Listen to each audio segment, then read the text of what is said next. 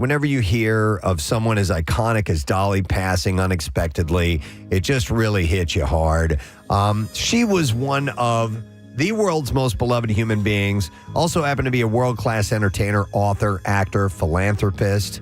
We're gonna touch on a little bit of this right now, and we're gonna expand a little bit more in the 7 o'clock hour after a few people get up and move. Getting up and moving this morning. People are still finding out about it. Yeah. So it was reported that Dolly was admitted to Vanderbilt University Medical Center in Nashville early Friday morning with kidney and autoimmune issues, and she passed away yesterday morning. Later in the day, her reps pointed to a brief battle with cancer as the cause of death. She embodied every superlative attached to her name: superstar, trailblazer, inspiration, icon, legend. Her influence has been felt by generations of women performers who battled the male-dominated world of entertainment, often beating those who would relegate her and other women to second-tier status at their own time. And Dolly was 80 years old when she passed. The Empire State Building paid tribute last night with the entire building lit up in like a sparkly pink in Dolly's honor. That's great. The Grand Ole Opry announced last night that it would dedicate its entire Saturday night show this week to the country music legend following her death. The news was broken by Brian Seaver, her nephew and chief of security, in a video that was posted to her official Instagram account. By the way, was done in a very classy way. I think the thing, Preston, and I can't even think of someone where you literally feel the world is less wonderful. Yeah. Because this person has left.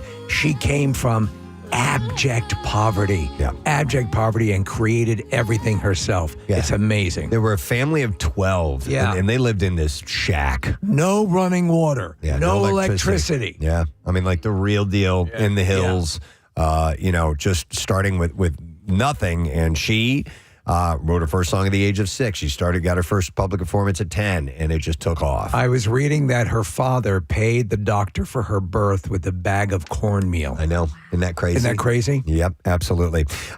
Celebrities obviously reacted to her passing. I'll mention a few of them. Miley Cyrus, she did a cover of Jolene, which was great. Her godmother. Yeah, her godmother. She had several posts, including this one that said, "So many evil people in this world, and we had to lose a pure heart like Dolly Parton. Devastating day for humanity." And she said, a reminder that Dolly Parton didn't leave this world as some fragile lady. She left it like a hot rock star in heels and leather. It's true. Lily Tomlin, who was in 9 to 5 with her, and they were the best of friends, just wrote on social media, "No words," and a broken heart emoji. And also Jane Fonda, who was in 9 to 5 as well, wrote a lengthy post, including, "I'm devastated. I just learned that Dolly had moved on. I know that millions are mourning, and I want to say this. More than anyone I have ever known, Dolly will always be with us because she was so present, so powerful, so generous, and playful that she is woven into all of our lives and hearts forever." We talk about our adoration for the personality attribute of being self-deprecating. Oh, man. And we talked to her. We had an interview with her, and she was making fun of her, over-the-top presentation, and it was great. Yeah, saying that, her old phrase was, "It costs a lot of money to look this cheap." Just the best. She had so many humorous lines. She had great comedic timing. There was a clip that I saw last night from maybe it was Oprah or Maury or something that she was on, and a woman stands up and she goes, "Dolly, I have to ask you, how long does it take to do your hair?" And she goes, "Girl, I don't know. I'm never there when they do it."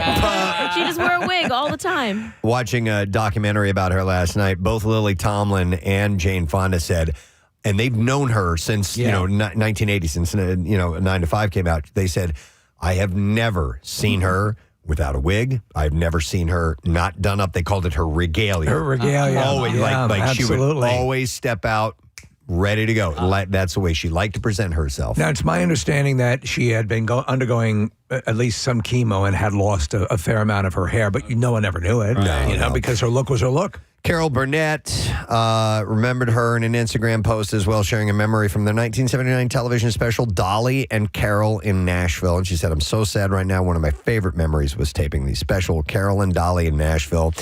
We shot the week of Thanksgiving, and Dolly made individual turkey dinners for every one of us that she cooked herself. We were a family."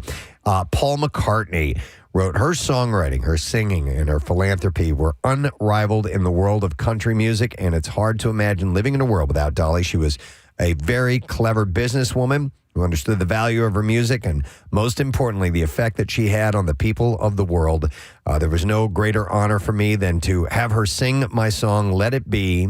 And even though I only made a small contribution to it, I am so honored that she did it. I'm so proud to have known her and admire her unique talents. Thanks, Dolly, for the beautiful music that you gave me and the whole world.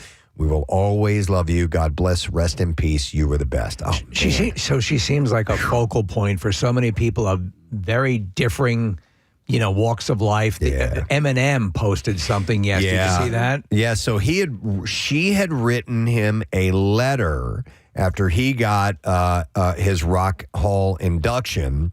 And in the caption, he wrote, I'm sorry we never got a chance to meet, but getting this note from Dolly really had an impact on me. She definitely didn't have to take the time to do it. Even for a kid who mostly listened to rap music, she was an icon, a superstar in every sense. Rest easy, Dolly, and thank you for the kind words.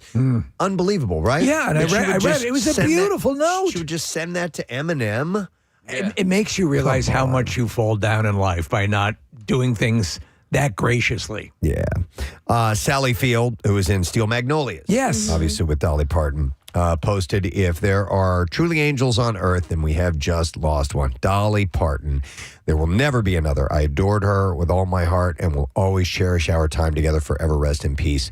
Beautiful Dolly. So Elton John, he had collaborated with her on the Rockstar album for his cover of Don't Let the Sun Go Down on Me. And he shared on Instagram that he was shocked and devastated to hear of her passing.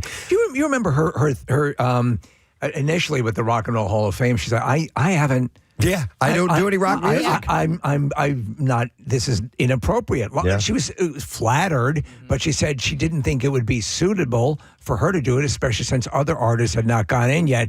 Of course, no one was saying, no, you can't have Dolly Parton, but she was. You know what she did in honor of that? She made a rock album. Made a rock album, which is like the most... that's integrity, man. Yeah. That's what that is. That is like, I can't see myself. I have not earned this. Let me earn it. You know what I mean? Because listen, who wouldn't coast in and go, yeah, sure, why not?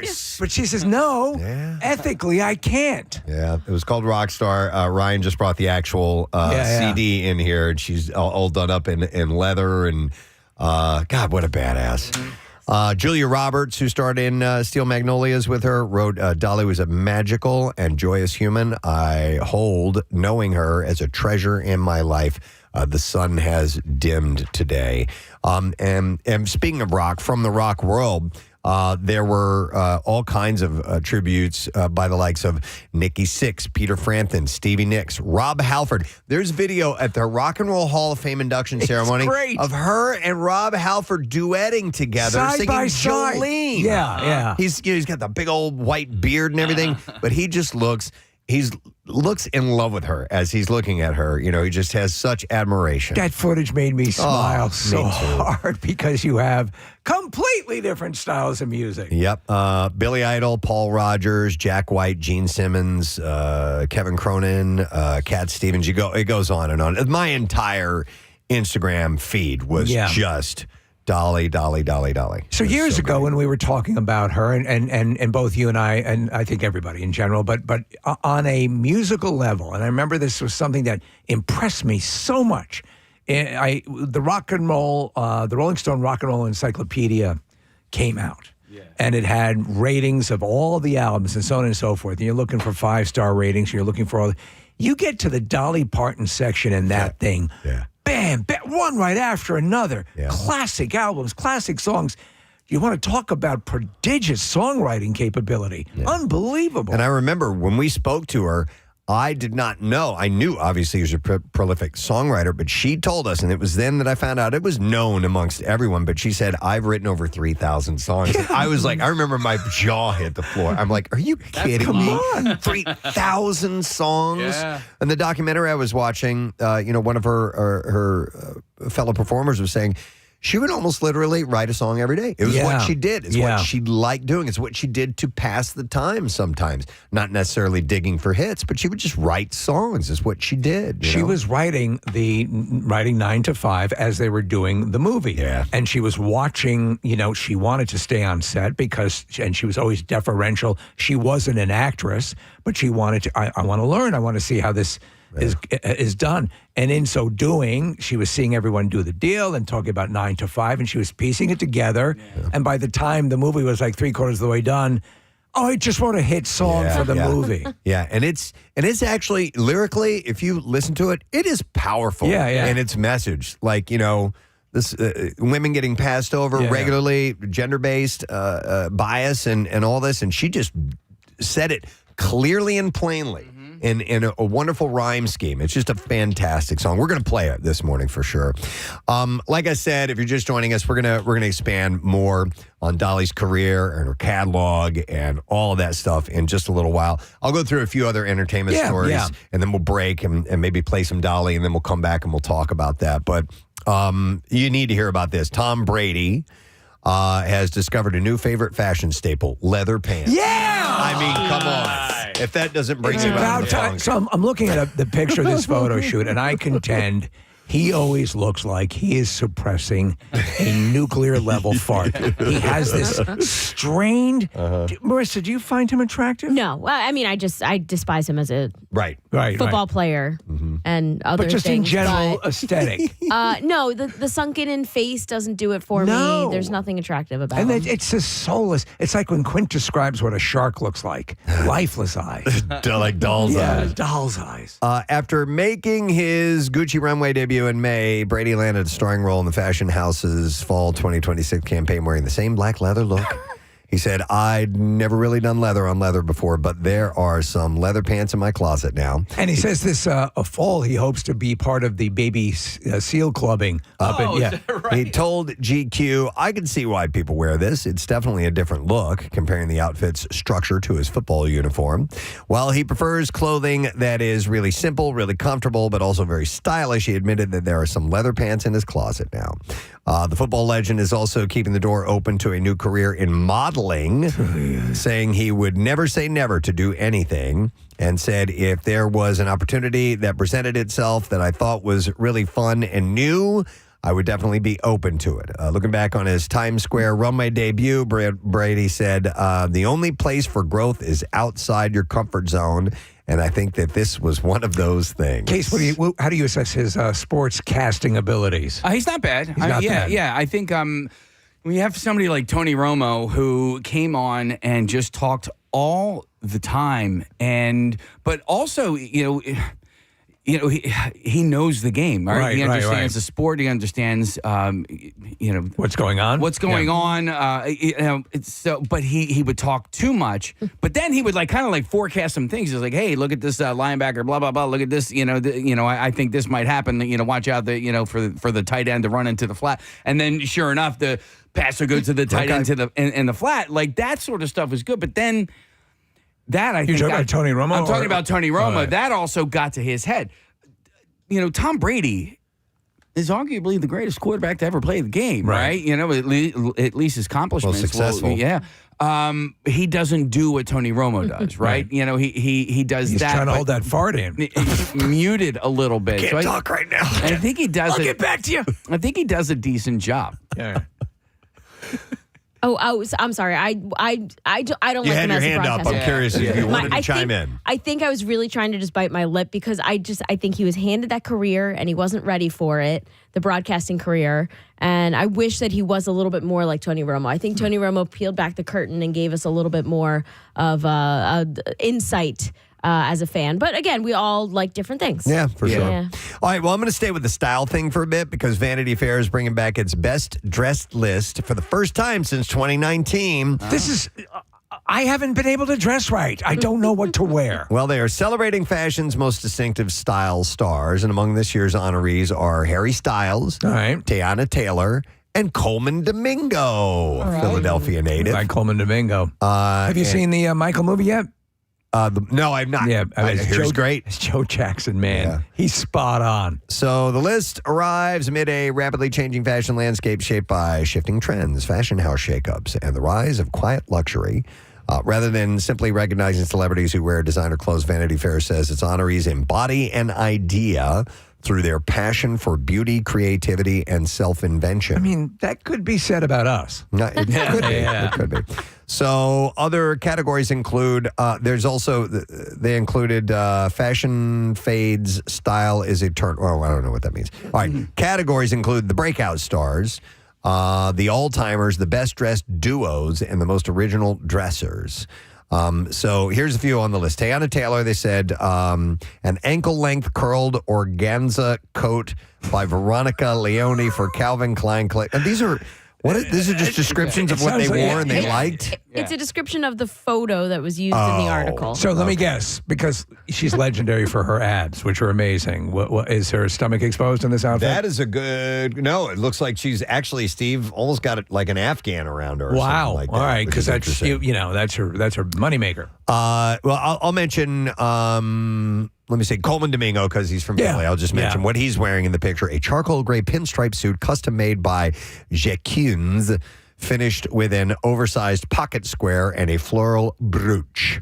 I wouldn't be caught dead in that outfit. Marissa just pulled it up. Was he wearing a onesie? It looks like it does look like a onesie. That's not a pinstripe suit. That's something else. Yeah. That's not the picture they're describing. So, but anyway, good for Coleman, man. He's on the list. He's a styling individual for sure. All right, with some other things. Bruce Willis, of course, in the throes of a long battle with dementia. His daughter, Rumor, had some concerns, so she took a genetic test to see what her risks of developing dementia were. On Instagram, she explained, I did a test called APOE, A-P-O-E, that tests for your risk of Alzheimer's, which obviously is kind of important. She said, I wanted to check it out because of my family history. She went on to say that she has an average risk of dementia, but it's not crazy, she said. So, we talk about there are things that are coming out. Actually, some of the stuff that's related to the GLPs, Dr. Mike has even said, can have a delaying aspect to this stuff. So I wonder what if you learned you had, like Chris Hemsworth, had a higher elevated likelihood of getting it dietarily. And other what are your things. What would you preventative do steps? to forestall it? That's a good question. Yeah, I'm not really sure, but I would imagine there are some things that you can do to at least weigh yourself, in the right areas that might lead to a better chance at prolonging, the wait before it sets in. I don't really know. She said she encouraged others with concerns to test, adding, you have information, it's power. Let's see here. In a move that is very character appropriate, Ivana Lynch, who played the ethereal Luna Lovegood in the Harry Potter movies, has gotten married, but only after consulting an astrologist, which totally falls in line for her character. Lynch married French gardener Dennis Skinner in London after consulting an astrologer about her wedding date. They met in 2021, and after Dennis proposed, she consulted an astrologer about what their wedding date should be, and she said, or this is according to, she said her thing was, talking about the astrologist, to avoid the solar eclipse. And I can totally see why. She said, lots of my friends have been sick or a family member has died. It's been very dramatic. So would you plan a wedding on a solar eclipse day? I mean, that's a good question. It seems kind of stupid. Ivana presented Dennis with a charm necklace featuring his dog's tooth. Okay. Instead of a ring. All right. Which is very on brand for her character. So yeah, sure. She married a gardener. She got a dog tooth ring. A dog tooth. They didn't get married during an eclipse. I wonder what day of the week that solar eclipse was. Was it on a Saturday? I don't know. But she said to avoid the solar eclipse. Yeah. So that's pretty easy to do. Not to get married on the solar eclipse. I think that's what I said. Isn't that what I said? I mean, that's pretty easy to avoid a solar eclipse. Yeah, right? Just skip that one day and you'll be good to go. All right, so not suitable for work is seemingly also not suitable for Hulu. The streamers announced that the Mindy Kaling created comedy will not be renewed for a second season. Critics were mixed about the show, but viewers were receptive. The series received an 82% approval rating with them on Rotten Tomatoes. But for whatever reason, Hulu's decided that they will not renew it for a second season. I didn't see it. I have no idea what it's That's about. a bummer. It was really cute. It was like four people that just moved to New York, and they were from all over the country. And some of them had booming careers as young professionals, and some of them are trying to figure it out. It was kind of positioned as a newer take on Friends. Kind Okay. of, yeah, okay. exactly. All right. So Daniel Dimer and Shaheen Jafarogli I don't envy you this stuff. have joined Heat of Rivalry Season 2 as Ryan Price and Fabian Salah. The characters are the central couple in Rachel Reed's Game Changers novel Tough Guy. Ryan is a Canadian NHL player dealing with anxiety and body image struggles, and Fabian is an openly gay Lebanese-Canadian indie musician. Deemer and the other guy join a growing cast. I just don't want to mess up his name. Yeah. Join a growing cast that includes Justice Smith, Charlie Gillespie, Emily Hampshire, and returning stars Connor Story and Hudson Williams. Hasn't the character of the openly gay Canadian Lebanese musician been done to death? Please. Yeah. Maybe they have found a way to reinvent Breathe it. some life into it. I don't know. Season 2 of Heat of Rivalry is expected to premiere in spring of 2027. Dan Stevens is officially stepping into the iconic role of Alex Murphy and his cyborg alter ego in Prime Video's upcoming RoboCop series. I like this guy. You know this guy. You've seen him in a number of things. If you were to see his face, you'd recognize him. Dan Stevens. Marissa just pulled up a picture. Yeah, he does look familiar to me. I can't place it. The original is so great. Yeah. Perfect mix of parody, sharp humor, gallows humor. It's terrific. The Paul Verhoeven. 8-episode show comes from showrunner Peter Ocko and Blumhouse Atomic Monster, and was officially greenlit by Amazon MGM Studios last month. Stevens will portray the beloved fallen police officer whose consciousness is implanted into a powerful robot as a tech conglomerate pushes the machine into the city's police force. There's one thing they did. So they did the remake. I forget the guy's name. He's another actor. He's all over the place. Oh, yeah. He was also in Suicide Squad. I like the guy. But they did something. There's a scene where Gary Oldman is the scientist who did everything, and did the conversion. And they start removing all the cybernetic parts to show him what's remaining. He's basically just a head with a stick on That's it. it. Wow. Yeah. The series will offer a contemporary take on the questions surrounding technology, identity, and who corporations really serve that were raised by the original 1987 film, said executive producer James Wan. Stevens takes over the role, originally played, of course, by Peter Weller in the first two installments, Robert Burke, who starred in RoboCop 3, and later Joel Kinnaman, who was in the 2014. Joel Kinnaman is the actor. it was Yeah, him that's what I was thinking of. in the reboot. All right, one more story, and then we will move along with clips. Matthew McConaughey and Woody Harrelson are putting their rumored real-life family connection front and center in Apple TV's new comedy series called Brothers. The former True Detective co-stars play fictionalized versions of themselves who discover they could actually be brothers after Harrelson's daughter's wedding goes awry. With Harrelson's character struggles with the shocking while he struggles with the shocking revelation, McConaughey faces an identity crisis of his own as he considers a potential run for governor of Texas. Harrelson previously told Esquire, "We haven't done the testing, but I can say that there's a lot of almost insane coincidences," noting the timing of his father's relationship with McConaughey's mother. Do you know what I watched over the vacation? I watched the Dark Tower movie.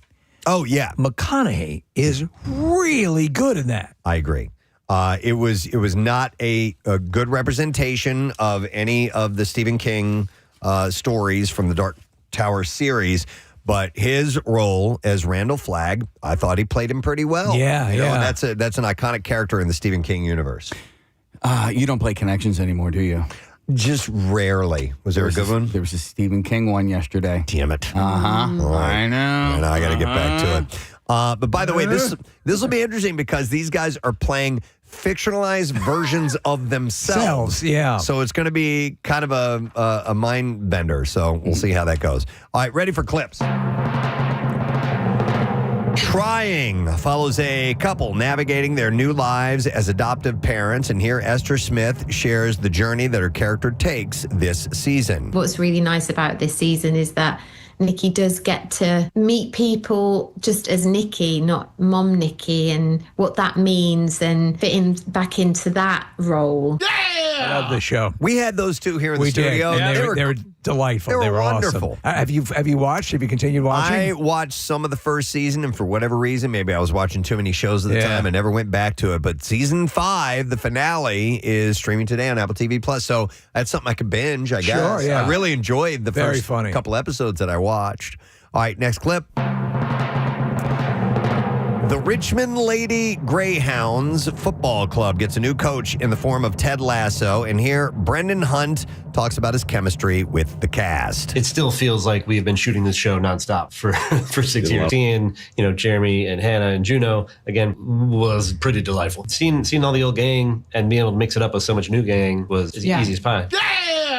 By the way, I love the female assistant coach.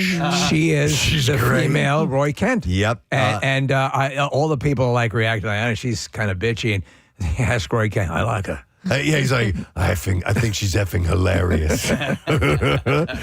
New episode of Ted Lasso streams today. That's on Apple TV Plus, and there you go, my friend.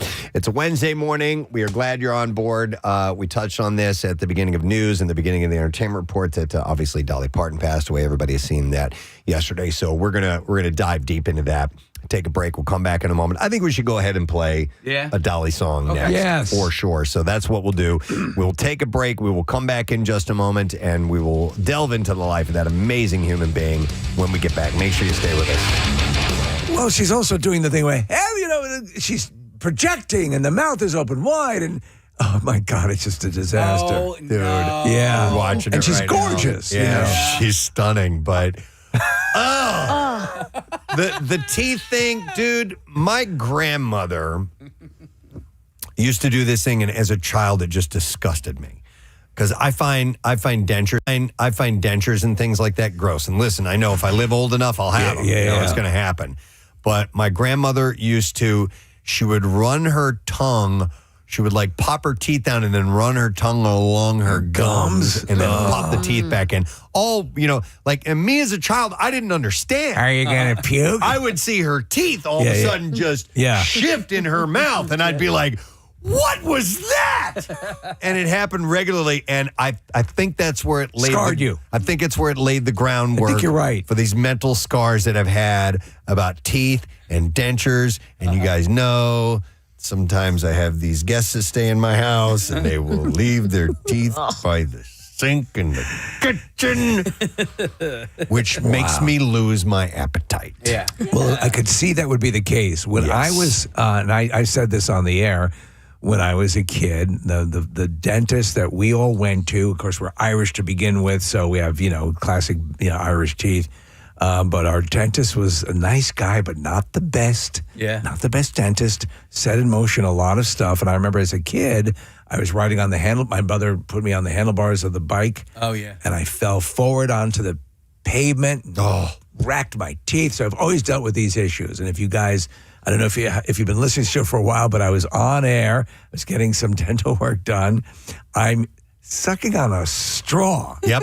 And my tooth comes out. It was so funny. And I'm like, You're like, dude, my tooth just... I started busting out laughing. Yeah. 'Cause it's like, what? There's no way I can hide this. Yeah. Yes. And then it was just classic. It was hilarious. But I mean, in that case, she lost, everything, the entire thing popped out. Yeah. Steve, do you remember an old bit on the Gong Show?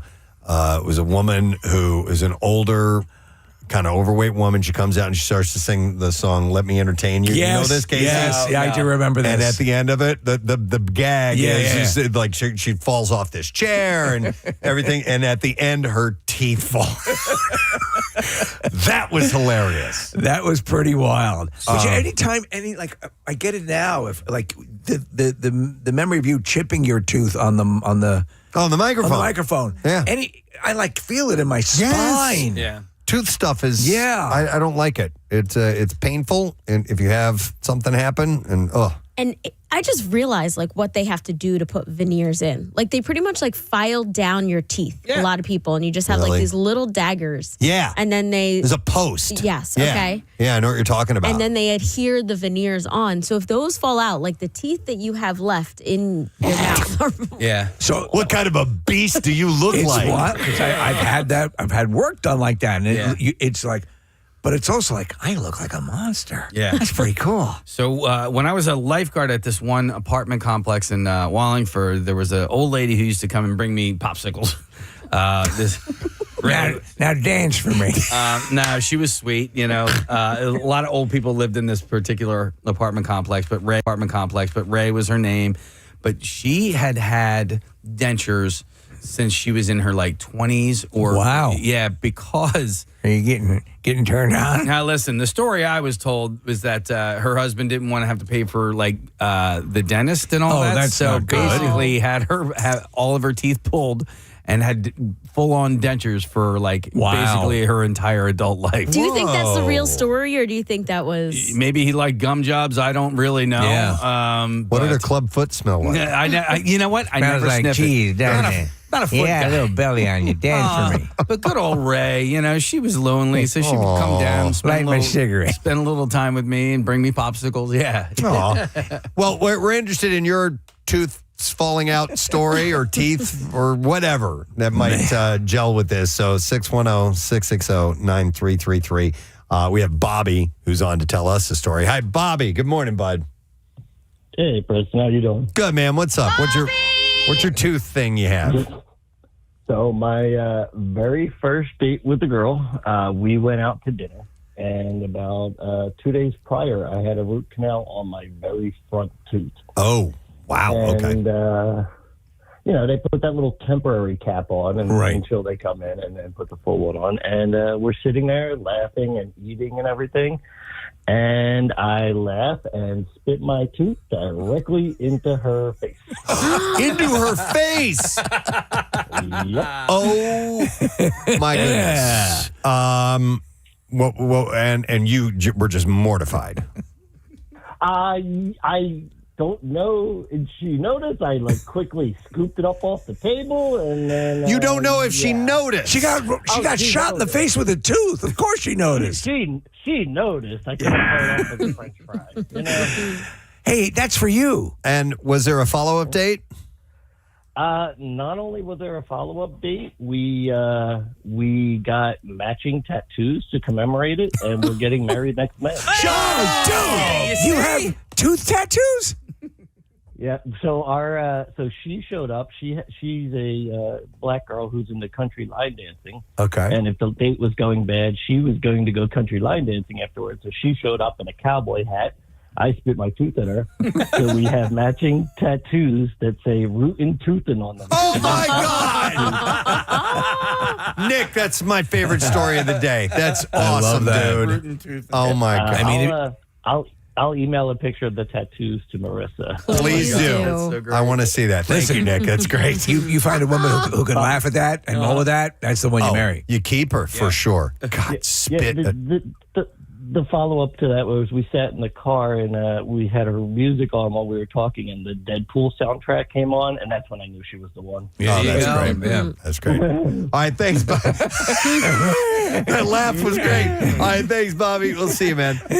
I accidentally hung up on somebody. I apologize. I meant to do something else to touch these phone lines. But let me go to Marty and see what he's got. Hi, Marty. You're on the air. Good morning, buddy. Sorry to call you guys at work. All right, buddy. What's your story? Well, when I was like 9 or 10, I guess you have your second set of teeth, your permanent teeth, and I was outside out front of my house hot dogging on my banana bike. I had like a really tall sissy bar in the back, you know. Yeah. And anyway, I face planted, and when I stood up, I almost passed out because my two front teeth broke right in half, and the nerves were hanging down. No. No thanks. Yeah, right. Well, anyway, it's amazing. You learn immediately when you're a kid. Put your tongue on that because it takes the pain away. So I ran in the house, and I said, Mom, move my teeth. And she's like, let me see. I'm like, no, because I didn't want to move my tongue. Anyway, this went on for like 2 minutes. Wow. And finally, I took my tongue down. My mother goes, all right, get in the car. We got to go to the doctor. I think back on it now, and I'm thinking, can't you just take my word for it? But anyway. It's like you're saying, like, I never had that lesson that taught me that I put my tongue on the nerves that are hanging out of my snapped in half teeth. All right, let me ask you this, Marty. Did they replace those with fake teeth? How did they fix the issue? Well, first of all, I'll tell you this. I went to the dentist. This was late in the day. The guy was like, I guess not bad, but I hated him eventually. He put some schmutz in a Wrigley's metal gum wrapper kind of thing and shoved it up in my mouth and said, come back tomorrow. Well, guess what tomorrow was? I don't know. Picture day at school. Oh, wow. Man. Oh, that sucks. And I was the tallest in the class, so I guess I wasn't thinking. They said smile. I smiled. I had this photo of the whole, and I look like that guy from James Bond, the James Bond movie. Jaws. Yeah, I look like Jaws. So what they did was one tooth they totally removed. The other one they made like a stub, and the guy put some schmutz in that, like a cap. Yep. Put it up. He knows all the I got a medical great terms. Smile. All right. So now you have a good smile. All right. Well, Free at least of they got it. schmutz. All right. Yeah. Thank you, Marty. All right. And picture day. That's wrong day to come in without missing it too. God, Rochelle was telling me a story. Was it your dad? Oh yeah, like right before he got married. Broke his tooth. Come on, man. She's like, we're taking family pictures. Yeah, that's a good one. Let me go to. Here's the guy I hung up on. It was Nick. I saw this story up there a little while. Hey, Nick, you're on the air. Good morning, buddy. Hey, YouTube. What's the story, Nick? Well, back in the day a little bit, I got a tooth punched out and it broke the tooth. So they put a post in with a cap. What they didn't realize was the anchoring tooth was also cracked. So during my grandmother's funeral, that crack didn't seem to hold. When I sneezed, the tooth flew out in front of everybody into the grass. Oh, man. At the funeral. God, look at him. He's so distraught. His teeth are falling He's out. sneezing his teeth out. He's so desperate. He's so sad. Did you scramble and go pick it up? Everybody was scrambling to pick it up, but it definitely made everybody a little bit lighter in a mood. Well, you distracted. Listen, if you can at any point during a wake or a funeral laugh or sneeze your teeth out, you're going to lighten the Go room. for it. Yeah. All right. Thanks, Nick. Appreciate that. Let's see. Here is James had an interesting thing happen with a fake tooth. Hi, James. Good morning, buddy. Yeah, actually, it's Gene. Oh. All right, Gene. What's up, dude? So I have flexible partial dentures, top and bottom, and I was eating dinner with my family, and one of the bottom tooths came out, and I swallowed it. And I was like, what do I do now? Well, these teeth are like, expensive, like $7,000 for these teeth. Wow. And so I said, well, I guess I'm going to wait this one out. So it was a Monday night, and I waited. I went to the bathroom Tuesday. I caught it, dug through, and no tooth. Did you have to? Wednesday morning. How did you? Dug through it. How did you? So did you put some sort of special catcher in the toilet, or did you have a? Here's what I did. I used a green plastic Folgers coffee can, set it right in the water, and it floated perfectly, man. Perfectly floated right under me. And I pooped in that thing and caught it. So let me ask you: Did you actually have a turd that was smiling at you? Yeah, you would think it was. I certainly was smiling when I had to dig through it with rubber gloves. Dude, yeah, for $7,000. Yeah. So it was from. It actually went Monday night. I ate it and I got it Wednesday morning. So wow, I washed it out in alcohol and glued it back in, and I still have it in my mouth today. That's a new Folgers ad, right?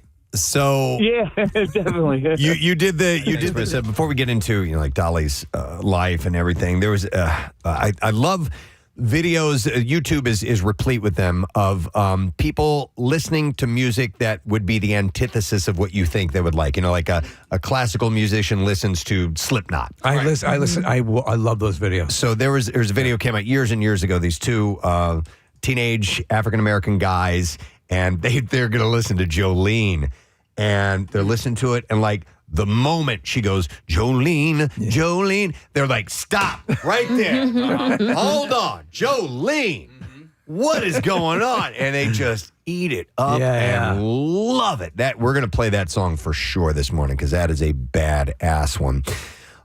But to give a little bit of background on Dolly, which I'm sure you've already seen a little bit by now, but she was, as Steve was saying earlier, started from absolutely nothing, this family.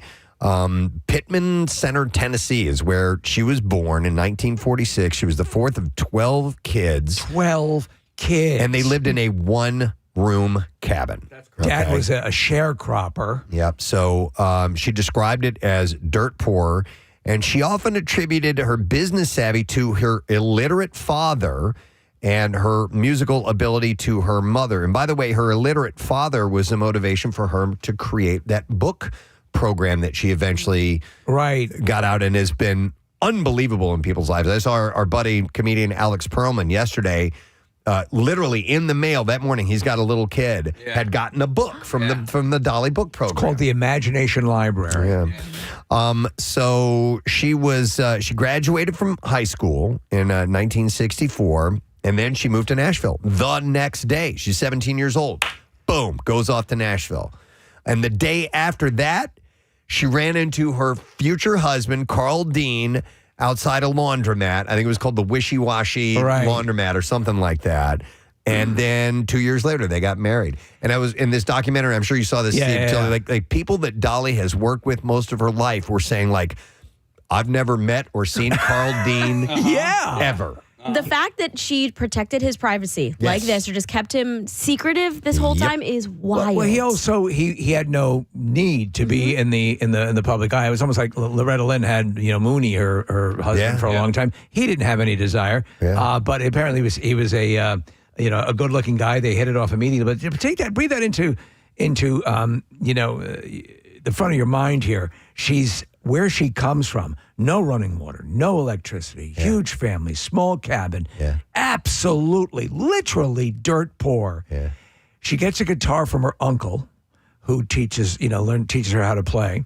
And she's 13. She sang on the stage of the Grand Ole Opry. Yep.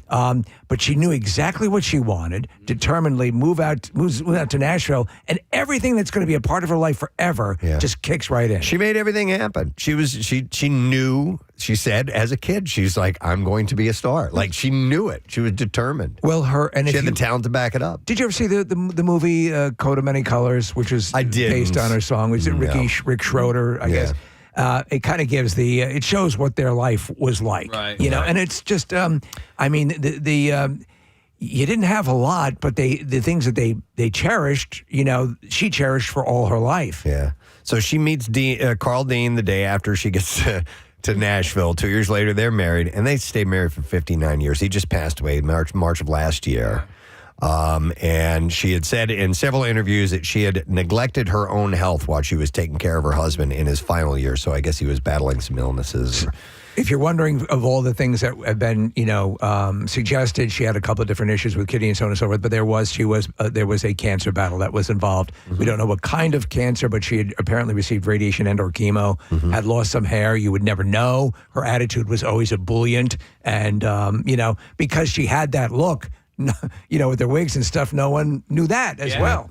So she began her musical career as a pop singer, actually, at the insistence of her first record label, though she repeatedly asked a record to record country music, and she put out a few pop singles. They flopped. Her country music career as a songwriter was flourishing, scoring several hits with songs written for Skeeter Davis, Bill Phillips, Kitty Wells, and others. Eventually, Monument Records allowed her to start recording for the country music market, and her first single, Dumb Blonde, hit number 24 on the country charts in 1967, and that was when the country singer Dolly Parton was born. And it was that same year that her partnership with country legend Porter Wagoner began. He invited Dolly to join the Porter Wagoner Show, offering her a regular spot on his weekly syndicated television program and in his road show. And I was too young to remember that show. Do you remember it, Steve? No, but what I do remember is Hee Haw and Porter Wagoner and Dolly Parton appearing on Hee Haw. They were the team. They were the Porter Wagoner and Dolly Parton. And, Porter Wagoner is another country legend. He was known to be a drinker and cantankerous and so on and so forth. But, they were the deal. She obviously had this explosive talent that wasn't going to be able to thrive with Porter Wagoner, and that's when the split occurred, and that's when she wrote "I Will Always Love You." Yeah, so for the next 6 years, they would release a series of duets that regularly landed in the top 10. By 1970, her solo singles would finally start to click. She recorded a number 3 hit with a song called Mule Skinner Blues. In 1970, this was followed by her first number 1, which is a song called Joshua, later that year.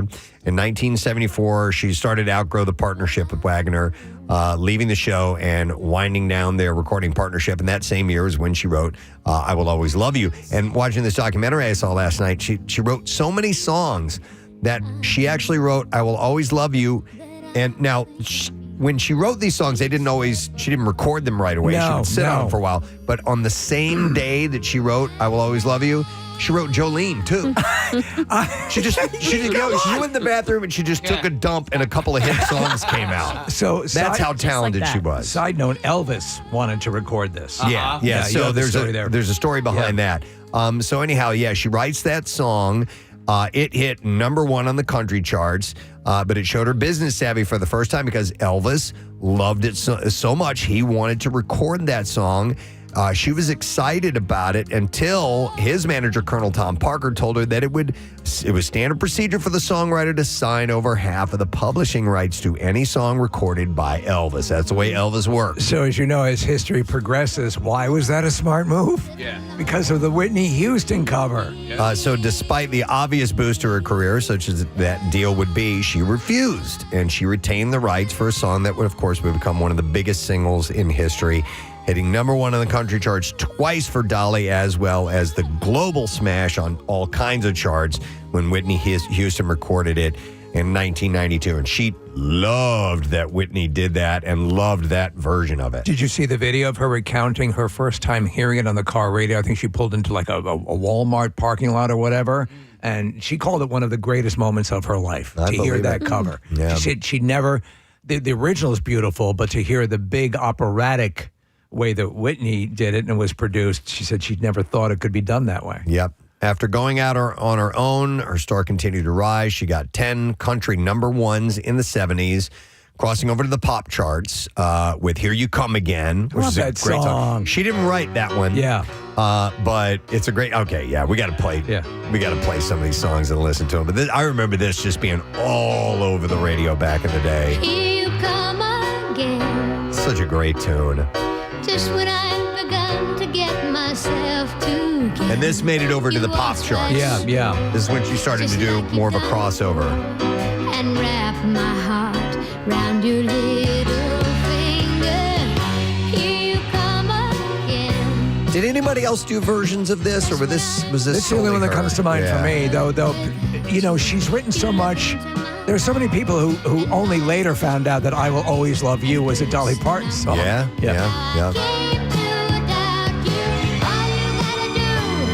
Is smile and smile, and there go all my defenses.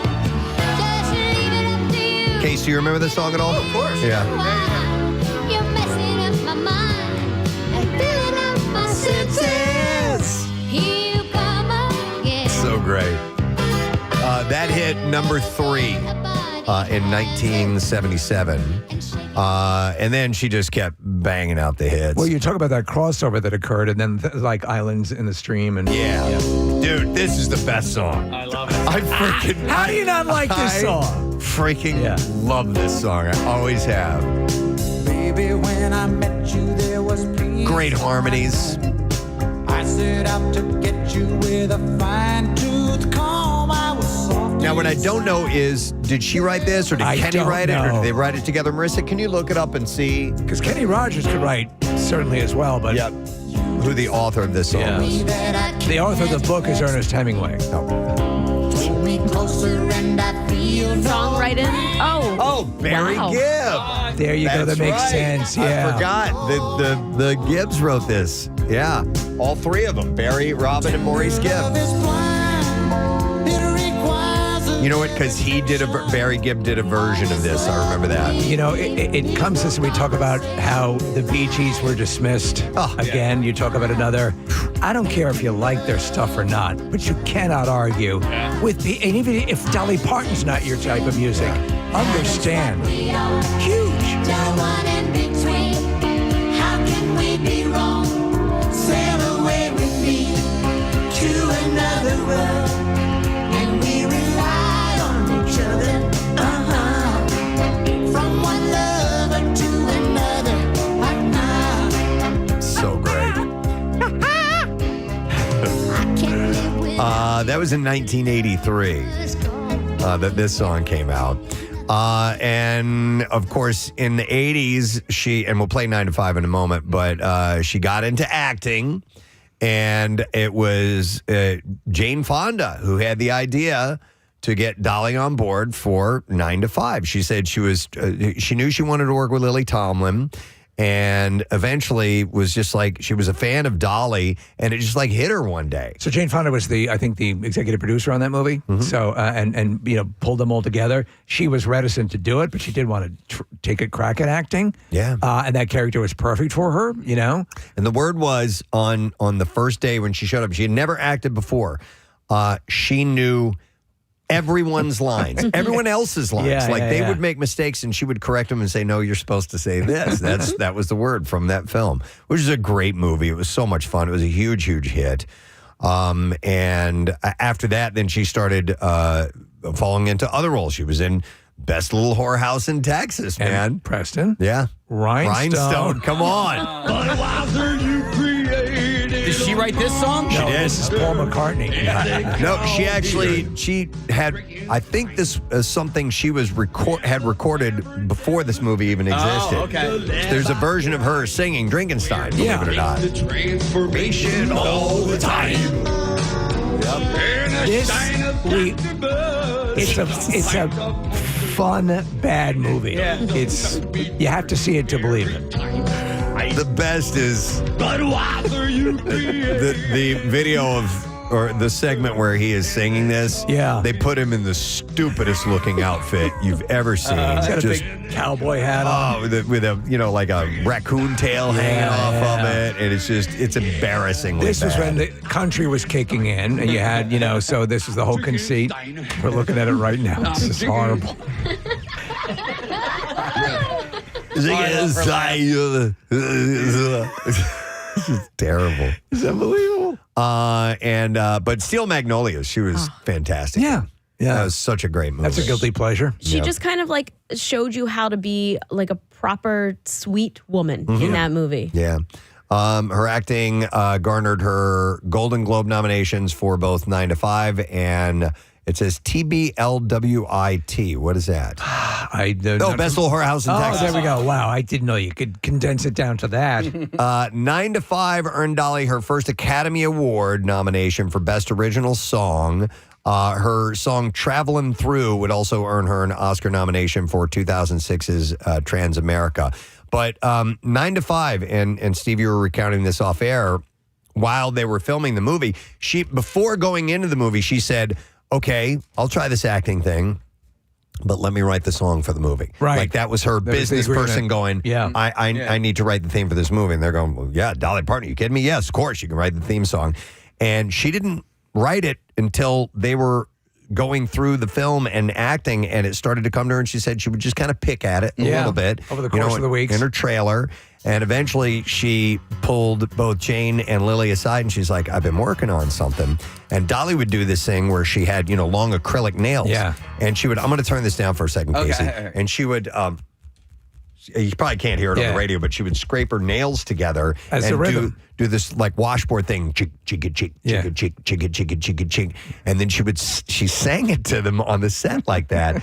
And apparently Lily and Jane look at each other and they were like, oh my God, this is unbelievable. Yeah. And she just nails it. She nailed the tone of the film and what it's all about, and about being a working woman in a working man's world, and not, and getting looked over and passed over, and gender bias and all this stuff. And it was lyrically, like I said earlier, just nails it. And it's catchy as hell. You hear it once, you're singing it the rest of the day, So there's footage. Apparently, a production of 9 to 5 is going on in London right now. I don't know if there's one on Broadway, but they informed the audience yesterday, and you could hear a gasp from the audience. Yeah. Yep, right at the beginning. So we got to play this whole song. Not right now, but this. And somebody is actually playing the typewriter in this song. And I think she recorded herself doing the clicking with her nails, too.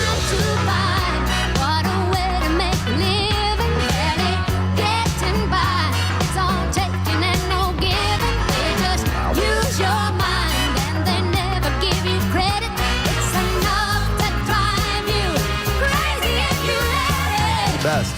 Such a great song. You mentioned Best of the Whole House in Texas. She sings I Will Always Love You in that movie as well. Yeah. In fact, I think Hard Candy Christmas was another hit that came out of that song, that movie. There had long been rumored, like, they loved each other, but it never went, like, her and Burt Reynolds. Oh, okay. Were apparently never meant to be, but could have been. Right. Oh, really? And that was the night out. I don't know how much validity was, but you would always hear that. Was it shortly after that she was on the cover of Playboy? Because in the movie, they've got her in really revealing clothing. And by the way, she was fully aware of her boobs and totally joked about it all the time. There was one thing that she was asked about in the feminist movement, if she was a feminist or not, and somebody had asked about bra burning, and she said yes, she would burn her bra, but it would take the fire department 3 days to put it out. Stuff like that. Good stuff. She was very self-aware. I remember that whole Playboy period. I thought she was hot as hell. Just recently, how was it, like 8 years ago or 7 years ago, she came out in a Dallas Cowgirl cheerleader outfit. Yep. She looked phenomenal. So Best Little Whorehouse was 1982. The Playboy was 1978. It was well before that. But she didn't appear naked in No. She was just in sexy lingerie. And she looked phenomenal her whole life. And, I was watching a video of her in her most recent years, and she would always be straight up front. She'd say, like, I know I look weird. She's like, I know I look like an alien or something like that to you, but I promise you I'm very normal inside. Well, what she would talk about when she was a little girl in abject poverty, when they could get their hands on one, they'd get these Hollywood magazines. Yeah. And she would look and she would say, oh, that's what I want to, because she would see these actresses that were of that time, and that was the style she had. And again, I love the self-deprecating stuff. Yeah. That, as you pointed out earlier, she'd say often, it takes a lot of money to look this cheap. Yeah. You gotta love that. There was also a story that I saw her recounting about, as a kid growing up in their very, very small town. There was a woman that was kind of considered the town hussy. Yeah. But and part of the reason was the woman dressed, I guess a little revealing for the time, and she thought she was gorgeous. Yeah. And she's like, it's amazing. I want to look like that. And her mom was like, no, she's just trash. Think of you being in a house with 12 people in a one-bedroom, like, hovel with no of the modern amenities, and you got a lot of time to daydream, Is she the only one with musical capabilities in that house? That's a good question. Well, she had said that she grew up around a lot of people, on the front porch playing their banjo, playing their guitar, and stuff like that. Case. So I think she was surrounded by some family members that had some. Her uncle did ability, but they weren't, stars. They were great at what they did, but it exposed her to that early on. She was dominant on the country charts through the early 90s. She got her last country number one in 1999 with a Ricky Van Shelton duet called The Rockin' Years, though she continued to occasionally chart for decades after that. And then her album Rockstar, which we were talking about earlier this morning, has duets with rock stars and their signature tunes. And she hit #1 on the country album chart while going gold and reaching #3 on the Billboard 200 albums chart. That was in 2023. Man, oh man. So over 100 million records sold globally. Man. It looks like 3 of her siblings had country music careers. Oh, but they I don't had know. careers. Yeah, I don't know how successful they are, but they Okay. have Wikipedia pages. Wow. She was inducted into the Rock and Roll Hall of Fame in 2022. She initially tried to turn it down. We mentioned that earlier. She said that her country background made her feel ineligible, so she walked that back and at the induction and said, "This has, however, inspired me to put out a hopefully great rock and roll album at some point in the future, which I've always wanted to do." She said, "My husband is a total rock and roll freak and has always encouraged me to do one." So she would deliver on that promise, and she released Rockstar the following year. Imagine just having that kind of integrity where you're thinking, I can't do this in good spirit to be a part of this unless I really have more to offer. Yeah. And no one was arguing that she wasn't worth doing it. She also, you talk about her business savvy, she had production companies, she had all sorts of investments. She was one of the producers on the TV show Buffy the Vampire Slayer. Yeah. Yeah. On this, on the Rockstar album, she did covers of Every Breath You Take, Open Arms, Magic Man with Ann Wilson, which is great. Long as I Can See the Light, Creedence Clearwater Revival. I Want You Back. Let's see. Purple Rain, Baby I Love Your Way, I Hate Myself for Loving You, Night Moves, Wrecking Ball, Great. Miley Cyrus, Yeah. you know, Can't Get No Satisfaction, Keep on Loving You, Heart of Glass, Don't Let the Sun Go Down on Me, Stairway to Heaven, she did a version of that, We Are the Champions, We Will Rock You. She did What's Up with Linda Perry. Remember, we had Linda Perry on a few weeks ago, and she had worked together with Dolly and was just going on and on about her just being the absolute queen. The amount of people that have stories, I was watching a video of Danica McKellar talking about she'd worked on a Christmas movie with her. I think it was Christmas at Dollywood. And everyone had these, when you see such a huge list of people stepping up to say, no one knows this, but she did this for me. It reminded me of Pierre. You know, when Pierre passed, all the people that kind of came out of the woodwork saying, no one really knows this, but in this moment, this happened and they did this for me. That's when you really tell what a person is really like. Let's play a clip of her and Pierre together in a discussion. Here we go. The universal nature of music. This album proves to me that there are no boundaries in music. Musicians don't think like that. Would you agree? Yeah, musicians don't think like that because we are musicians. We are creative people, and everything's a possibility to a musician, to a true musician and a true singer. Excellent. Dolly, we are so excited to have had you for a few moments on WMMR, and I like the fact that you like my name, Pierre Robert. I love Pierre Robert. I'm going to be saying that all night. I worked with Pierre Robert.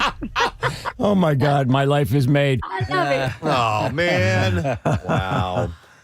You know what? Let's back up. I had Ryan grab some audio of her acting work. So I want to play a couple of these. So here's, this is her, let me see what this is, Best Old Whorehouse in Texas. Here we go. You gave me a word and I took it.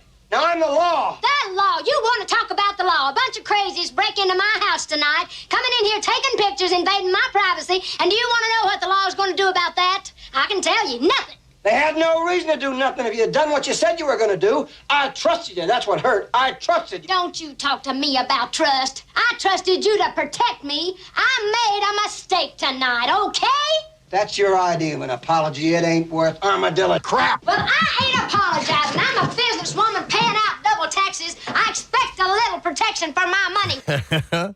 Her voice cuts through, man. It really does, yeah. This is her. This is an iconic scene in 9 to 5 where she's had it. Yeah. With Dabney Coleman, the boss. She's just not having it anymore. This is so great. So you've been telling everybody I'm sleeping with you, huh? No. Well, that explains it. That's why these people treat me like some dime store floozy. no, They it's think not. I'm screwing the boss. That's not it at all. Oh, and you just love it, don't you? It gives you some sort of cheap thrill, like knocking over pencils and picking up papers. Now, let's don't get excited. Get your scummy hands off of me. Look, I've been straight with you from the first day I got here, and I put up with all your pinching and staring and chasing me around the desk because I need this job. But this is the last straw. All right, now wait. Let's just sit down and. Look, I got a gun out there in my purse. And up to now, I've been forgiving and forgetting because of the way I was brought up. But I'll tell you one thing. If you ever say another word about me or make another indecent proposal, I'm going to get that gun of mine, and I'm going to change you from a rooster to a hen with one shot. That was like, so good. The crowd went nuts if you were in the theater watching that scene. And then, of course, Steel Magnolias. She was so great in that. Here's a clip from that. Pick up my green dress at the cleaners! Am I interrupting something? No, I'm just screaming at my husband. I can do that anytime. Yeah, her comedic timing, solid, even because she was genuine on her own, was just so great. What is this case? This is just her talking about how she wants to be remembered. Okay. I want to be remembered for everything good I did. I want people to remember me as a fun person that didn't take myself too serious, but took my work serious, but enjoyed it at the same time. I love the fact that I get to work with all these kids things, but I love the fact that I get to do so many things. Some people say I do too much, but I don't think so, because I need to be busy. I have new dreams every day, and once you get in a position to where you can do a lot of stuff, why not? So I always want to be remembered as somebody that really loved their life and really loved their work, really appreciated the opportunities to get to do so many things. Oh, man. Wow. She opened up a truck stop a couple months ago. No kidding. Yeah, it was kind of like a competitor to Buc-ee's. Right. It's somewhere, in that Tennessee corridor. And either she or the person she teamed up with, took a shot of like the beaver. Well, the whole thing with Yep. now that I hear that, beaver. she always taking a shot at the beaver. I would say it was important to her. Marisha talked about being in that corridor, and Dollywood was placed where it was placed so that people in the area could have jobs, kids could have jobs working at the amusement park, and that people in the area could finally get access to something. Yeah, she was always thinking of other people. Yeah. She opened up Dollywood in 1986, 165 acres, as we said earlier this morning, in Pigeon Forge, Tennessee. Recently celebrated its 40th anniversary and is a top tourist destination, draws millions. 2 years later, she formed the Dollywood Foundation, which would later spawn the Imagination Library, which is that book giving program that mails one free age-appropriate book each month to children from birth until their 5th birthday. Dude, yeah, that's so cool. Come on, man. It's just amazing. I found out yesterday that Matt met her at Dollywood. He was doing a show in the early 2000s. Oh, really? They were doing like a BMX inline skateboarding show, and she came out and welcomed everybody and was just the sweetest person. Wow. So appreciative of everybody, being part of her little her little world. Yeah, for sure. There's a little more to go. We have to take a break because we have to go on Fox Good Day this morning. Real quick, Cast Iron Kyle has been on hold for like a half hour. Let me go to him real quick. Hey, Kyle. Morning, buddy. What's up, guys? Good morning. Good morning. This is probably the hardest celebrity loss of my entire life. Yeah. My family is from the same exact area as Dolly Parton, with the same humble dirt floor log cabin beginnings. And I just think it's worth noting how many families she quietly helped during those fires in Gatlinburg in 2016. There was almost 3,000 buildings, houses, and businesses that were absolutely leveled, and she took money from her pocket and gave it. She didn't start some big tax write-off thing. She paid for stuff, and she paid for all of it. It's amazing. It's incredible. Did you ever get to meet her?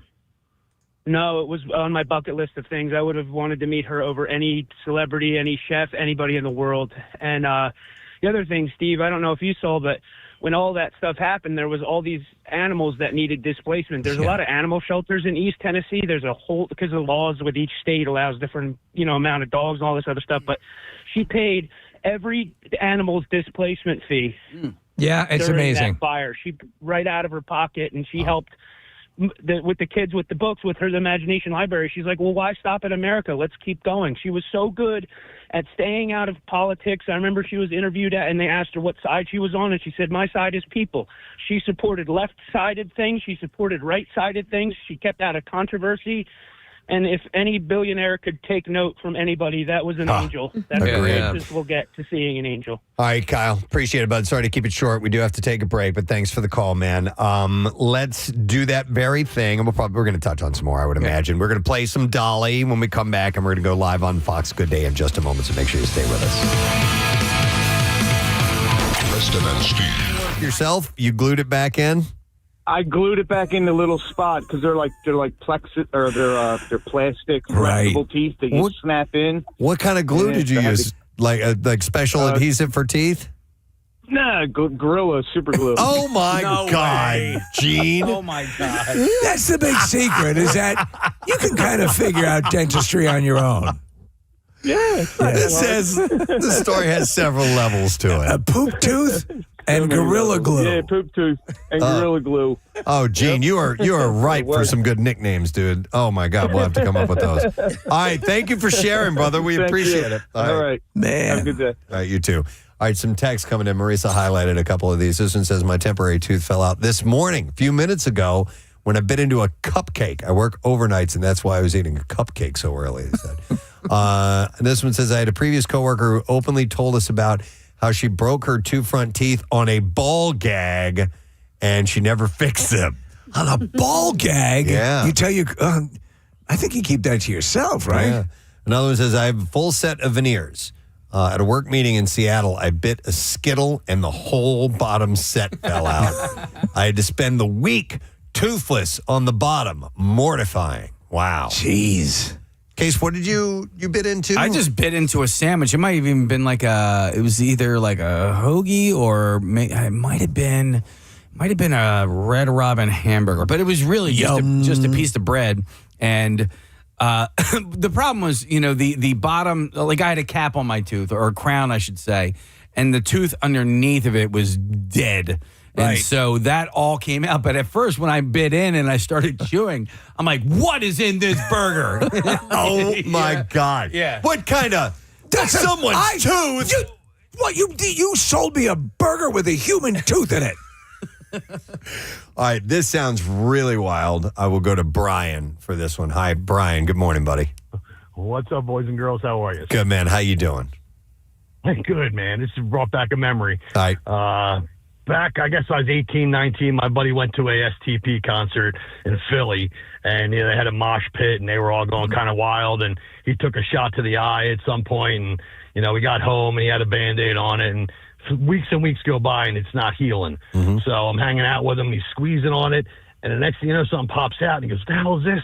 It was part of a guy's tooth. What? Oh! In his eye? In his eyelid, like above the eyebrow. Oh my God! He's been there for 6 weeks, and he squeezed it out. And he's like, he looked at it. I looked at it. I was, what is that? He goes, that's that guy's tooth. Oh my God! That's a hell of a mosh pit. So the dude's tooth goes into your friend's head, breaks off, stays there. He just thought it was swollen or whatever, and. Yeah. That's insane. God. He's lucky he didn't get like a crazy infection from that. Or blinded. Yeah. He put some Neosporin on it, threw a Band-Aid over it, and it was good for the rest of his life. some Gorilla Glue and some schmutz. Yeah, exactly. And that's all you need for dentistry, apparently. Wow. Closest story I ever heard about like that happened at a Neil Sedaka concert, Preston, with their mosh pit. Of course. All right. Holy crap. Thank you for sharing that, Brian. And All right, guys. Have a good one. See you later. It's a dude that you're dug in like that? That's a great story to have. Mm-hmm. It's a mosh pit. It's the mystery tooth. That's STP. Got all kinds of good stuff in it. Days and days going by with a tooth in your eyelid. You mentioned the thing though about when you're chewing on something or you've broken a piece of tooth or whatever, and immediately you're like, the red flags go up like, what is that? What is that? Yeah. And then you start with your tongue feeling around your own teeth. Yeah, these stupid airheads. There's literally this bag. In fact, I'm throwing them away. I was chewing them when we were here during the snowstorm, January 26th, 27th, something like that. I'm chewing it. I'm like, oh, man. Because first of all, they were harder than they were supposed to be. This is much harder. Yeah. And I bit into it. I was like, I don't know if when you first bite into it, you're like, oh, I'm going to get a payday here. Dude, I'm looking at some of these calls. I know. Oh, my goodness. All right. I want to go to a fellow Preston who's on the line. Yo, Preston, what's up, man? Hey, what's going on, guys? Yo, buddy. All right. I've never heard of this before. Do tell this story, please. So I go to the dentist to have a standard procedure done, and they have to drill into a molar or whatever the heck, a cavity, and the dentist drops the drill bit, and I swallow it. Oh my God! So he looks at me and he says, I think I dropped something. I said, well, I think I swallowed something. Oh no! So I said, well, his eyes lit up. So next thing you know, he's rushing me. He closes down his entire business, rushes me to the ER. I sit in the ER, as everybody does, for 45 minutes to an hour. So when they finally get me back there, they put me under anesthesia, everything. They put me under. They go to get it out. Well, because I sat in the ER too long, it's now in my intestines. Oh my God! Okay. So I wake up from the anesthesia. They have to put me back under anesthesia, but I can't okay it. They have to call my wife and say, because he's on drugs, he can't okay. She says, okay, they have to cut me open to get it out. To get this dentist drill bit out of your intestines. Correct. Jesus. Man, how long was that recovery? About 3 weeks. I had stitches in my belly button and one a little lower. It was orthoscopic, but they still had to slice open my whole belly and pull out the inch-long dentist drill bit. Hey, listen, I know this is a insensitive question, but a lot of people are probably wondering, how did you get any money out of a lawsuit out of this? You're the 9,000th person to ask me that. No, I knew the guy well. Okay. He helped me and my wife in the past, and I'm a business owner myself, so that's not something that I was thinking about. But it was pretty bad. Well, yeah, I'm glad you didn't sue the guy. If it was just a it was just a mistake. No, totally. I always said if I had something permanent, I couldn't eat spicy food, or I couldn't do this, or I couldn't do that, I may have looked into it. But when I healed up 100%, it was just a couple weeks. Weeks of pain. That's very kind of you. Wow. Have you guys you've had Thanks, you'll Press. have like pieces? Yeah, man. Like a cavity, a piece of tooth will. Yeah. I've swallowed a few now and then. Yeah. And, but I've had a filling come out in my mouth before. I didn't swallow it, but yeah. I had an that's entire weird. dentist drill go down my throat. It Oh was my fine. goodness! Wow. Let me go to this one. Sounds good too. I have Brant. Hi, Brant. Good morning.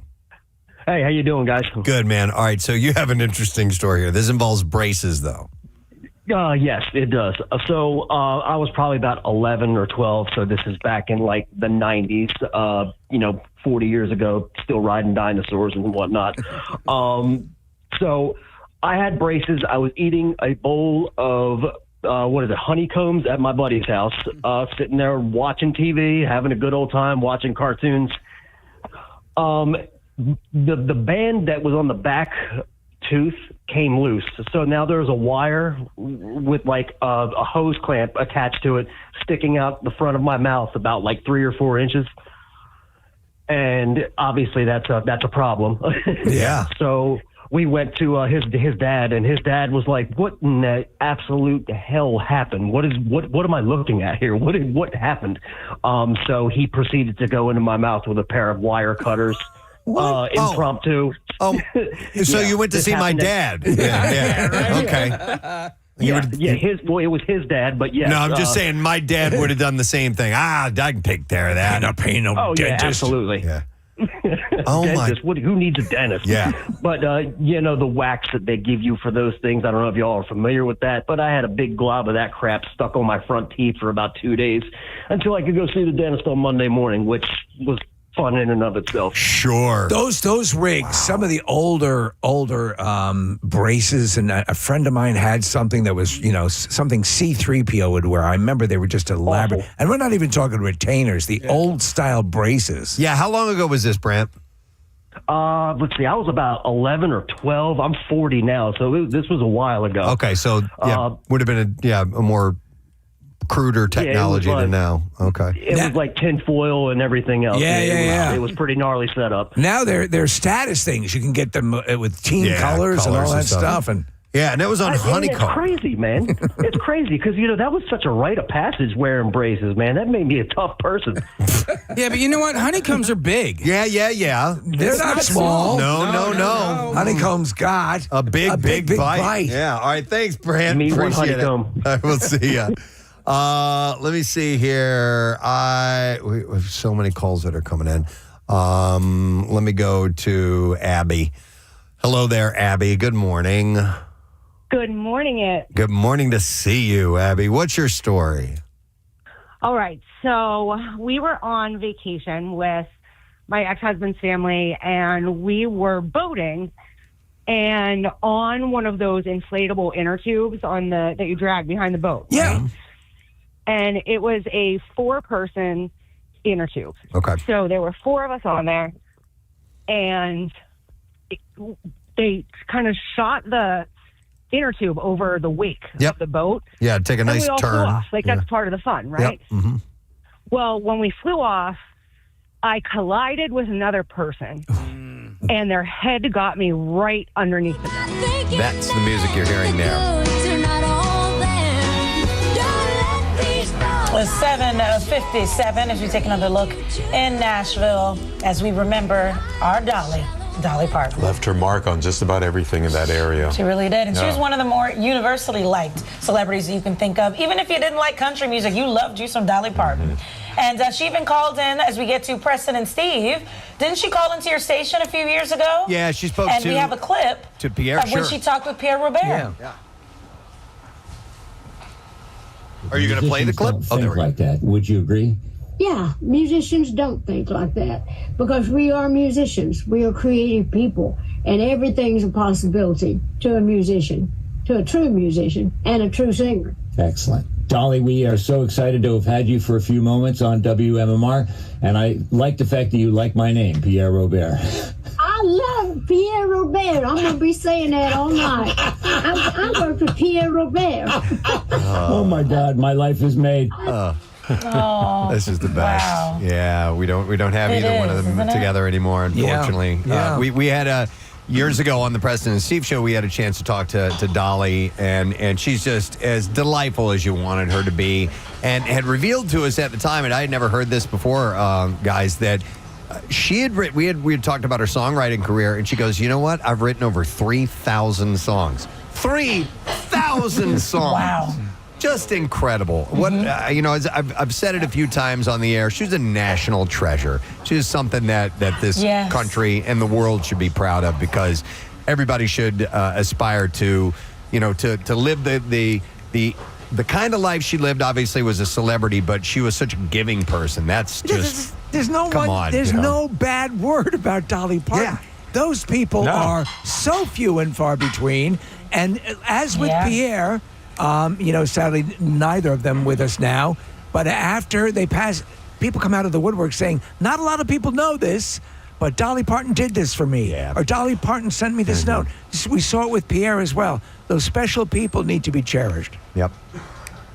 Yeah, and there was just something about her. I mean, you didn't have to be a fan of country music. You go on social media, you've seen this, different nationalities, races, just posting the sadness and the heartfelt condolences over Dolly Parton. Yeah, and she was, you know what? She was funny. That's the thing about her, too. She would crack you up.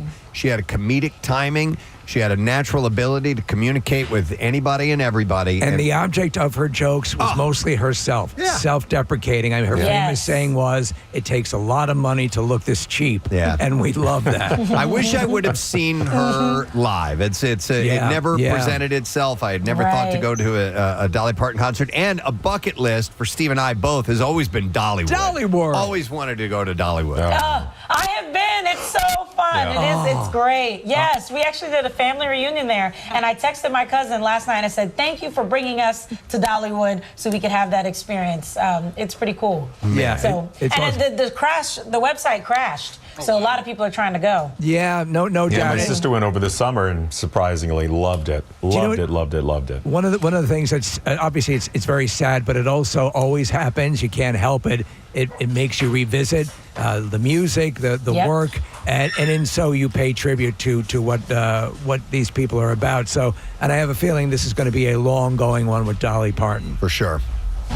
Yeah, we'll be revisiting it all day and for, I'm sure, many years to come. Thank you guys so much. Take care, guys. We'll talk to you later. So, yeah. Dollywood, I remember saying ages ago that I was just like, I want to get there for whatever reason. I would like to go. Well, she could have basically stuck a swing set in a sand pit and it would have been a hit. But I remember at the beginning of it, she was pulling in all of the top coaster designers and people to make it a real legitimate theme park. And it's ranked real high on those lists. If we left right now, we could be there in 10 hours. 10 hours, dude. Yeah. All right, we'll doing shifts. We'll drive. We'll make it. Speaking of driving, let's go ahead and have a look at our traffic and see what you are dealing with this morning, my friend. Marissa, what's up? We're jammed up on the Ben Franklin Bridge westbound to 5th Street. Then we have some slowing on the Vine westbound from 95 out to the Schuylkill eastbound, the Boulevard out to Vine westbound. From past Young to South Street and the Boulevard out to Gladwin, 95 northbound. Between Girard Avenue and the Betsy Ross Bridge, we have some slowing there as well on the southbound side from Cotton to Allegheny.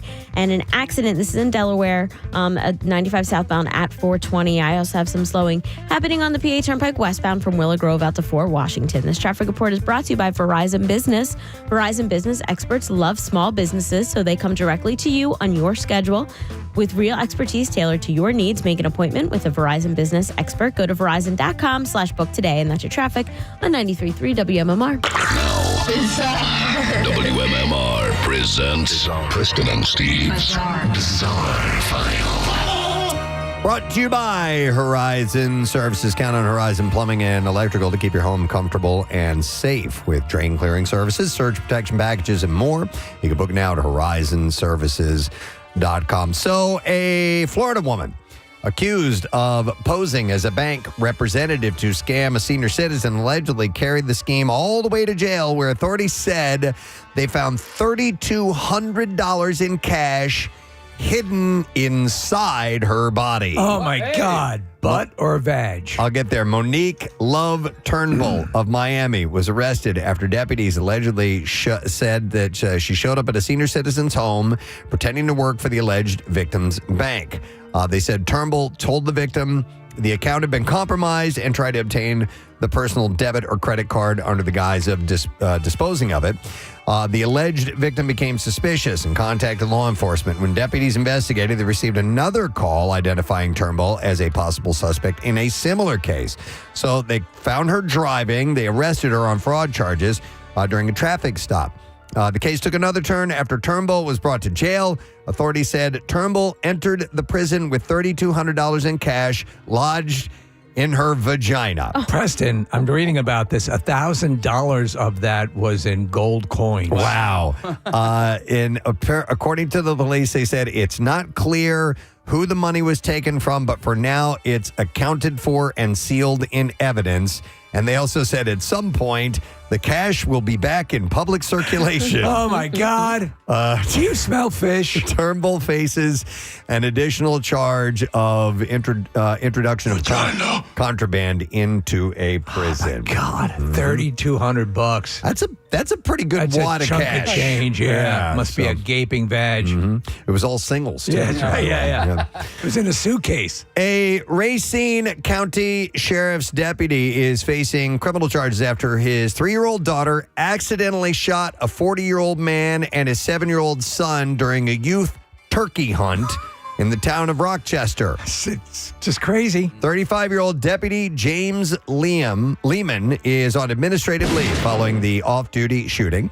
Lehman is charged with 2 counts of second-degree reckless injury and 2 counts of injury by negligent use of a dangerous weapon. Lehman was hunting turkeys with his 3-year-old daughter when he told investigators he saw what he thought was a turkey head. Okay. And that he had his 3-year-old daughter pull the trigger of a semi-automatic 12-gauge shotgun. What kind of ugly people are you hanging around that you can confuse them for turkeys? People have tiny little heads, tiny long heads. And they had this little goblet thing hanging from his chin. The gunshot struck a 40-year-old man and a 7-year-old son who was also turkey hunting in the area. Court documents mother ever. state the child victim underwent surgeries, but still has pellets stuck in his spinal cord, skull, and brain. Serious. Damn. It's very serious. Lehman told investigators that he is, quote, not a very experienced turkey hunter. No kidding. And that this was one of his first times out hunting independently. Well, they say if you think you see something, just shoot at it. And I don't think he didn't have a didn't take a hunter safety course, which I think is required. So he did everything right. Yeah. So this is why this guy is definitely facing some charges. The sheriff's office said that it will conduct its own internal investigation to determine whether Lehman violated department policies separate from the criminal investigation that is being led by the DNR. Wow.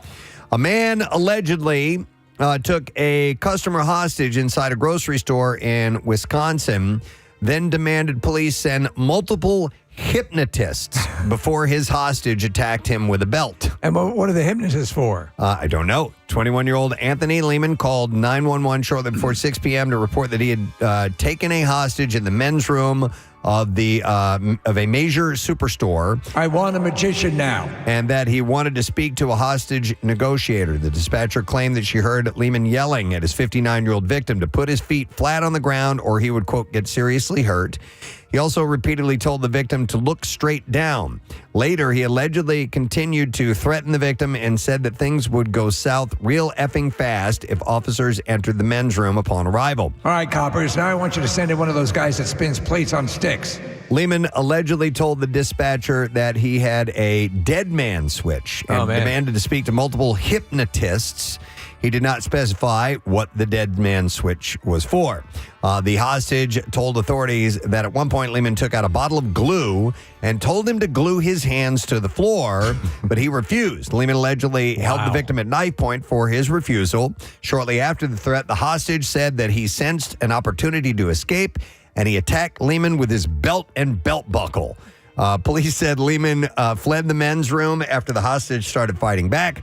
And the victim continued chasing Lehman through the store while warning other customers that he was armed.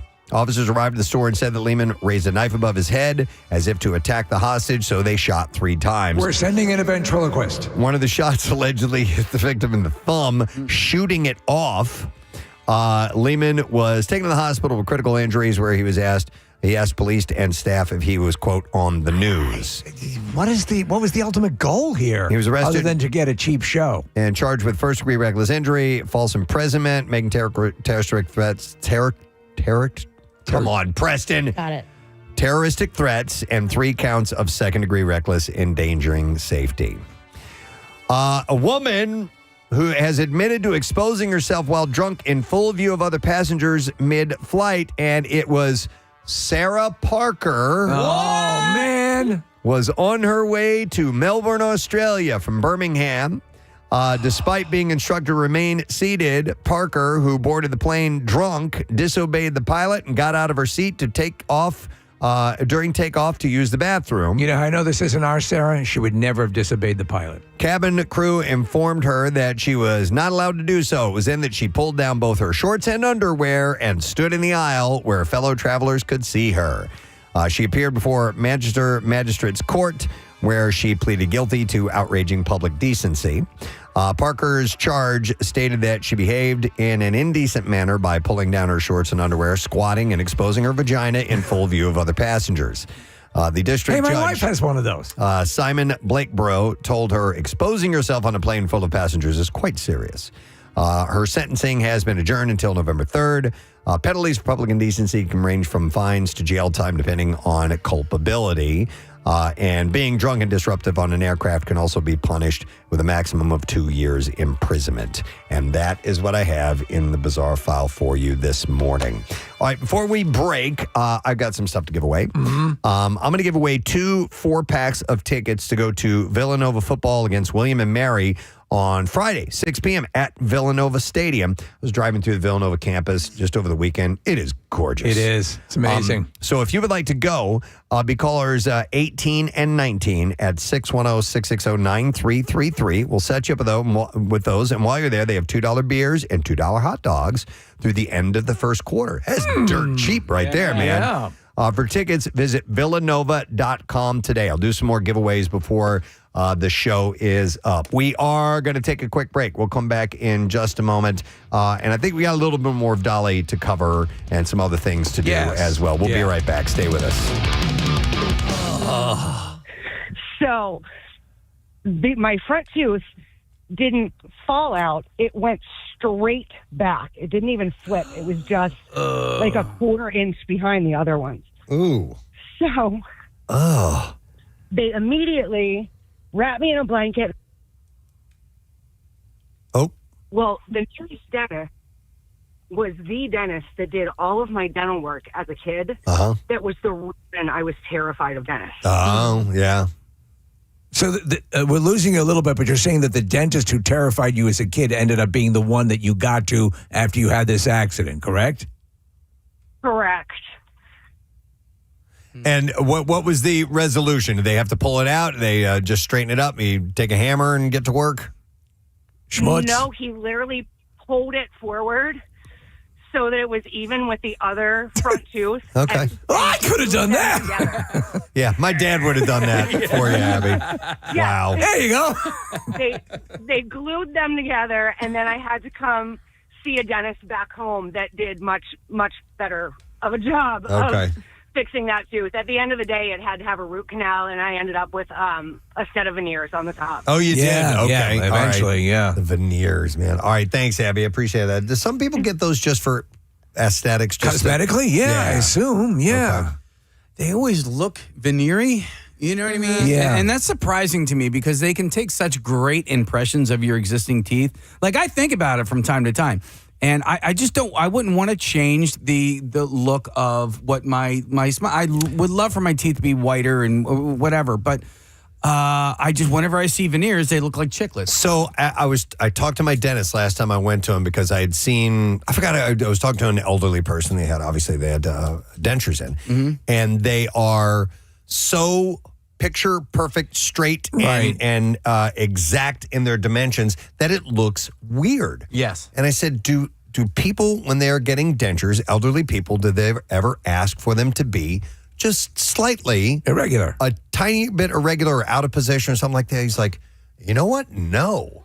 And I'm like, give me a Tom Cruise. They should, because it doesn't look, it looks overly fake. You know what I mean? A big chiclet thing. It just doesn't look too right. And even if they're not that big, it's just they're just perfectly even in size. I think that there should be a market for just a little bit off a tiny bit. There is a commercial, and I think it's like for Trivago or something, and they have this German guy, and I don't know if these are really his teeth, but they are absurdly bright and absurdly chiclet-like. yeah. I mean, so much so that I brought it up. We're hanging out with some friends, and the commercial was running fairly regularly, and everyone goes, yes, it looks ridiculous. Yeah.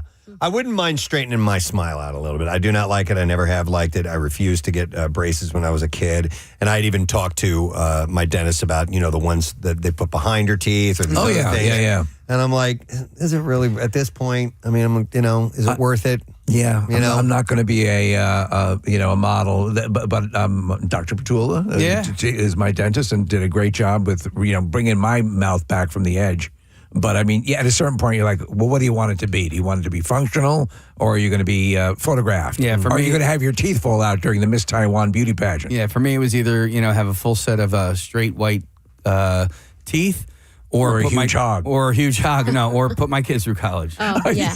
That's the decision, yeah. Well, Invisalign, a lot of people get that at our age. But, I think the amount of time you're supposed to wear it, it's hard for us because we talk so much. And it will, for a time, screw you up. Change your speech just a tiny bit. Nick did that for a little bit. Remember, he came in, we just busted his chops. It's like, you can't be on the radio and do that. It's everything's like this.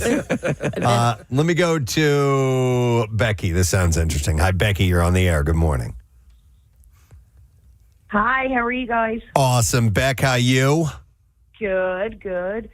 So, I have a girlfriend who has front teeth that are fake, and she's driving up the road, and this guy pulls up next to her, and he's trying to, make eyes, whatever. Yeah, flirt in some way, shape, or form. Yeah. She turns around, she takes her teeth out, and she gives him a big old smile. That's a great idea. He just took off. That's a great idea. If you want to, if somebody's being a creeper, pop your teeth out. If you're an attractive girl who gets hit on a lot, have the dentist remove all your teeth. Yeah.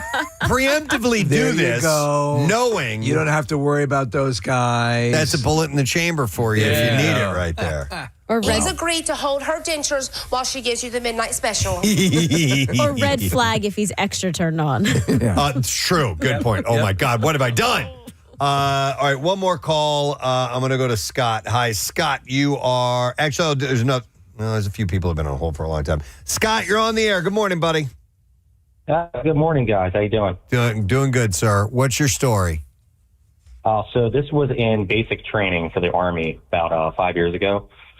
And, you're in the barracks at night. You don't have phones, internet. There's nothing to really do. You're left to your own devices. So, people kind of get a little bit wild. Two of my buddies decided to, start wrestling, but they didn't start the conventional way. They decided to run full speed into each other. Oh man. And, after colliding, they both fall to the ground. One guy gets up with a bloody mouth and a missing front tooth. Oh. The other guy gets up with a tooth sticking out of his forehead. Jesus. Forehead. Jesus. Similar to Brian's story, but not as wicked. I love it. So, they both go to medical. One guy had to get stitches, and the other guy, for the rest of basic training, just looked like a hockey player. Oh, my God. But could you imagine colliding at the velocity that it would take to rip a tooth out of your mouth and have it implant in the other guy's forehead? It's insane. It's like Rams fighting. Yeah, no kidding. Exactly. All right, Scott. Thanks, man. I appreciate it. Love you guys. I love you, Thank man. you, man. All right, apologies to those who have been on hold for a long time, but we do have to take a quick break. But yeah, the video is, it's cringeworthy. This girl at a Thailand beauty contest, her teeth fell out while she's addressing the judges. And it's like, oh no, you just feel mortified when that happens. But we appreciate you sharing your own mortifying stories. Look at the top of these here on you can see they're coffee stained. Yeah. It's a rite of passage. Yep. No, I just, I've spilled on my music news and, oh, dude. Oh, no, did you do it again? No, I didn't. No, I almost did. I hit the mug again. I hit it again. What is going on over here? It toppled a little bit, but no spillage. I was just going to point to you the best that I made on my music news here, and I almost knocked the damn thing over again. So, Wait, didn't we have a? Jesus. We had a this many days to the last spill behind you. Yeah, we used to have that. Yeah, it's in the main air studio. Back up again. Yeah. Well, because you were doing so well for so long. I know. It wasn't worth updating it every day. Yeah, Pierre had some bad spills over the years. I remember Nick knocking some stuff over, but the worst I ever encountered was at WDRE, and Sarah Clark, who hosted our morning show, one morning had she had a container of orange juice, like a quart. It might have been. Yeah, I don't remember. Larger. I don't remember the size of it, but whatever it was, she had it in her hand, and she went to go shake it up. Oh no! And the top was loose on it. I've done that. And she goes, and she does it right over the mixing console, and it just boom, everything went into it. Oh man! And there was audio of it where all of a sudden you slowly start to hear this static comes in and destroys everything. Oh my God. Cool. All right, so Ryan has come in here with the days without a coffee spill. I'm going to put a 0 there. There you go. Yeah. All right, so now back up and running. Now it's official. All right. But yeah, I remember that when that happened, and then after that took place at DRE, we had to broadcast from one of our production studios, and the studio was not made. Oh no. For live radio. Well, the air studio was bad enough. Yeah, exactly. So that was an interesting several days. So fortunately, not an incident as bad as that just now. But I have not spilled coffee in a little while. Well, so now I was due. Your music news is seasoned. It is. Yeah, it smells delightful with that. It smells like morning. The Dunkin' ground that we have. It is a great smell. Smells like people coming in for the holidays, Preston. He's just hanging out for a bit. He's got the gig tonight at Helium Comedy. There's one show tonight, 2 tomorrow. Yep. And you go to heliumcomedy.com. So he's going to hang out for a little bit. We're going to go through our regular paces as well, Josh. So we're going to do this bizarre file, and then we got to get to No Sad Doe, which we're only like 3 minutes away from. So let's do this now. WMMR presents Preston and Steve's Bizarre File. Brought to you by Coors Light. You can join us, the Preston and Steve Show, live from Keenan's North Wildwood on Friday, May 22nd. It is the official opening of the Jersey Shore from Coors Light. Cold as the Rockies. All right, where do we begin this morning? Let's start with this one. Not your typical form of vandalism. This led to a man racking up a long list of charges. It was a baffling sight for Santa Rosa resident, New Mexico, who found a black substance smeared onto his car earlier this month. And he was even more shocked to learn that he wasn't the only one. At least a dozen vehicles had roofing tar covering the handles and windows of their cars. Wow. Some even had doorknobs to their homes covered in the substance. There's body camera video that showed police officers arriving at a home where the first two vandalized cars were found, and one woman says she recognized the suspect as 46-year-old Philip Campos. The officer then went to another home where 3 other cars and a lawnmower were hit with tar. While some of the owners of the car told police they didn't know Campos, most of the others said they were related to him or knew him. And one person said, Philip? Crazy Philip? Crazy Philip. The officer. You mean the guy with the tar? Went to several other locations the other day, and the same story. Black tar all over cars. And Campos faces a total of 22 misdemeanor charges. Getting that crap off anything is going to be a nightmare. Including a dozen for tampering with motor vehicles. Court records show that Campos had faced criminal charges before, but offenses including property damage, arson, and assault on a peace officer. But in at least 2 cases, he was found incompetent to stand trial. Did he explain why tar was his method of revenge? They did not say that at all, so I don't know why. They just happen to have a lot of tar. I guess so. Some texts that say that they're calling for 9 to 5 to be added to the back to school A to Z, which of course we start with numbers. We start with symbols and numbers. It could slide right in there. So I'll just throw that out there for Chuck to hear. But the back to school A to Z starts on Monday morning here on our show. I also saw another great idea where we should call September 25th. Yes, you so got that? May the 4th be with you is May the 4th for Star Wars. And somebody texted in and said we should do September 25th, 9 to 5. Yeah. As a Dolly Parton tribute. That'd day. work, yeah. That is a brilliant idea. Why not? I like that a lot. I reposted this earlier. Our friend Lizzie Hale, I guess they had a show last night, or maybe it was from another time. I don't really know. I just saw it and I reposted it real quick because it was so good. But she does a cover of "I Will Always Love You," and it's phenomenal. Yeah, actually, you know how powerful Yeah. Lizzie's voice is. That she can nail that. So that was a really cool thing for her to do as well.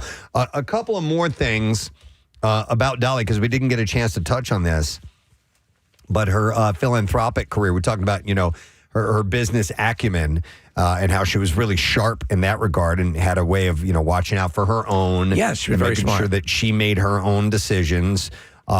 She had formed the Dollywood Foundation, which later spawned into the Imagination Library, the book giving program. But here are a few other of her business ventures.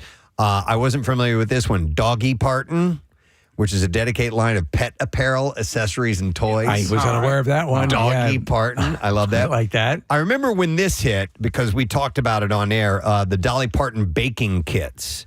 Because she liked to cook. Yeah. That was her thing. And so she created these Southern-style baking mixes and food products. I've seen those on shelves before. She apparently was a phenomenal cook. Yeah, so there's that. And then she had the Dolly Beauty, which is her cosmetic line that was launched in 2024. Right behind you, Casey. Ryan brought something in. Oh, yeah. We actually have Dolly Parton's Buttermilk Complete Pancake Mix. Dude, that's got to be good. A box of it. I love the complete pancake mixes because that means you just add water. Yeah. You don't need to add an egg or milk or anything like that. Can you eat that dry, you think? Just the powder? I'm sure you I'm going to try. could. It's not going to hurt you or anything like that. No, but you could probably cook it in an air fryer, and we do have those here. So here's, I don't know if this is Ryan's. I don't know if he wants to open it or not, but it has a recipe. It says Dolly's extra special Southern style buttermilk medley pancakes. Oh, wow. And essentially it's pancakes that you add chocolate chips, bananas, and pecans or walnuts to it. So that sounds pretty damn tasty to me. So this is really cool. And it's got a great little, cartoon drawn version of her. That's great. Yeah. Which is wonderful. So she had that. Marissa had mentioned the truck stops. So they were called Dolly's Tennessean Travel Stop, an expected franchise of themed travel centers and truck stops. The first opened in June in Cornersville, Tennessee, off of Interstate 65. So, you know what? I don't know if things like that will continue or not. Maybe they will. I think, You know? I don't think she has any. I mean, her businesses have all flourished. So I don't. Hey, what's the story with her? Did she have any kids? No kids. No kids. They No. never had That's a children. good question. Yeah. Okay. Yeah. You know what I did find out today, doing a little bit of extra research? Dolly the sheep, the cloned sheep. They named Dolly Dolly because the cells that were taken were from the mammary glands of the sheep, and the scientists thought, what better way to pay tribute? Yes, that's how the sheep ended up as Dolly Parton. No idea. Dolly the sheep, I should say. That's so funny. Wow. And like we said earlier, she knew about her boobs. Yeah, And she joked about them all the time. So she was originally buxom, but she had, lifts and... Well, yeah, to keep it in shape. place, yeah. I remember when we had her on all those years ago, she goes, honey, if you're sagging, dragging, and bagging or something like that, she goes, you got to get something done. You got to raise those up, Right. Which was You remember we cracked up. Initially, when she was very Rubenesque, like curvaceous, had some meat on her, and then she slimmed down. Yeah. But I mean, when she first was a sex symbol in the country realm, she was more curvy. In this documentary I watched last night about her life, Lily Tomlin was like, she has an impossibly tiny waist. Yeah. Like, how is that even possible that she has that hourglass figure like that? She also had Dolly Parton's Songteller Hotel, which is a boutique hospitality and museum experience in downtown Nashville. And that's not opening till October. So that is going to be one to check out. She also published over a dozen books that span the biographical children's books, cookbooks, and collabs with novelist James Patterson. Oh, yeah, we talked about that. Yeah, that's very cool. And didn't she was just about to release a line of trucks that had drone-killing shotguns on them? Yeah. Or did I misremember They that? may not move forward with those, but it all was in the works from what I understand. Yeah. I'm surprised with the mix you just held up that she never had any restaurants. Yeah. Or any... Yeah. I mean, Loretta Lynn didn't she? I think so. Yeah. Kenny Rogers did. Here we go. Kenny Rogers Roasters. Yeah. Yeah, but you know what? Like, you talk about what a savvy business person she was. Like, restaurants it can be a dicey venture. I know. Yeah. Yeah, it's one of the more risky investments that you can make. So maybe she didn't want to, get into that. Yeah. And also, we talked about her philanthropy, the Imagination Library, and a partial list of her other charitable works includes the Eagle Mountain Sanctuary at Dollywood, which is a 30,000 square foot aviary managed by the American Eagle Foundation, the Dolly Parton Scholarship, and that offers $15,000 college scholarships annually to 5 Seaver County high school seniors each year. I assume that's in Tennessee. Yeah, that's her realm. The My People Fund, a 2016 telethon and charity providing $1,000 monthly stipends to displaced families after the East Tennessee wildfires. Kyle had called in to talk about that. In 2017, she donated $1 million to the Monroe Carell Jr. Vanderbilt Children's Hospital.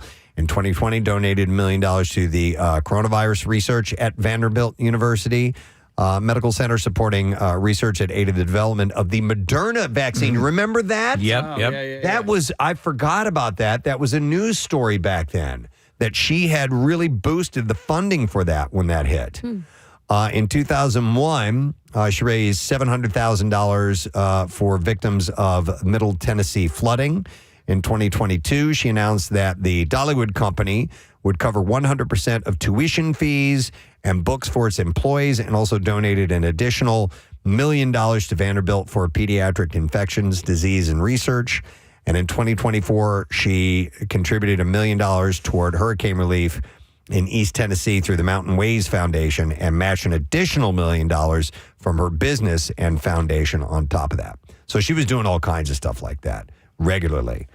So she also had some health issues, and in the past year and a half, a lot of appearances she was supposed to be doing, she did virtually, because she was she would show up. She would do the in-person stuff for everything. She was going to have a residency in Vegas, and that didn't come to fruition. And that's when we first started to hear the things about her health. Remember, she issued that statement.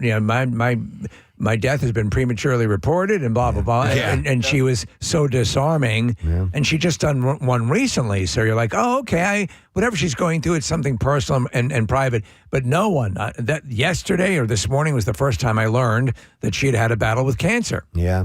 And she was all the way up to the end. She was actively working on Dolly, a true original musical, which is a Broadway play about her life and career, which is going to go forward. Yeah. It was stated in a message from the producers yesterday after she passed. So we still have that to look forward to, which is going to be great.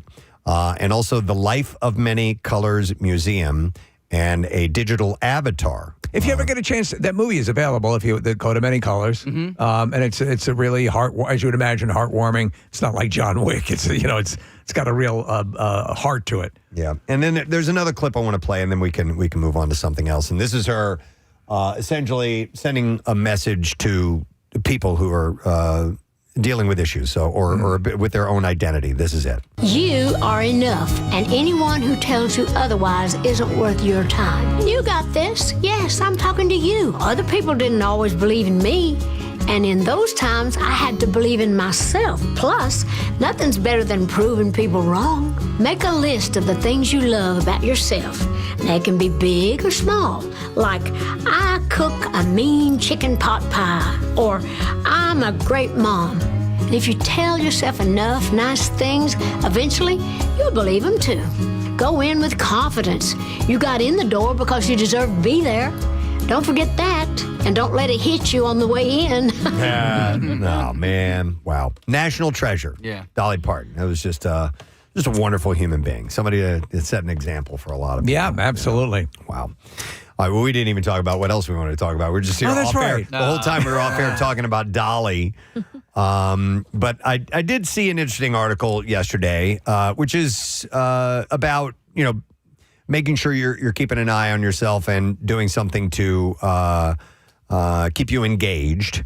And it's the idea of those of us who are gamers are familiar with Sidequests. Yes. Right. Yeah.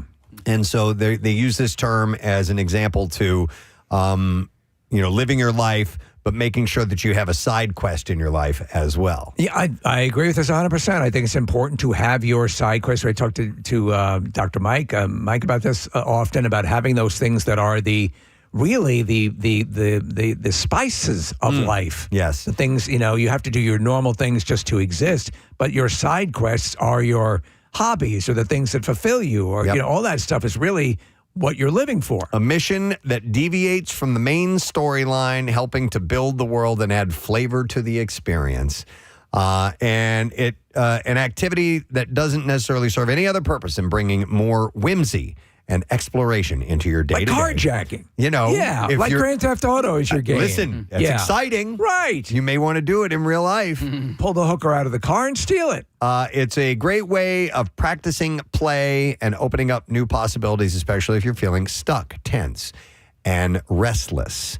So this is according to Kyra Gaunt, and I've never heard of this, an ethnomusicologist. The hell is that? And she said she wrote a book called The Games Black Girls Play, Learning the Ropes from Double Dutch to Hip Hop. But she said, just like in the gaming world, it makes the main quest stronger. It gives it more nuance or new dimension, or brings out a facet of you that you convinced yourself that you couldn't be. So research has shown that play can help us adapt to difficult circumstances, practice survival skills, problem solve, and collaborate. And she said that doing something that you've not done before will open up the brain's different neural networks. And you can port, like with gaming, with the side quest, you can port that into your real life. Like right now, don't you feel you could be a top-level sniper, Preston? Yeah, I've played Sniper Elite enough that I think, yes, I could gauge the wind and the drop and all of that. There's a great YouTube guy. He's in the Vietnam War or whatever, maybe even a couple of campaigns. But he was a sniper, and they have him playing these games, and now he loves them, and he just smokes everyone he's playing against. Once he learned the mechanics of the game and the variation between that and the real world, but it's wild to watch him. So no secret, golf and drums are kind of my thing, but I've I've not grown tired of those things, but I do them regularly enough that You're looking for something else? I think I need to find something else. You were talking about something you were thinking about getting into. Please remind me because I don't remember. Step dancing. Step dancing. Yeah. I wish I could step dance. That'd be pretty cool. What was it? We were talking about it. You said if you had enough time, you would get into it. I would. So I got an offer from these guys, and I need to thank them because I've totally balked on it to do some diving, scuba diving, not high diving, Not high diving. Right, yeah. No triple indies for On a you? horse. No, but to do some scuba diving, and they do it off the Jersey Shore, Right. And I just don't have the time to do it. That's time consuming. It is. That's an all day thing. Hey, do these tanks have air in them? I need to find something a little more consumable time wise. But I've always wanted to at some point, like I want to learn Spanish. I'd like to learn American Sign Language. Maybe that was what we had mentioned. It's sign language. Yeah, but you wanted to learn it while wearing a scuba suit. Yeah. I mean, listen, you're just using your hands, so people can still. And that's tell the what best you're way to saying. communicate underwater, right? But is there anything that you got? It actually is. Yeah, Yes. right. Absolutely. There's a series of hands. When you're underwater, by the way, if you're checking on each other to see if you're okay, the dive instructor will give you the okay signal, which is your pointer finger and your thumb making a circle and the three fingers up. What you don't do is return with a thumbs up because thumbs up means surface. Right. So you Goodbye. do have to know. Oh, it's nice knowing you. Goodbye. It does. There are some a bit of sign language in diving, but is there anything that you guys want to take on, or Case, you're kind of shaking your head, or like I have a million things I'd love to take on, but then when it comes down to it, I'm like, nah, I think I'd rather just sit on my couch. So like I'm stuck right now, right? Like I want in a bit of a rut, would you say? Oh yeah, or not a rut, but you just don't have the time for it. No doubt. So like I would love to try woodworking. So I've been buying tools, right? I had my period a little while ago. So same thing. Case, because to me, and tell me if this is what it speaks to with you. Yeah. It's really like, because my brother-in-law is a contractor, can do this stuff. It's amazing. Yeah. It's like building a model when you were a kid, but you're building like I built a coat rack. Yeah. For the closet, which we still use. Yeah. And it only took 9 years. But I mean, it is fun. But I have all the stuff. But I get distracted easily. Oh yeah, Yeah. And these videos will show up on my feed, and I'll watch somebody just make a table, and so like building like what Jeff Devlin does. Yeah, it's so cool. Building like furniture and stuff like that, and I'm like, okay, well, I need to practice, to learn these things, so that it becomes second nature. A friend of mine, actually, he is a custom furniture builder. And he lives right around the corner from here. And I was just talking to him on Monday. I'm like, I want to come over. I bet you'd be good at it. I'm like, listen, I just, because his shop is amazing. He's got this garage detached from his house that is his woodworking shop. And it has everything. I should show you the I mean, he makes tens of thousands of dollars worth of like furniture, like really like nice stuff. Yeah.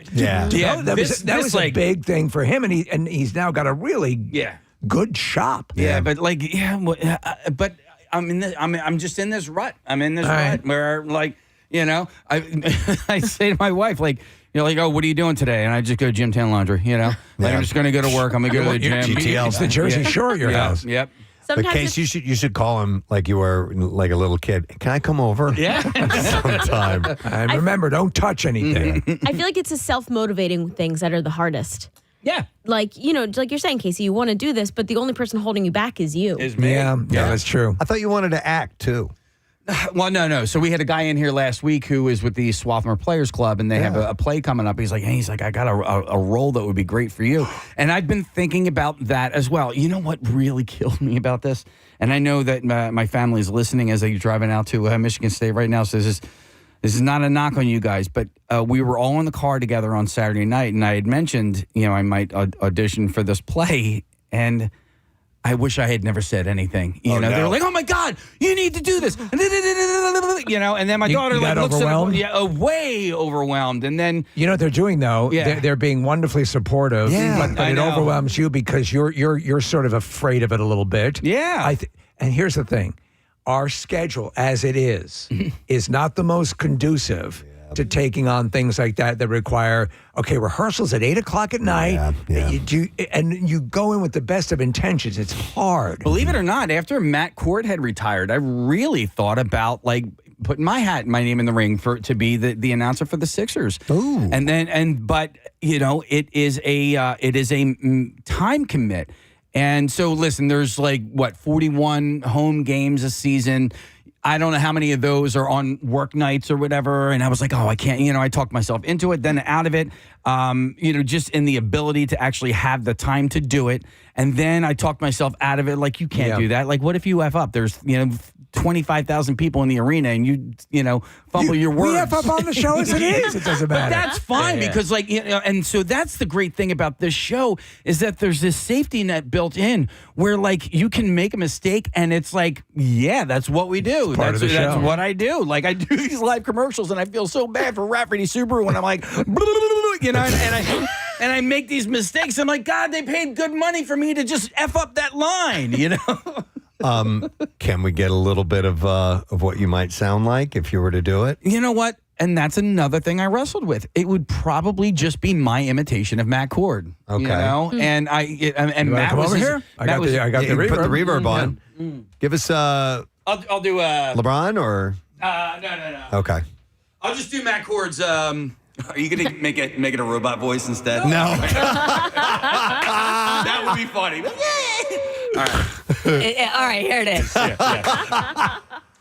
And now, a 6-foot guard from Georgetown, Allen Iverson. You could do that. You could, and you love basketball so dizzy much right now, guys. From what? You would get used to it. I've got to lay down. You got to work your way up to it. But no, with the more difficult names. Yeah. It could. Yeah, I know what you're saying. Yeah. I mess them up. Antetokounmpo. I've got the pipes to do something like that, but I could not handle the pronunciations, and I would feel self-conscious doing that. I wouldn't be able to do it. Preston, did you do the in arena for the Phantoms? The Phantoms. Yeah, for years I did that, but I didn't do the starting lineups or anything like that. Hi, Grandma. I was just like the party host. Got it. We're up here in the Fanatic section, stuff like that. But that was fun. I enjoyed doing it. So according to this article, research has shown that play can help us adapt to difficult circumstances, practice survival skills, problem solve, and collaborate. So doing something you haven't done before will open up the brain's different neural networks, and you get this sense of wonder and awe. And so you think they recommend you think as how you used to play as a kid. It's a good prompt to start with, according to Jeff Harry, a public speaker who teaches workshops on the importance of play. And he says, were you into Lego, finger painting, catching fireflies, mud, seeing how far you could catapult yourself off a swing set? Then you need to think about how to incorporate that form of play into your life now. The immediately thing I think about is catapulting off of a swing set is that's going to kill my knee. Like, I won't be able to walk after that. If you was playing, we need to call the priest. If you liked to pretend play, maybe your side quest could be an acting or improv class.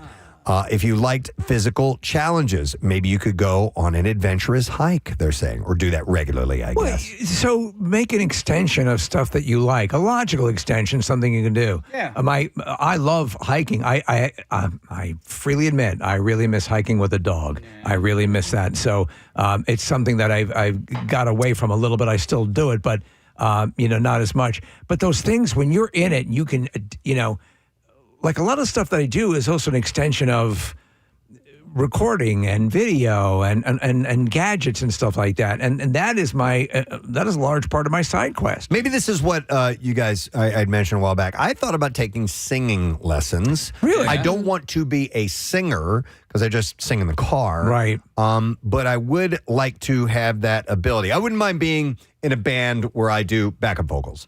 And I have a low register. I'm a baritone. And Yeah, but you can harmonize. So. But I want to get better at that. Yeah. And so I've thought about maybe taking some singing lessons just as a fun, like a play thing, you know? I could see, I would like maybe working with a vocal coach to see how you might be able to maximize your abilities. Yeah, for real. I can see that being productive. That was a side quest that I looked into as well, or thought about as well, because my daughters go to a coach, you know. My daughters. But I thought about going there. I'm like, I know where Jamie Green does her stuff, and, you know, but then. You could be the next Sabrina Carpenter. But then they do like these recitals, and I'm like, I don't want to go to a recital. And then Summer Stage at Upper Darby, they had and I wasn't old enough to do this, but they had an over 55 show that they did. I think it was Fiddler on the Roof, and then they had a cabaret. Geriatric Fiddler on the Roof. They had a cabaret, and my family was like, "Dude, you gotta do this cabaret."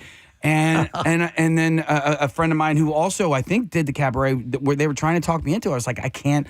I'm not going to do that because.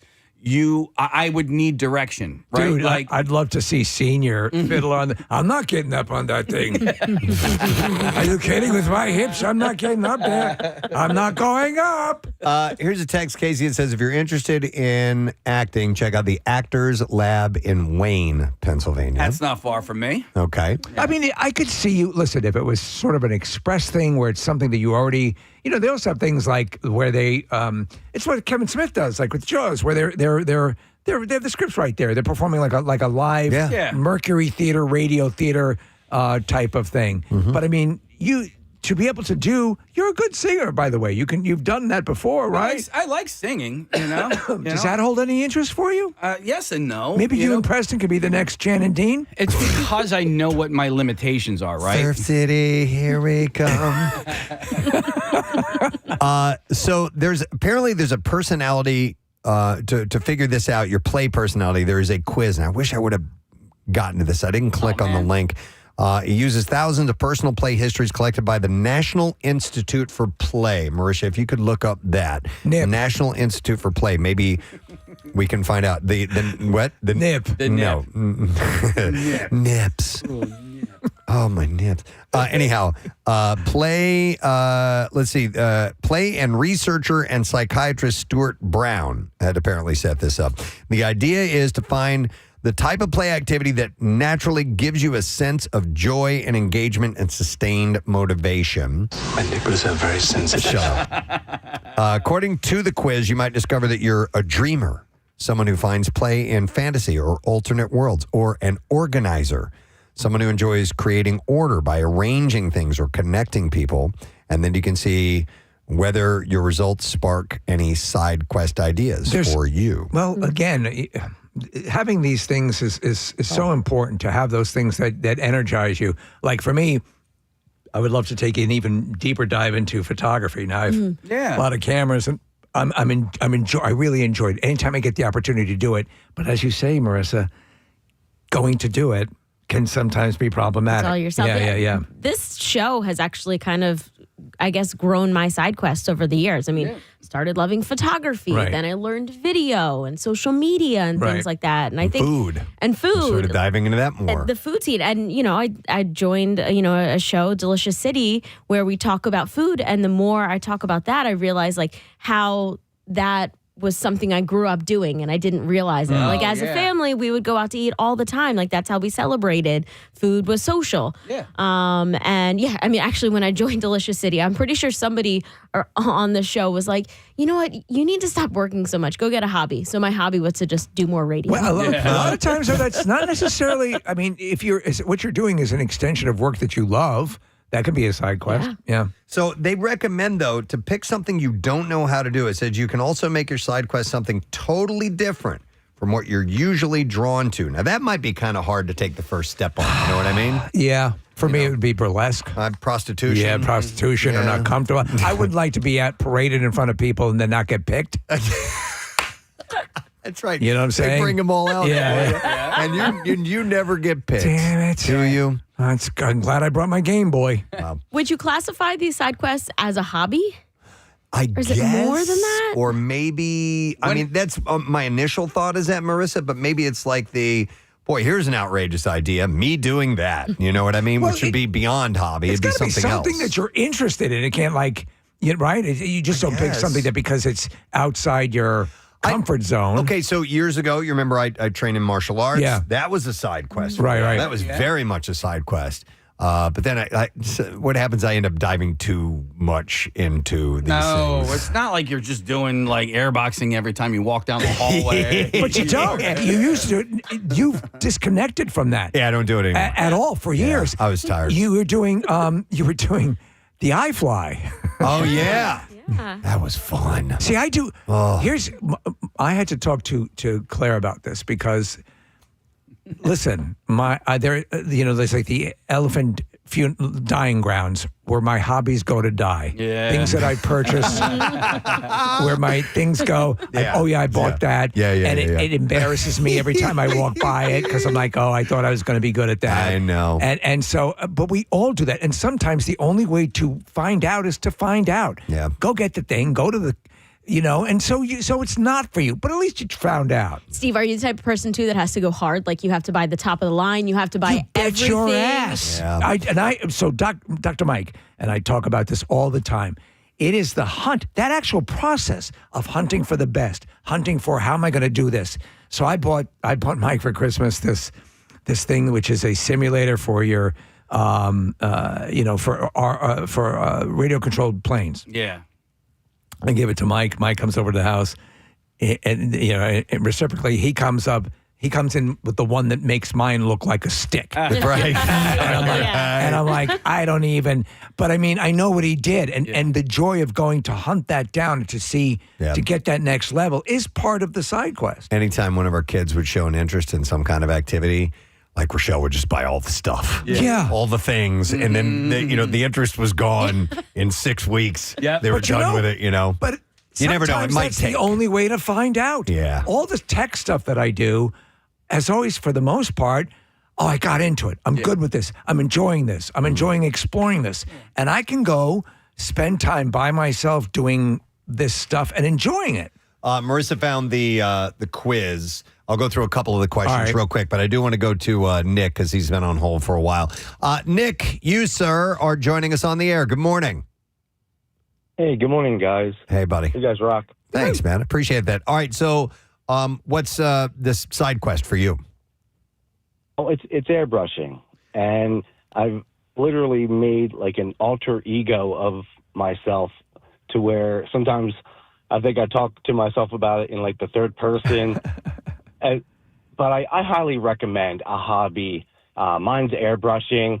I do radio controlled RC car bodies. Oh, cool. Oh, dude, that's phenomenal. So what you'll do is you'll use like the airbrush equipment to really put a nice finish on a radio controlled car.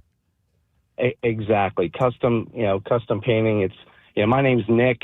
So it's Nitro Nick is my alias. All right. Look you up. I love that. Do you know, love having an alias. Let me tell you something, Nick. So there's a guy who's just phenomenal. Preston, we were introduced to him through for the compost from Mulchworks, and his name is Mark, and Mark does a lot of stuff around my house. And I found out that this guy, you would never think, he does these. He does airbrushing as well, just like you're doing, Nick, and paints these, railroad, like small hobbyist railroad scenarios and dioramas. And it's amazing. And it's his escape. And he was almost reticent to talk about it. But I'm like, this is amazing what you're doing. Nick, we found your Facebook page. You got some cool stuff on there, man. Oh, you are awesome. You are awesome, Preston. I came to the Camp Out for Hunger, like the 4th or 5th year you guys started. I brought one of my nitro-powered trucks. Preston, I have a picture of you standing next to it with me outside the tent.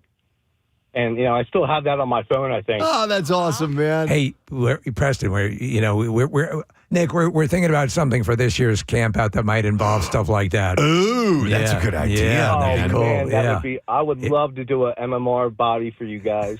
Well, maybe we'll stay in touch. Yeah, stay in touch. I know we're talking about doing a Pinewood Derby thing, but RC cars would be pretty badass as well. Because we have all the space. Man, Yeah. All right. drop me a message. Drop me a message on Facebook, Nitro Nick Custom RC Designs. All right, thanks, buddy. Glad you found your thing, man. By the way, and he's stuck with that for a long time. Marissa, can you pull that? Let me get you a couple of these sample questions for this quiz, and we'll tell you where you can get it. It's through playstyles.nfplay.org/quiz.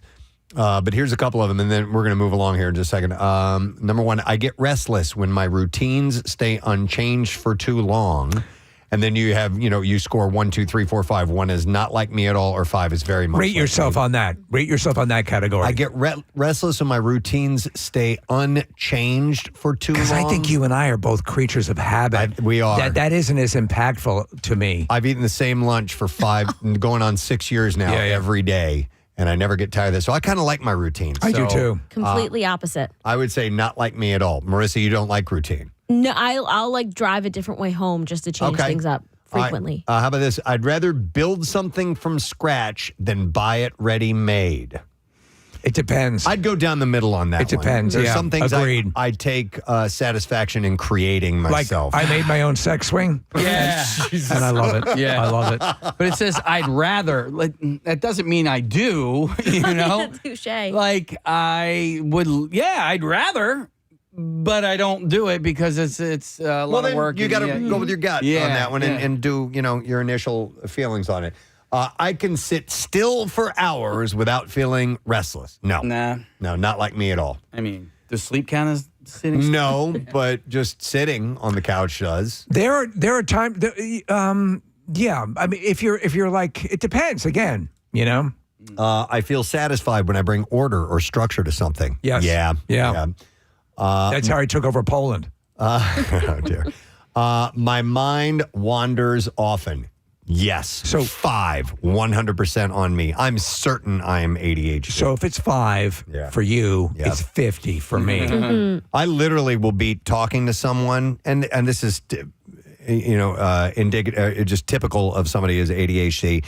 They'll say one thing, one word, one thing that I will focus on, and then while their mouth is still moving, my brain has gone elsewhere. And I'm heading down this path of scenarios and stuff like that, and then I'm not paying attention to what they're saying. It's crazy because we had a therapist, when my wife and I went to marriage therapy for a little bit. It was great, wonderful thing, best thing we ever did, one of the best things we ever did.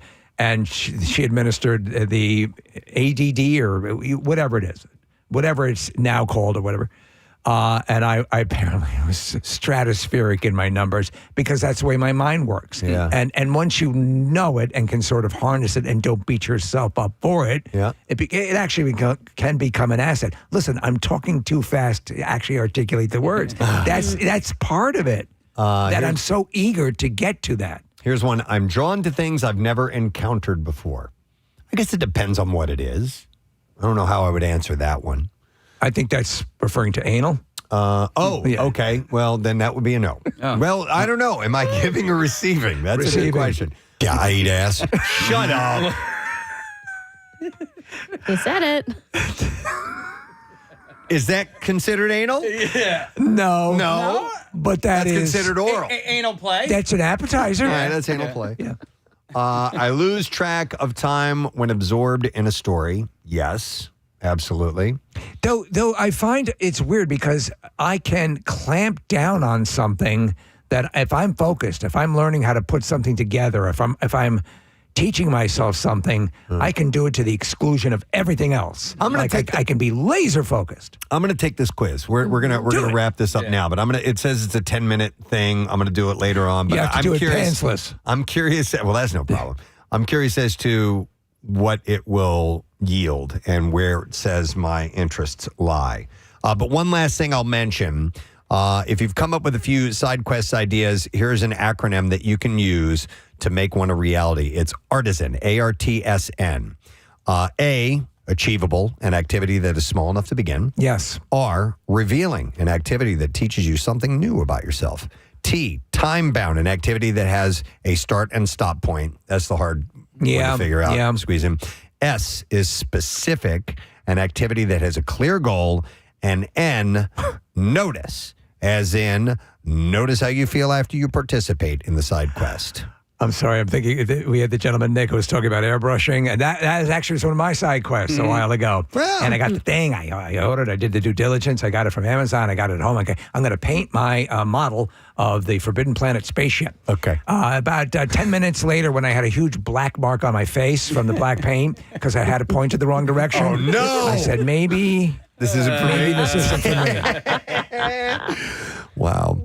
All right. Well, it's time to think about a side quest and maybe something that you're not necessarily immediately naturally drawn to. You want something that's going to be a little bit of a departure for you, but it might be exactly what you're looking for to spice things up in your own life. Things like hiking or things, if you're talking about on the physical level, you can get started with that pretty quickly and start to see if you like it or not. And you can build all sorts of things off that. Yeah, for real. All right, friend, we're going to take a break. We're going to come back in just a moment. Don't forget our Word of the Week prize we give away tomorrow. Family 5-pack of tickets to AC/DC. We'll get the letter at the end of the program. Sarah's back in today. Yes. So we will have her get that at the end of the show. We'll be right back. Bucket of tar on hand. Didn't know what to do. You know, people laughed at me for having that bucket of tar. Was he covered in tar too? Because I can't imagine it's easy to apply. Yeah, right? Yeah. The suspect was found. He's wearing white gloves. Yeah. All right, so this is kind of interesting. No parent, of course, wants to experience the loss of a child, which is why one family has chosen an AI clone route to protect an emotionally fragile 80-year-old mother. Wow. After the woman's son was killed in a car accident, the family commissioned the design of an AI clone so that his mom could continue talking to him via video. The video and voice recreation is said to be so realistic that the family has no cause to tell the woman. So she believes that the kid is alive, engaging with an AI version of the kid. This doesn't sound like a good idea to especially me. when it becomes self-aware and kills her. But they're carrying on this, and she's 80 years old. I mean, she could live for a long time. It's not out of the question to euthanize her. Just to free her from that, right? Or I is think that it might be out of the question. too extreme, John? I hope she's not listening right now because you guys let the cat out of the bag. Spoiler alert. Your son's Is dead. this what you had planned for me? All right, here's another story. What's with the tar? A 12-year-old boy was dragged over 350 yards by a school bus after his arm got caught in the door, his mother claimed. Isn't there footage of this? I think so. Yeah. How do you not notice that? Nathaniel was stepping off a bus in Wheelers Hill, a suburb of Melbourne, Australia, when his backpack and right arm became caught in the bus door. The bus driver closed it, trapping his school bag and right arm before he had fully alighted the bus, the mom said. Jesus, this kid is fast. She explained that the bus... Oh, he wants to race. Oh, kid is racing the bus. I think he's going to beat us. Oh, there's the image. Okay, it was in the side, like the middle side. It was the back part of the bus. She explained that the bus moved off... Kid, you're a superhero. Before her son could free himself or shout for help, and said that the bus carried him outside of about 350 yards. Nathaniel had to lift his leg, she said, off the road and hung on with his right hand to the inner door rail. This kid is flying. While passing parked cars just centimeters away. In the footage, Nathaniel is at the bottom of the bus door with his arm inside the bus and his legs close to his chest to avoid the road and other vehicles. The driver opened the door to free Nathaniel when he prepared to stop at the next bus stop.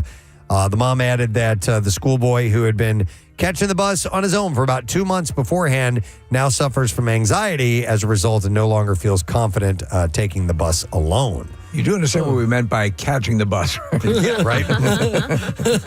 All right, and then we'll do one more story. A wolf in Yellowstone National Park's Junction Butte pack made off with a park sign warning tourists to stay away from an area that was active with grizzly bears. So the wolf must be working for the bears to steal the sign. Oh, yeah. Yeah. Biological science technician Taylor Rabe, who has spent 13 winters studying wolves as part of the Yellowstone Wolf Project, was monitoring the pack on Monday when she spotted one of the pups running across the road carrying a long, straight stick. Here, why don't you have some salmon-scented skin block? A closer look through her spotting scope revealed that it was actually a bear management warning sign. Wow. The pup carried away and chewed on it for a while before abandoning it and rejoining the adult pack. back. Rabe said the behavior is typical of pups who have wandered from the adults and are entertaining themselves, and they often are drawn to things that smell interesting or fun to carry. So when you're out in one of those areas and they post those signs for a reason, if you are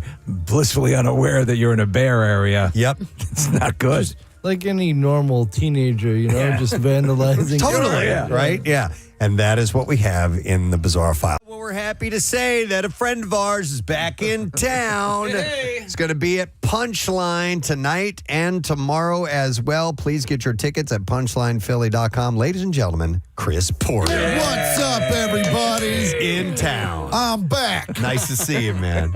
It's good to be here. Yeah, brother. I think I got the last week before it's just absolutely miserable outside. It's getting close. It's we're in the suburbs of misery. Yeah. Yeah. Cusp. About 3 o'clock, you're like, I need to go inside. We had a bizarre a ping pong thing over the past couple of months, like super cold, then heat wave, then cold, then heat. It's like destroyed half the crops in New Jersey. Oh yeah, sounds like my ex-girlfriend. So listen, man, the thing, you're from the Midwest. I am as well. I grew up in St. Louis, and dude, that humidity dome. Oh yeah, that we would get in the summer there was just unbearable. Where you just walk outside and go, well, that shower's ruined. Yeah, totally. That was pointless. Yeah. Compare that to Preston. How does it compare to Philly? It's pretty close. Yeah. I did not have any kind of a real change in the climate when I moved here, even though it's much further north here. And everyone thinks, it's got to be, it's the Northeast. No, you get your ass kicked with the humidity. Oh, absolutely. Yeah.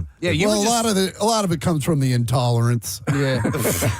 It's the humidity of intolerance. You were saying off air that you're going to take a month off for like after a couple of days here, and then you're going to go hit the ground running in Tempe, and you would take 110 in Tempe over 90 in Kansas. Oh yeah, absolutely. The dry heat is like you can walk out in 110 in Arizona, and it takes like 6 minutes to start sweating. Mm-hmm. Yeah, it's very arid. And in Kansas, you walk outside and you're just like, well, this shirt is over. Yeah. So my dad lived in, he passed away, a couple of years ago, but in Dallas, I'd go out there, it'd be, 100, 102. It just didn't feel like that. And so that dry heat thing is a thing, It's a massive absolutely. difference. It's just the oppressive weight of the air. And then, you know what? Well, we used to never get that, but now we get all of that, the air quality warnings. So that'll be, you ask Alexa what the weather's going to be like, and they make sure she tells you that it's going to be horrible to breathe. Yeah, which, by the way, I don't need to know that. I don't need to know those things, because it's not like you can call into work and be like, air quality, bro. It's so I can't breathe a lick out there. It's true. It's true. How have you been extensively touring as we speak? Yeah, I do 5 months straight, and then I take a month off, and I do that twice a year. Okay. So we're at the end of 5 months of Oh, so you're getting towards the end of it. Okay. Yeah, I do this, and then I do Denver next weekend, and I'm done. I get a month off. Do you hit the point of being like worn down, like at the end of the 5 months? Yeah. Okay, so it's a necessity to take that month. Yeah, like some comics will do like 3 weeks on and 1 week together. Right. So you're on the move so much. So is vacation for you? Is time off for you just going home? Yeah. No, I don't. I try not to travel. If I do, it's very light. Okay. But yeah, no. Like last year, I went to Hawaii with the folks, which was fun. Just like Kansas. Yeah. Just like it. Yeah.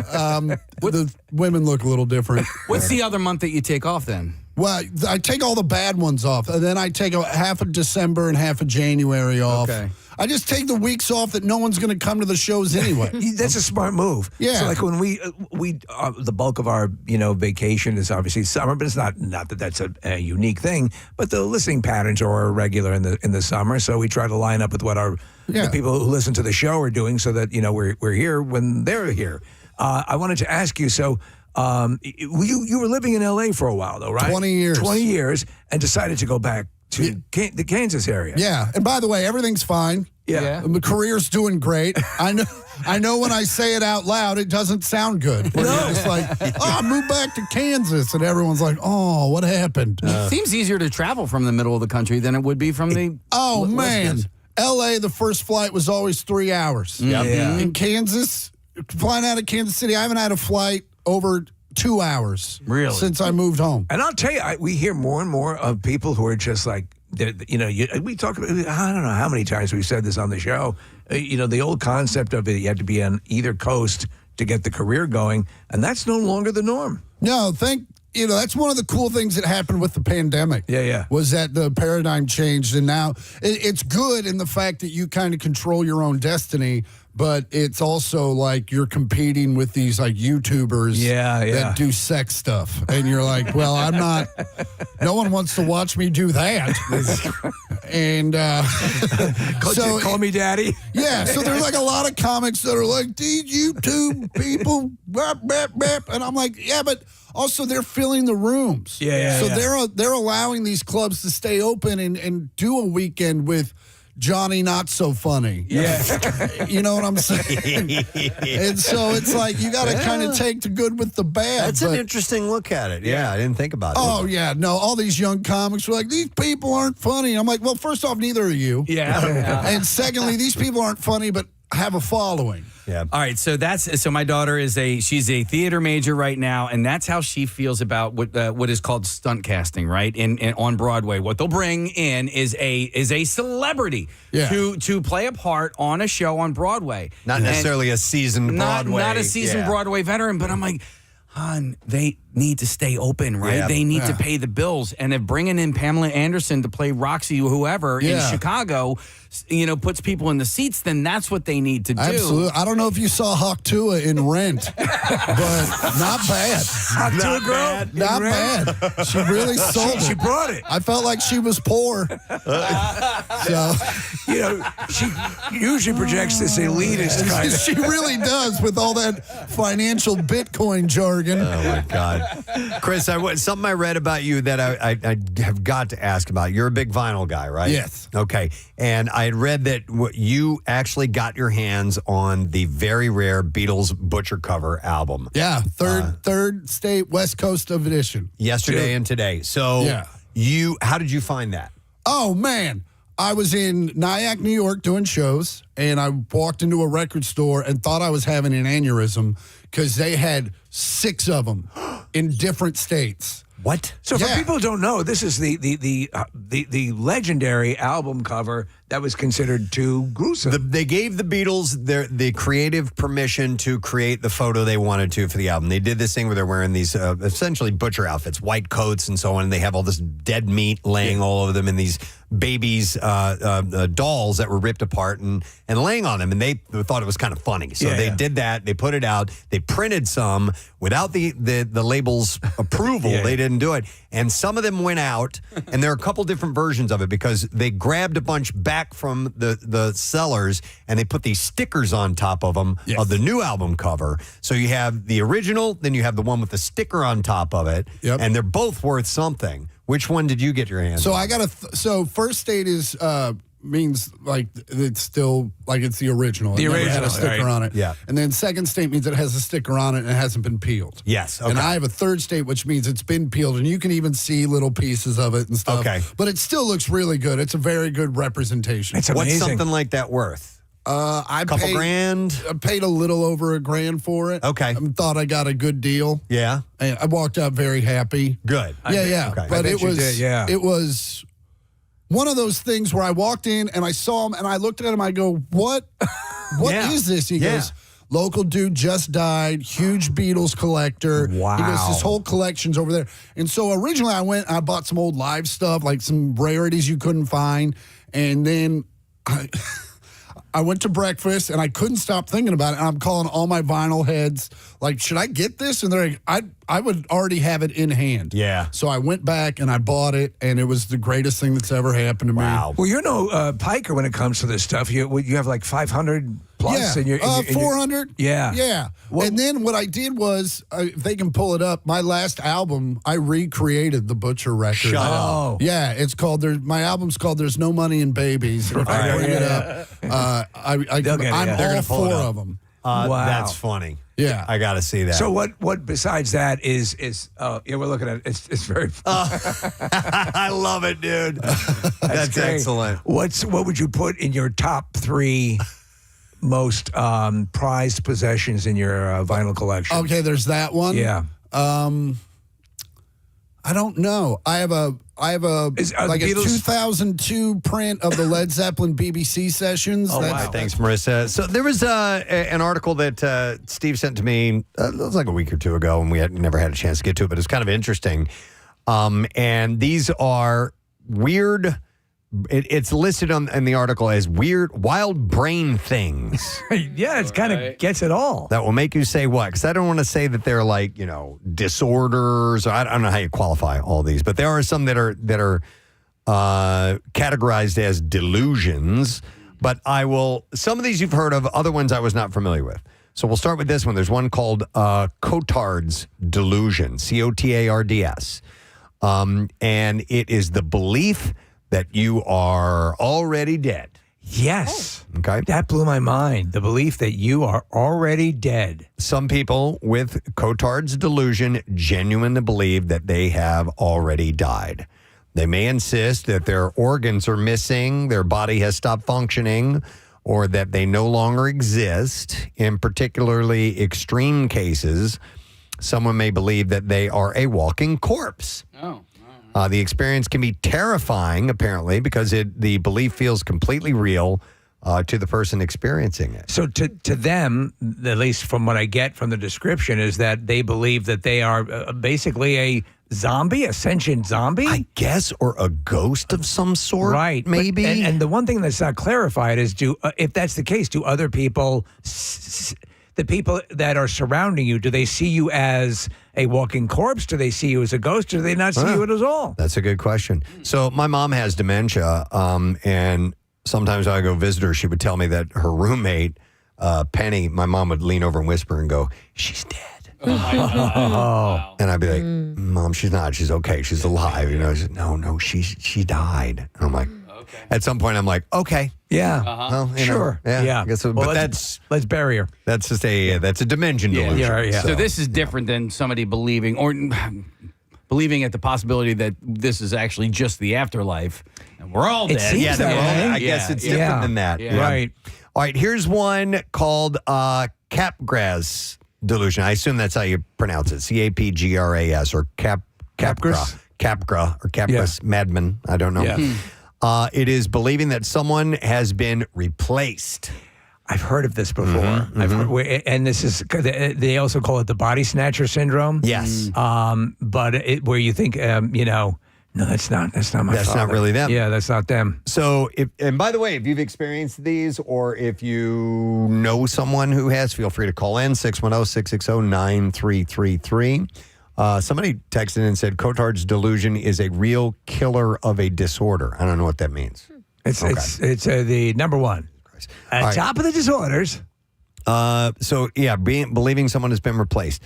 Imagine looking directly at your mother, spouse, or friend and becoming convinced that they are an imposter. This can happen with Capgras delusion. A person recognizes the individual's face but doesn't experience the expected feeling of familiarity, causing the brain to construct an explanation. They look like the person I know, but they aren't actually them. So if you've ever seen the original Don Siegel, The Invasion of the Body Snatchers with Kevin McCarthy, Black movie, it's a science fiction classic.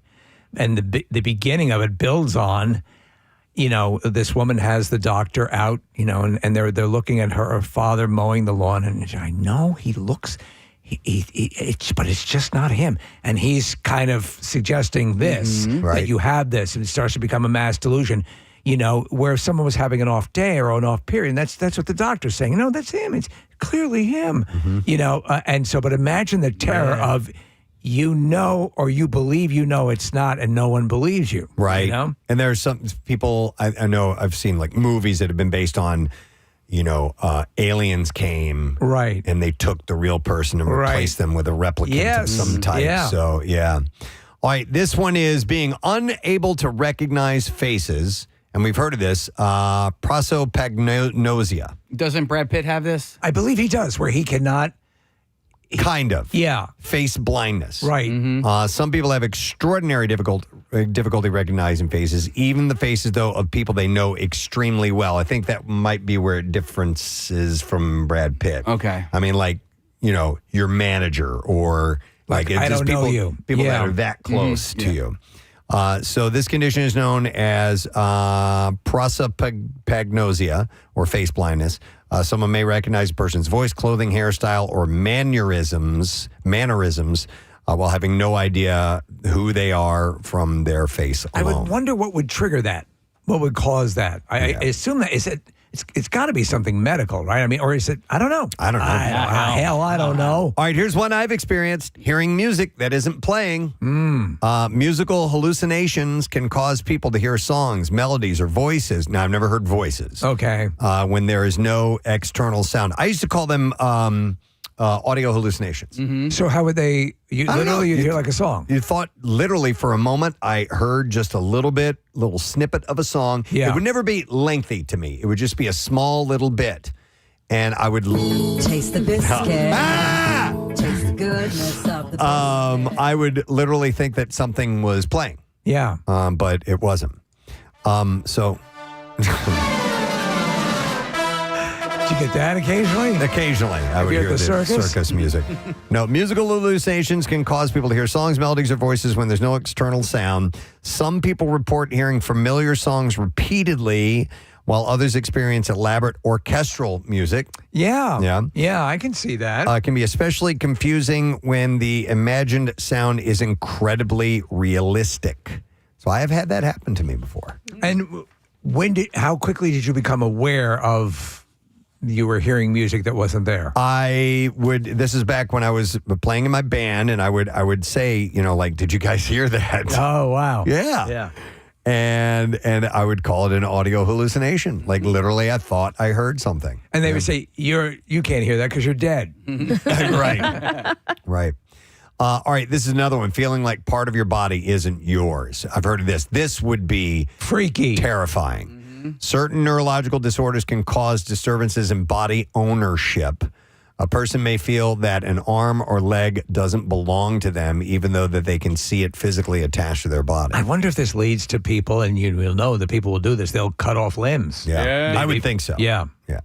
The brain normally creates our sense of having a unified body, but damage or disruption to particular brain networks Now, if you could can interfere with that experience. If you could use that to your advantage for like The Stranger, Right. Hey, honey, I don't know you very well, but do you mind taking over?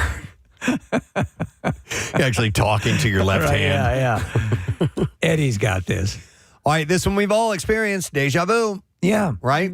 How often do you experience deja vu? Not often. Maybe every other year. Yeah. Something like that. And when it happens, it's like, it's happened enough times in my life to where I'm like, oh, it's that. That's what that is. But I mean, I have to pause for a moment and go, wow, okay, this is really familiar, Yes.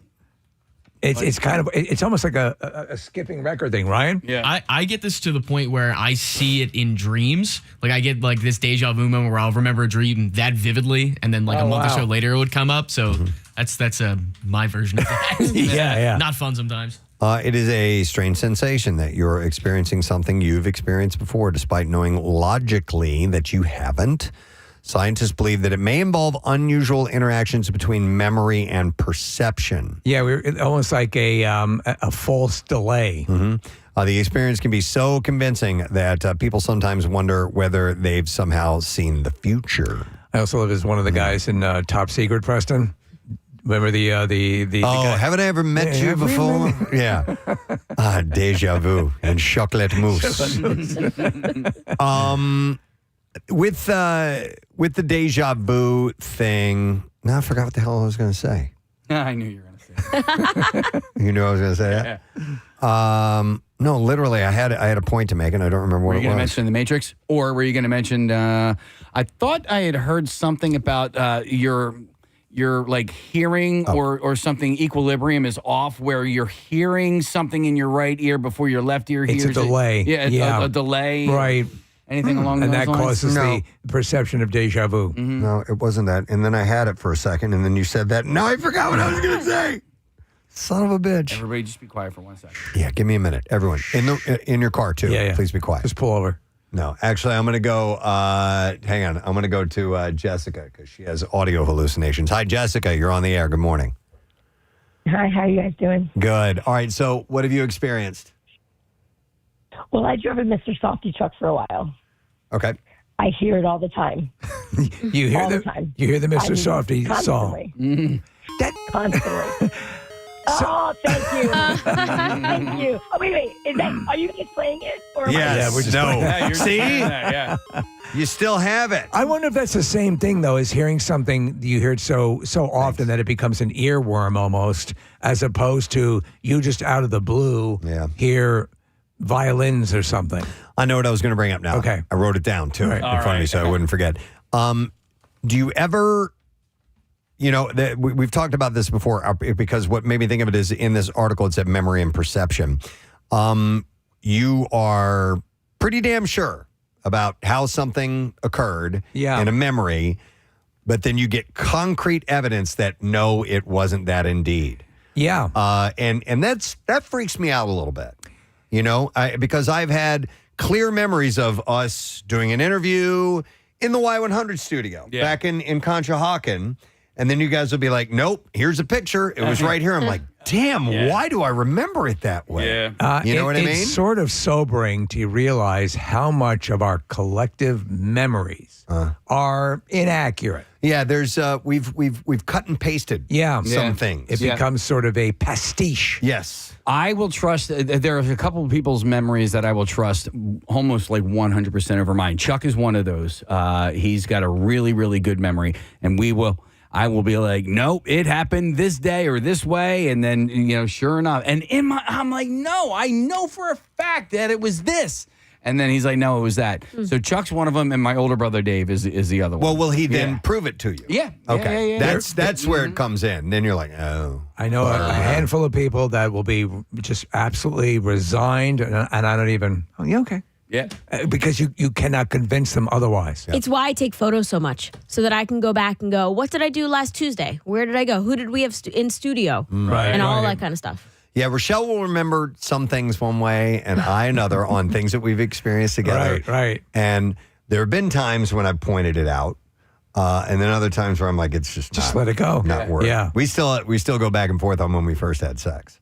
Really? Oh. Yes. I thought it was the first night we went out on a date and went back to her house. After the Blues game? After the Blues game, yeah. But she says no. And I said, well, maybe it was just a Hummer. I don't know. It could have been. And she's like, no, it was not. Well, maybe I'll never forget the time I gave him a Hummer. I think she's right. I think it was another time, but I did stay over there at one time. Can you take me through the evening, the date? You picked her Yeah, I got up? really drunk and we had to go back to her house because she wouldn't let me drive, and I stayed the night. Very conscientious of her to do that, by totally. the way. Yeah. 100%. And as she said not that long ago, and and this would telegraph the rest of our lives together. Because that's what I do. We go out, I start drinking. Sorry, hon, you're driving home. I'm so thoughtful. All right, here are a couple of more weird brain things. And some of these we have heard of, like sleep paralysis. During that, a person can temporarily become unconscious while their body remains unable to move normally. Some people also experience vivid hallucinations, including shadowy figures, the shadow people. The things, that always happen around those sleep times. There's also strange sounds, pressure on your chest, or the sensation that someone is standing nearby. Historically, experiences like these may have contributed to stories about demons, spirits, or supernatural visitors. Did you hear that? As well. Matt has this, like once a year. He thinks that he wakes up, he is paralyzed, and there is a figure of something in the house. Mm-hmm. And what has he ever had that looked into, or does he think it's like there really is something there, or what? How does he feel about it? I don't know. I haven't listened. You haven't listened to him? No, because I think it's like he's scared because he can't protect me. And I think maybe he's probably read into it and realized that it is something that more people have experienced. Yeah, once you knowing that you're not alone with this stuff can certainly make a difference. Yeah. And part of and conditions like this is why I really don't buy into the whole demon thing, because I just, I think it's happening. Wait, you hear something? I think it's happened before medical science had a chance to explore this stuff, and stories came from that, and then they led into belief of that, and we know more obviously now. Here's kind of the antithesis of deja vu, remembering something that never happened, like at all. And it kind of touches on the accuracy and perception. People can confidently remember events that never occurred. False memories can sometimes become extremely detailed, including locations, conversations, and emotions. That's why a lot of times, a practiced attorney can plant, if they're, or someone who is taking a deposition can maneuver and plant information in someone's mind where they start to believe that's something that happened. I'll start to do it with dreams too. Like my dreams are always so vivid. People I know are always in them, and I'll remember them. And I can't remember if the conversation I'm thinking of was real or it just happened in a dream. Yeah. And I get like a little embarrassed by it. Sure. Like I'll start to tell a story or ask somebody something, or I say, hey, did I say this before? Stop me. And then I just will kind of cower and stop talking. I had took a nap yesterday, and was this a nap or last night? Anyway, I think it was a nap. I had a dream, and it wasn't like, oh wow, this is a phenomenal dream. I want to carry this on. But I was curious as to where it was going, and now I can't remember what the subject matter was. But at the time, because I was still drowsy when I woke up, I'm like, I want to go back to this. So I tried to lay back down and continue it. Did you do it? And I did not. No, it wouldn't continue. But I have had that happen successfully. The best is when you're having a great dream and you can restart it.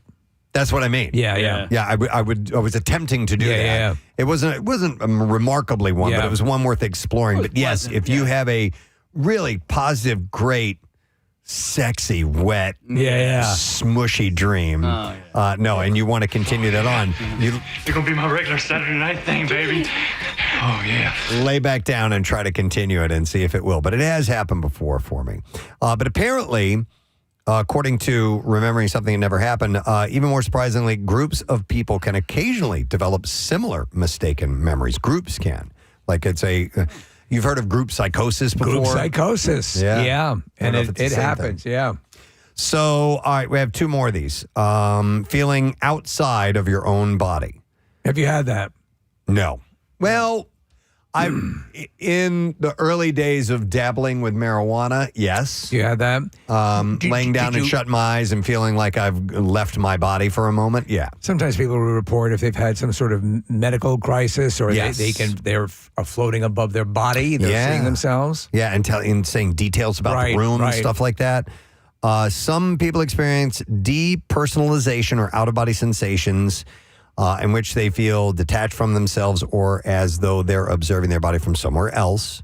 Is that kind of like an astral projection? It seems similar, but I think that's a more conscientious effort to do it on purpose. Yeah, so the experience can be intensely realistic, even though the person's physical body hasn't actually moved. You guys ever had out of body, Marissa? I have not. When you're saying it may be like, dabbling. Yeah, but not this feels on it, just it happened. Yeah, like an actual, yeah. Okay.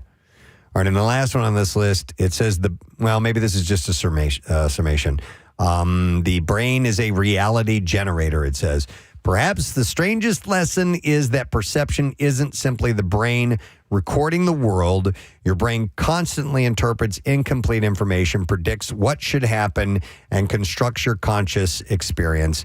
When those symptoms malfunction, the results can be extraordinarily strange, sometimes making an impossible experience feel completely real. Yeah. So it is. It's fascinating. There's a chemical thing going on in that mind, and if those chemicals get imbalanced, some funky stuff can kick around up there. So it was an interesting article, so I thought we would... Some of those seem absolutely terrifying, to believe that a body part of yours is not your body. That's probably the scariest one, I think, to me. To have to be reintroduced to your penis. Or think that you're already dead. I think that those are the two that would more than likely freak me I wonder out. how people who have had implants or major, cosmetic reconstructive surgery, some of you had like a major nose job or something like that. how they feel. A great military leader was Major Nose Major.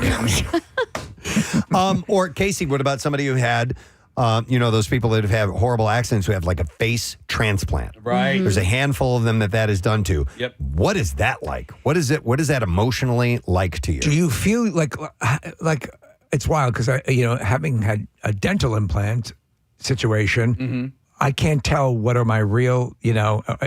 And so it all feels like my body. Yeah. Would that be the same with like someone else's face on your skull? Right. And that's different than like a kidney or something along those lines. This is something you see. Right.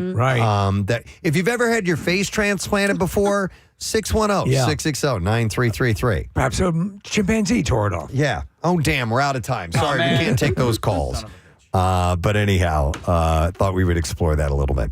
All right, we're going to break. We're going to come back in a moment, and we will get into bizarre file stories and also a couple of shout-outs, which I meant to get to earlier. My apologies, but we were going on Fox Good Day, and we definitely wanted to talk more about Dolly Parton. So we'll take a quick break, come back in a second, and get to those things. So stay with us.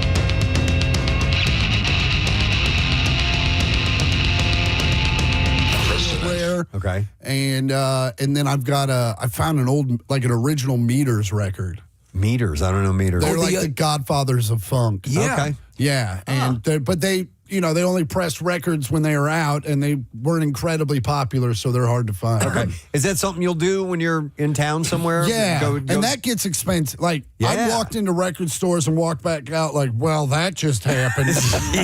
Well, you're in a bad area for that here. You've got a lot of vinyl stores that are really top level. Oh, okay. Yeah, so I'll stay home. Yeah. I'll stay at the hotel. I already had a sneaker store call me and be like, can you stop by? And I'm like, all right, we'll see what happens. That's another obsession of yours? That's another one. Although that one's kind of waning, I feel like. I think I went through not a midlife crisis, but just definitely a point where I started making money, and I was like, well, my mom wouldn't let me have these, so now I'm going to buy all of them. Well, when they become orthopedic shoes at a certain point, you're like, hey, I got those Jordan 4 inserts. Yeah. Oh my God. So is it the sneaker store on South Street? Oh, I'm drawing a blank on it. Let me look it up. I can tell you they hit me up on Instagram. But, yeah, because there's a couple in this area. But listen, I get that, and I think you and I are close in age, but. I went and bought Jordan 4s and some Jordan 3s that and I don't wear them. But there is I get it. There's such an aura attached to them that you just want to have them right. So Chris, sneaker stores know they're like, dude, Porter's coming to town. We got to hit him up. I think I went to this one with Bert. Okay. I think that's the one. I think we went to one with Bert, and I'm gonna find it. It was the worst day for me because he walked in, he looks at me, he goes, "Get whatever you want. It's on me." Wow. And I'm like, "Are you serious?" And he's like, "Yeah." And I looked at the kid and I go, "What do you have in a size 13?" And I didn't want any of them. Oh, really? And I wasn't like, I'm not going to have this guy buy me shoes I would never get. Right. Yeah. And so I didn't get anything. Oh, wow. And I was literally, everyone on the bus is walking out with like these sweet grails. And I'm just like, I'll just get a coffee. All right. I have to ask, what's your prized I got sneakers? the white Levi 4s that they released. Oh, wow. Suplex, I think, is the name of the 10 store. years ago or so. Do you have them displayed, or how do you? No, I wear. I don't wear them. If I buy a shoe, I'm gonna wear them. I don't care how rare they are. Okay. Did you get your hands on the Costco Nikes? I did not. That's not really my bag. Yeah. You were telling us off air that your friends, really good friends with Zach from Shinedown, who they're going to be in Hershey tomorrow, but Zach is a recent sneakerhead. Not a recent sneakerhead. No, he's been in the game for a long. He has a room full of shoes. Oh, wow. And he just has $40,000 shoes just out. Jesus. Yeah. I mean, he didn't pay that. Yeah. You know what I'm saying? But if he wanted to get online and sell those shoes, it would be $40,000 right out the door. Wow, man. So, yeah. So with your stuff, do you have it secured? Is it not the sneakers, but if you have stuff on that level in your record collection, is it in a vault or a room, or how do you? I don't have vault money yet. That'd be a weird Batman-style situation where it's like, you want to listen to the Beatles? Hold on. Beep, boop, bop, boop, beep, bop, beep. Yeah. No, they're just out. All right. Yeah. I got agree with Ring you. cameras. You see, we'll figure it out. You see people who get these collectible things and they leave them in the package. It's like, I want to touch it. I want to, Yeah, no, that's not my vibe. Yeah, If I buy something, I'm going to use it. Yeah. So, Casey, unfortunately, Suplex closed. Oh, a few months ago. Yeah, and that's the place where you went with Bert on South Street. But there is a new spot called Marquee Philly, and it got me because it's all like vintage tees and a lot of like band tees. They have that classic one of Ozzy sitting on the toilet. That's what drew me in. And then upstairs is a vinyl shop. I need to ask, I'll ask you. You might know. Do these stores do like trades and stuff like that? Because I have two pairs. I have a pair of high-top Nike Dunks and a pair of low-top Nike Dunks that when I bought them, I got them a size too big because... So you didn't wear them? No, because if I did wear them, I don't know. Nikes fit me a little bit differently, but they're too big. And so I feel like I need to get a size lower now. Do you know what I mean? And like, would they trade me if, like, let's say if they're new, if they're dead stock, they'll work with you. But if you've worn them at all, you have to go to eBay. Okay. And there's a good market for that. There's a lot of people that'll buy your worn shoes. Yeah. I am not a shoe guy, but I did buy a pair of shoes, and the only size they had was too big for me. Okay. So when I wear them, I have to wear two pairs of socks. But they're Vans that look like Eddie Van Halen's guitar. I love that. Yeah. And so I'm like, how can I not get those? But I got a half size too big, and they feel weird when I wear them. That's why I don't wear them that often. But I do have to wear at least two pairs of socks. Let me ask you, because we were talking about Zach from Shinedown, and you're a musician yourself, and do you have a band with him and the other guys? I have a band with Zach. I mean, not a band. We do a project together called Campfire Astronauts where we tell stories and sing songs. That sounds pretty cool. So how much time can you devote to that throughout the year? Not much. Yeah. There were, especially this year, they released an album and they're on. It's like a 2-year cycle. So, but they're doing a. Do you have guest walk-ons? Yeah, when we do it in Nashville, it's stupid. Yeah, we did a show with, Jelly Roll came up, Kenny Wayne Shepherd came up, and you're just, they're just like, hey, what's going on? Yeah, they're all over the place. You're not just screwing around. You can play. Yeah, I'm all right. Yeah. I don't do the doodly doos or the weedly wees, but I can. What do you prefer to play on? Electric, acoustic? Either ones. They both have their. If it's just me, obviously an acoustic, but in a band, I don't care. So if I chuck this Martin in your arms right now, what's your go-to? Is it something original or no? I don't do originals. Okay, all right. I do all that for the jokes. I like to do Aretha's version of The Weight. Oh, really? I like that one. Can you sing it? Yeah. Oh, wow. And dude, I don't think I've ever heard that. I like, I'll do Feeling All Right just because it's easy. That's a great song. Are we just going to do it? We're going to just do it. Case, is it tuned, though, Case? Oh, it's in Martin. It's always in tune. Okay. That is in tune. Ish. Yeah. Tune up if you want. Feel free to.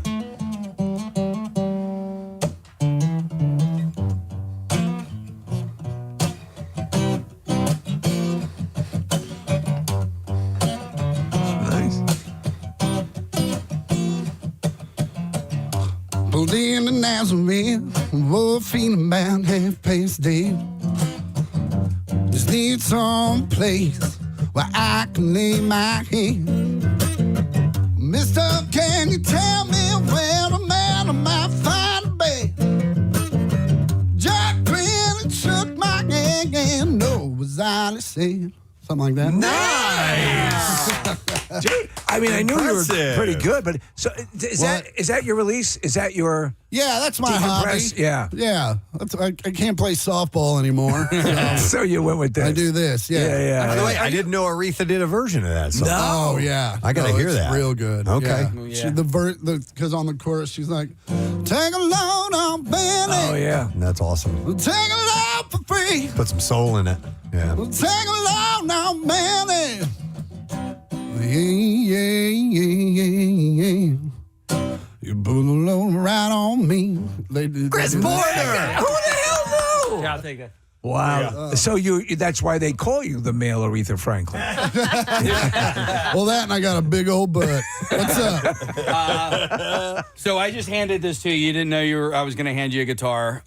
Do you immediately get nervous? You start sweating and stuff? Yeah, like I definitely didn't sing that as well as I had hoped. You but did also, damn I good. just warmed up. I haven't warmed up, so. So will you, so you have a lot of musician friends. Yeah. Clearly. I know Kid Rock's a friend as well down there, right? Mhm. And so, could this, albums, would you ever release an album? No, it's too late for that. I'm 47. No one wants to hear what I have to say. I think you know what it is, and it was the first time we ever had you here in the studio. You just have this aura, this vibe about you. You know what I mean? Like, oh, thanks, man. Yeah, and so that's why I think people gravitate. They'd be like, "This guy's fun and funny." Well, and like we know you fall into things like it's like, how did you end up there? And that's the story of your life. Well, that's one of the things. I started a band in Kansas City mainly because I love it, but also it was like I was finding myself playing guitar for Jelly Roll on a tour, and you're just like, well, I should be in better shape for this. So you went to a high school. I was reading about this. Like the student body of your graduating class was 100 people? 104. 104? Yeah. So it's a small school. Yeah. And so were you the kind of kid in the small town going, I gotta see the world? Or, because your attitude is sort of like a, I don't want to say Forrest Gump to imply mental correlation, but you kind of wander into things, and you can roll with things. I will say this, and I don't think I've ever said this out loud. I remember graduating high school, and we, in the lunchroom they had all these giant posters of all the classes. Right. And I just remember going, I want to be the most famous person from this high school. Wow. But I never told anybody. And are you? I assume. Yeah, but it wasn't a hard, it wasn't a high bar. It was like you had to compete with 100 It was like other people. me and the kid that took the police on a multi-state chase. Did that actually happen? Did that actually happen? I don't know if he went multi-state, but he was definitely on TV for some time. Wow. Like mid-chase. Man, I haven't had anybody like that in my school. That with his daughter in the car. Oh, no. Oh, yeah. Oh, wow. I told these guys when I graduated, my graduating class was like 1,100, like it was huge. And they actually brought one of the graduates handcuffed, undid the handcuffs. He went up, got his diploma on the other side, handcuffed him again, and took him away. Well, he earned it. So Chris, this guy who was... thank you very much, Marissa. Real quick, reminder that we do have a big friggin' deal, the Jug Handle Inn. You can get a $50 gift card for just $25. And, of course, you can get good times and amazing food at the Jug Handle Inn. Famous wings, burgers, drink specials, live music, and more. For half the price, get the deal while supplies last at WMMR.com/deals. Before we do the Bizarre File, a couple of shorts, plugs, things like that. Ready to go? Let me see if I have any shorts. I do. I have mainly plugs. Let me do one of the butt age-old plugs. question. Yeah, let me do one of the butt plugs. And this was more of an invite, and I'm just going to mention the event because she had invited us. This is from Tina Izzy, I think is how you say her name. She's from Ridley Park Swim Club. Oh, yeah. And are you familiar with it? Yeah, I got the same email. And Okay. I know, I'm very, very familiar. I swam and dove there. She said, I wanted to reach out to all of you because we have our annual cardboard regatta on Labor Day. Oh, that's nice. Said, I know it's a long shot, but I would like to extend an invitation to all of you to come visit our club on Labor Day and see our regatta. The rules are only cardboard, tape, and string to build the boat. Sounds like our cardboard classic. And they can be painted with waterproof paint, but that's it. And we have some amazing boats, Pikachu, pirates, etc. Check out our Facebook page. We give out prizes for various categories. It's a lot of fun, and the kids love it. Also, after all the kids find out if their boats sink or float across the pool, the dads race across for a trophy that gets passed from winter to winter every year. It's an amazing way to end the summer. So thank you for the invite, Tina. Can't make it. I know I've had my Labor Day plans solidified for a while now. So. Yeah, likewise. But thank you. We do appreciate that. So I just wanted to hit that. All right, here is a shout out from Fred in Deptford. And he says, my name is Fred, now 38, been listening to MMR since probably 2002. I've experienced a lot of loss in my life. And I've learned to say I love you as much as I can to those that mean the most to me. And losing Pierre, it reminds you to say I love you just that much more. And you guys are always giving shout-outs to others, and I'd like to give a shout-out to you guys. Oh. Thank you for the laughs, the cries, the events over the last 24 years. When you guys laugh, we laugh. When you cry, we cry. I've been listening to MMR today for Pierre's birthday, so I got this email a little while back, and it got me to reflecting, and I'd like to say take a quick second and say what I love about each of you. Oh, that's very nice. All right? And he only has me, Steve, and Casey. So What the hell? I'm going to say he loves you too. And Ryan, he loves you too. And Sammy probably doesn't know you, but he's going to get to know you, and he will love you then. And Andrew. And Andrew. Preston, I love you stories. Your stories, I think is what he means. You bring an energy to the show like no other. Steve, I always say I'm not the friend you put on speakerphone because you never know what crazy off-the-wall stuff I'll say. You two are that, my friend, except they gave you a radio show. Love that about you. Thanks for the laughs. And then finally, Casey, you are my spirit animal. The way your kind words and the stories of your daily life and adventures remind me of me. No small task would be complete without getting to the hardware store 3 times. I love that you are unapologetically you. Thank you to MMR. Thank you for all that you do for the community in the city. That's very nice. And then he writes, fart noises. Love you, Fred in Deptford. All right, so. All right, here's a plug. The 20th anniversary of the Dragon Run Walk is going to be held September 26th to kick off the annual Swedesboro Woolwich Day. The Dragon Run supports the Nathaniel Borland Scholarship. Nate tragically passed away at 16 from brain cancer in 2007. Nate was a standout percussionist in both concert and marching band. The scholarship is given to 2 high school seniors who emulates Nate's passion for learning band music. The Run Walk has turned a tragedy into a beautiful celebration of the town and school spirit. It has become a reunion for former marching band members to enjoy and the memories of Nate. And it is going to be, it's Swedesboro Woolwich Day. There's a link that you can sign up, and he sent it to it. Marissa, do you have this? I did not, but Okay, I'm Swedesboro sorry. Woolwich Day, I can get that. All right, and that's from Lindsay Falcone, who sent that in. And it says, Damask's Candy sometimes opens for Swedesboro Woolwich Day if you want your chocolate cravings as well. So That's nice. That's a plug for you guys. And then one last one, the 15th annual Mater Day Golf Classic. Friday, September 25th at Mainland Golf Course. They're looking for sponsors, and there are still openings for golfers as well. $165 per golfer, includes cart, on-course refreshments, big gift bag, lunch, reception afterwards, 1 p.m. shotgun start, scramble format, and the reception includes dinner, drinks, live music, and prizes. And you can check it out. It's spelled Motor Day, or Mater Day is spelled MATERDEI, Catholic.com, and search golf if you want to go play in that. Nice. Over at Mainland Golf Course, which is out my way. Yeah, and I think that's that information for that is on our website. Okay. Yeah, I want to say that has to do with Todd DeFeo, who worked in our promotions department. Oh, yeah, for a Todd. While. Yeah. Oh yeah. In fact, yeah. Eric sent this over. He said he's gonna be taking off to play in it with Todd. Nice. Oh, that's cool. So come and see Eric Simon and Todd DeFeo play golf. Your celebs at that event. How long do those guys work together? Long time, man. Yes. Yeah. Desk to desk. And one last shout out, our good friend. Actually, it's almost like they're one person. Chris and Shelly, Yes. Shelly girl. Chris Morano has his birthday today. He turned 60 years old.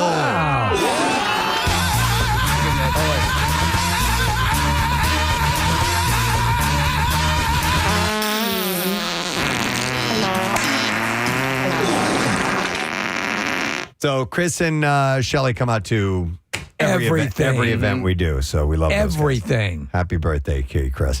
All right, it is time now for the Bizarre File. WMMR presents Preston and Steve's Bizarre File. Brought to you by Sunny Mac Solar, your trusted full-service solar partner and the solar company Steve trusts. You can go to sunnymac.com and find out how much you can save by switching to solar.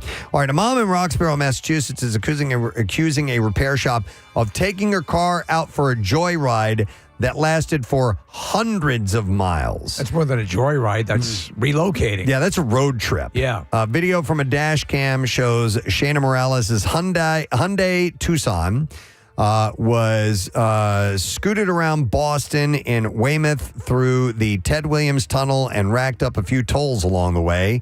And it ended up getting triple-digit mileage in the process.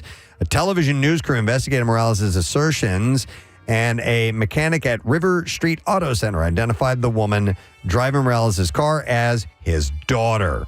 A man by the name of Jesse identified himself as the shop's manager and said that he'd look into the allegations and get back to them. My daughters? Morales said the worst part was that the car's transmission wasn't fixed. Oh, that's the worst part. And that her car came back with more issues than it had when she took it there. So they didn't even fix it. They just drove it around for 100 and some odd miles. Sons of bitches. Thanks to the investigation, the car was eventually approved for a ProGuard repair through a Hyundai dealership, but they denied recommending that shop to Morales for the first repair. In Japan, 48-year-old Father of the Year candidate is likely feeling fortunate that his name is being withheld after a story went public during his climb of Mount Fuji. On August 20th, he took the climb with his 7-year-old and 12 or 13-year-old sons.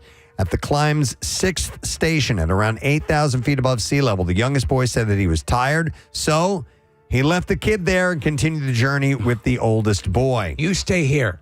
Play with the bears. The trip up to the summit and back to the 6th station takes around 7.5 hours. And the 7-year-old kid had to just wait there for every minute of it. It's horrific. While the kid was waiting, police were called. The father was ordered to return to get his son after reaching the 8th station. There are 10 in all. Later, the father admitted that he, quote, made a rash decision and he deeply regretted it. Look, just stay here. I'll be back in 8 hours. Wow. A stalker, this is crazy, who sent his victim a Facebook friend request with a profile picture showing her name tattooed across his back, has been jailed. Nigel Blackburn left the woman fearing that he would kill her as his behavior towards her escalated over several months. Newcastle Crown Court heard that he was given a restraining order banning him from contacting the woman after he was jailed for attacking her last November. He was released in March and by July 16th was in breach of that order, standing outside her home screaming abuse. The woman then received a Facebook request from Blackburn, and the profile picture showed that he had her name Lindsay inked across his upper back in huge lettering. I mean, like his whole, they're like, 6-inch tall letters. That's a commitment. Crazy. And he should be committed. Yes. Or maybe she should see that he loves me. He's a committed man. He loves me.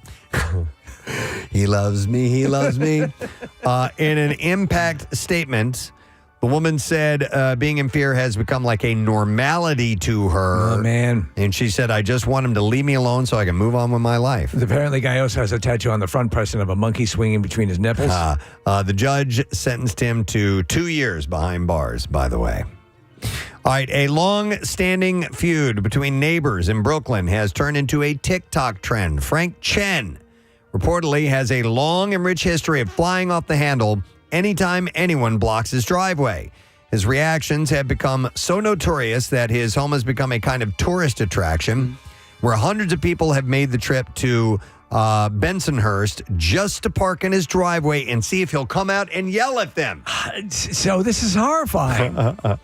I would be pissed too. Have you ever had your driveway blocked? Chen is understandably aggravated by the attention, says that he needs to be able to get in and out of his driveway at all hours because of his 94-year-old father who lives with him.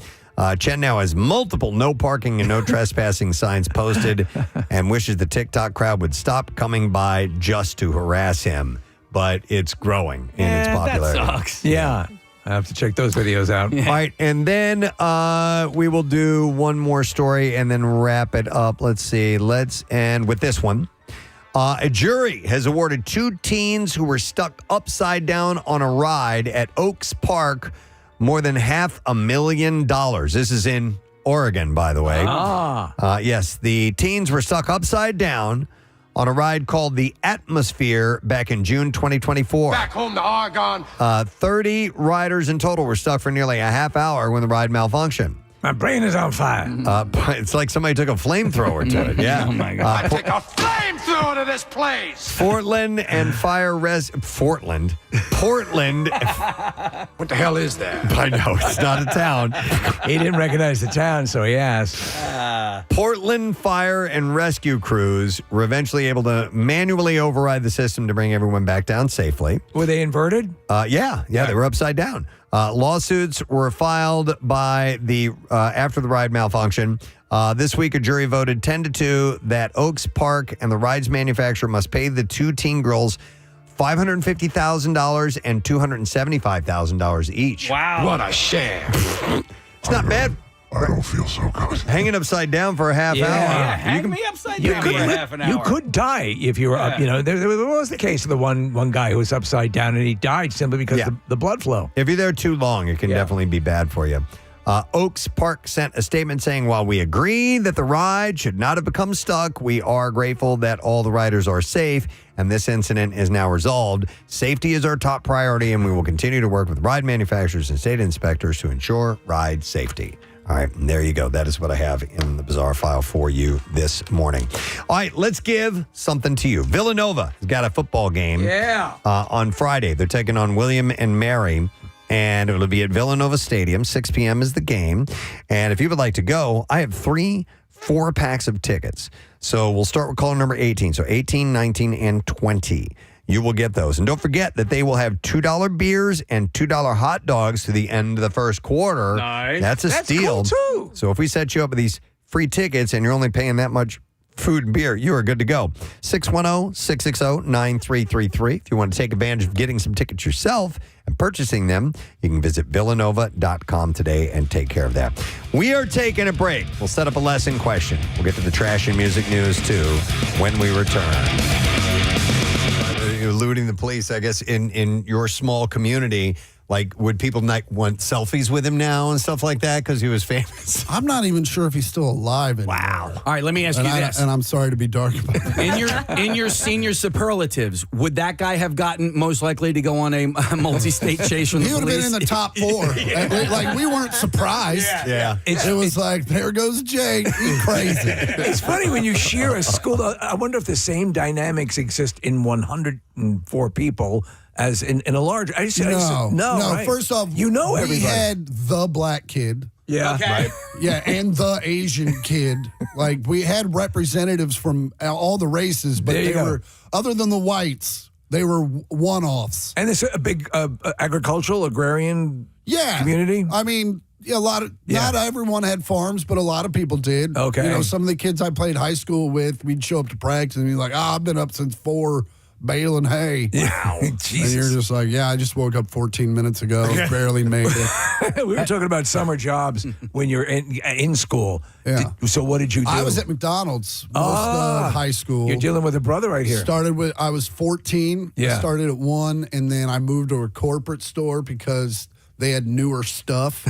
Like, the first one I started at still had like the 1970s flat registers and all this stuff. Okay. And so then I moved to the corporate store that had all the new I was 15. I was very easily impressed. and then I worked there till I was 17. Were you a good worker? Yeah, I loved it. Yeah. I you know, what happened was the regional manager came in, and the manager of my store goes, "This is my protege, Chris," and I was like, "I quit." I quit immediately, and didn't want to hear those words. The last thing I wanted to hear were those words. So then I went and worked at a sandwich shop.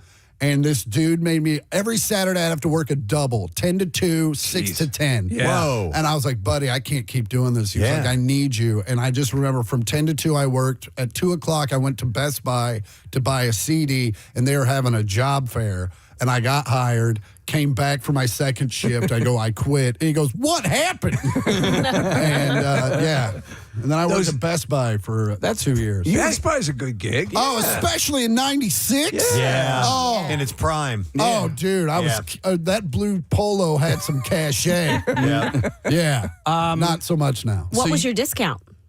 We got 10% over cost. Oh. Okay. Yeah, 10% over cost. Like on TVs and stuff, it was all right, but on accessories, Like a $100 mount was like $8. Nice. It was nuts. Yeah. Crazy. I want to go back to your sandwich shop and your McDonald's days because if I remember correctly, you, with a white hot passion, hate pickles, right? Oh, very much so. Okay, so did you even hate touching them, or is it just like taste and stuff? No, I would touch them. Okay. You know, you got to get the job done. It's not like when Porter was on grill, there were no pickles.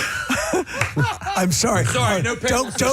Don't go at 3 o'clock. You Yeah, won't get no, any that pickles. kid won't touch them. He won't go anywhere near them.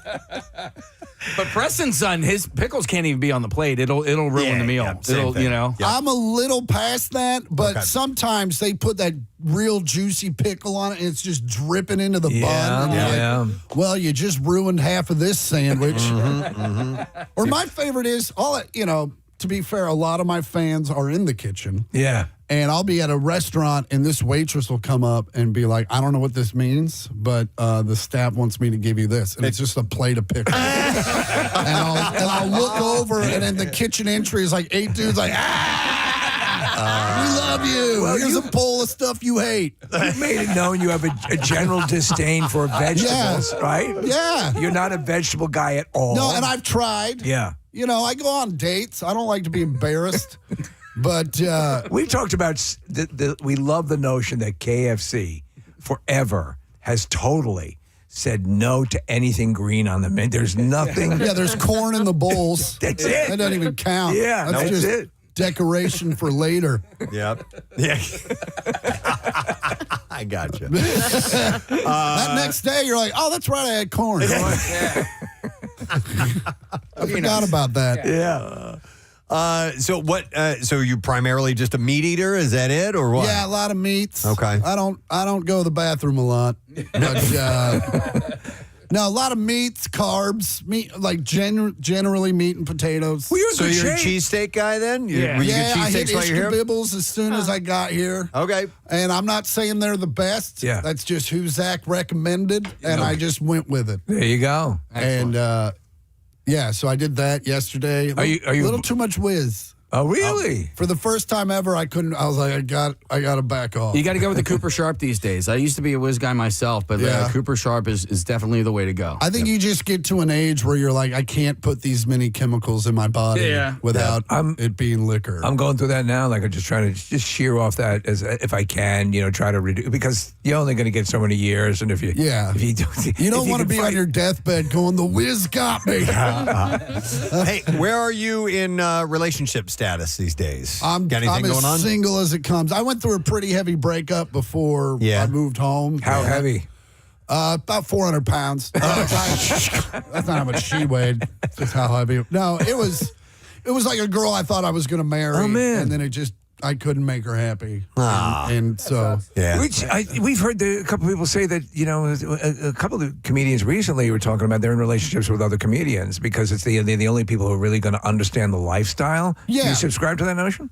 I think it helps. Yeah. I think or they just have to have an open. I've dated women who weren't comedians, and it was fine. That's not why we broke up. Okay. It was because she didn't get the jargon. Yeah. But yeah, I mean, I think it helps. It also just depends on the person. Yeah. Because, each person, one person's going to get something, the other person's not going to get it. And as long as you're okay with that. Yeah. I mean, I have a pretty good mindset. It's like if a white woman got something, I wasn't going to get that. Right. They were looking for that. Right. And some people just are like, I should have gotten it. Yeah. Beep, beep, beep. Where do you try to meet girls? Are you on apps? Or you go to bars? What are you, my mom? Yeah, I'm looking out for the women of Philadelphia. Maybe you opened up Bumble when you got here. Oh, can you do that? Can you just come into town hot and start Oh my God. swiping? It's a thing. You'll actually see people on a plane. As soon as they land, they'll open up and just start swiping. Really? Yeah. I'm not even on the apps yet. Yeah. I haven't even gotten there yet. How long ago did this? Ideally, I would like an organic, farm to table girlfriend. Yeah, I like that. Yeah. A meet cute. A meet cute. Yeah, I'd like to have a story to tell. Not my kids at this age, but someone's kids. When they ask how I met her, I don't want to be like I was on the toilet and she popped up. The picture was there. And it was a good move. How long ago was the breakup? Year and a half, like right before I moved Okay. back home. All right. And it was kind of the precipice for it. It's tough, man. You know, like we talk about this all the time. I've been married for a long time, and I don't think I would be a dead man in this world right now trying to find some. It is a constant joy that I found the person. Yeah. But I mean, it's You don't have to rub it in. Yeah. Jeez. I'm so happy. Yeah. Life is so great and when I'm you're happy. fulfilled. I'm fulfilled. Well, hey, here's a text that came in for you, Chris. It's from someone named Karen. She wants to know if you want a handy behind the club later on. At 9 minutes after 10 o'clock on this Wednesday morning. A little friendly reminder, tomorrow we will be giving away our Word of the Week prize, so you best not miss that letter of the day, which is coming up here in just a moment. We'll get Sarah Parker in. She is in for Matt Cord today, and we'll get you that much closer to winning those tickets to AC/DC and going to the show, which is at the link. It's going to be September 29th, and Pretty Reckless on board, too. I guess I'm Pretty Reckless coming up in music news. But nice. We have other fish to fry at the moment, and we're going to give away as a lesson question prize pair of tickets to the Bloomsburg Fair, and that will include tickets to see Live and special guest Jet. We're going to be performing at the fair Saturday, September 26th. So our question today from 6:50 this morning, Tom Brady has a face like he's holding in what? 610-660-9333. Okay. True. Do you know the answer to this? Tom Brady has a face like he's holding in what? 610-660-9333. Give us a call if you know the answer. The trash business is a gold mine. 93.3 WMMR with Preston and Steve's Hollywood Trash. Brought to you by Sequoia Outback. Don't pack up that patio dream just yet. Get to Sequoia's end of season sale and get your outdoor space ready for cool fall nights. That's Route 309 in Hatfield or online at decksupplies.com. What's up this morning, Steve? Well, Preston, rapper Big X the Plug back in jail on Friday after he was caught drunk driving and in possession of an illegal firearm. This news comes as a great disappointment to us, said his parents, Don and Betty the Plug. Oh, my God. The son of Real Housewives of Atlanta star Kim Zolciak was arrested and booked on charges of assaulting a female classmate. Kim says on the bright side, Croy Jr. was absent for photo day, and now they can just use his mugshot. Hey! And finally, Mama June's daughter, Pumpkin, says her X-rated online presence cost her daughter a spot at a private elementary school. Interesting fact, Pumpkin's OnlyFans account is the only one carried on Animal Planet. All right, we have the lesson question. I'll reiterate this and see if we get a winner. Tom Brady has a face like he is holding in what? 610-660-9333. First caller in with an answer is Ryan. So we will go to him. Hey, Ryan, morning. Good morning. All right, Ryan. Tom Brady has a face like he's holding in what? A fart? Of course. Easy one. Hang on, pal.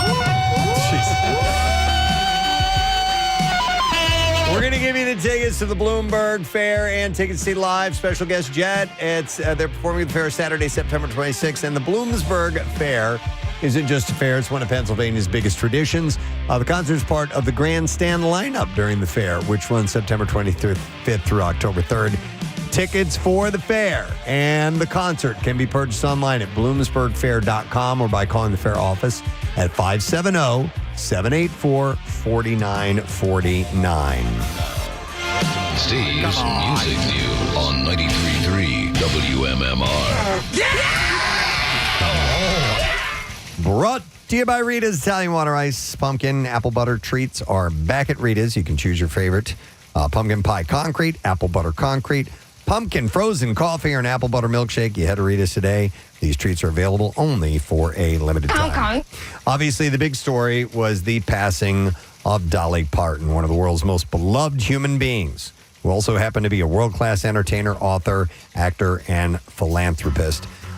She was admitted to Vanderbilt University Medical Center in Nashville early Friday morning with kidney and autoimmune issues, passing away yesterday morning. Later in the day, Dolly's reps pointed to a brief battle with cancer as a cause of death.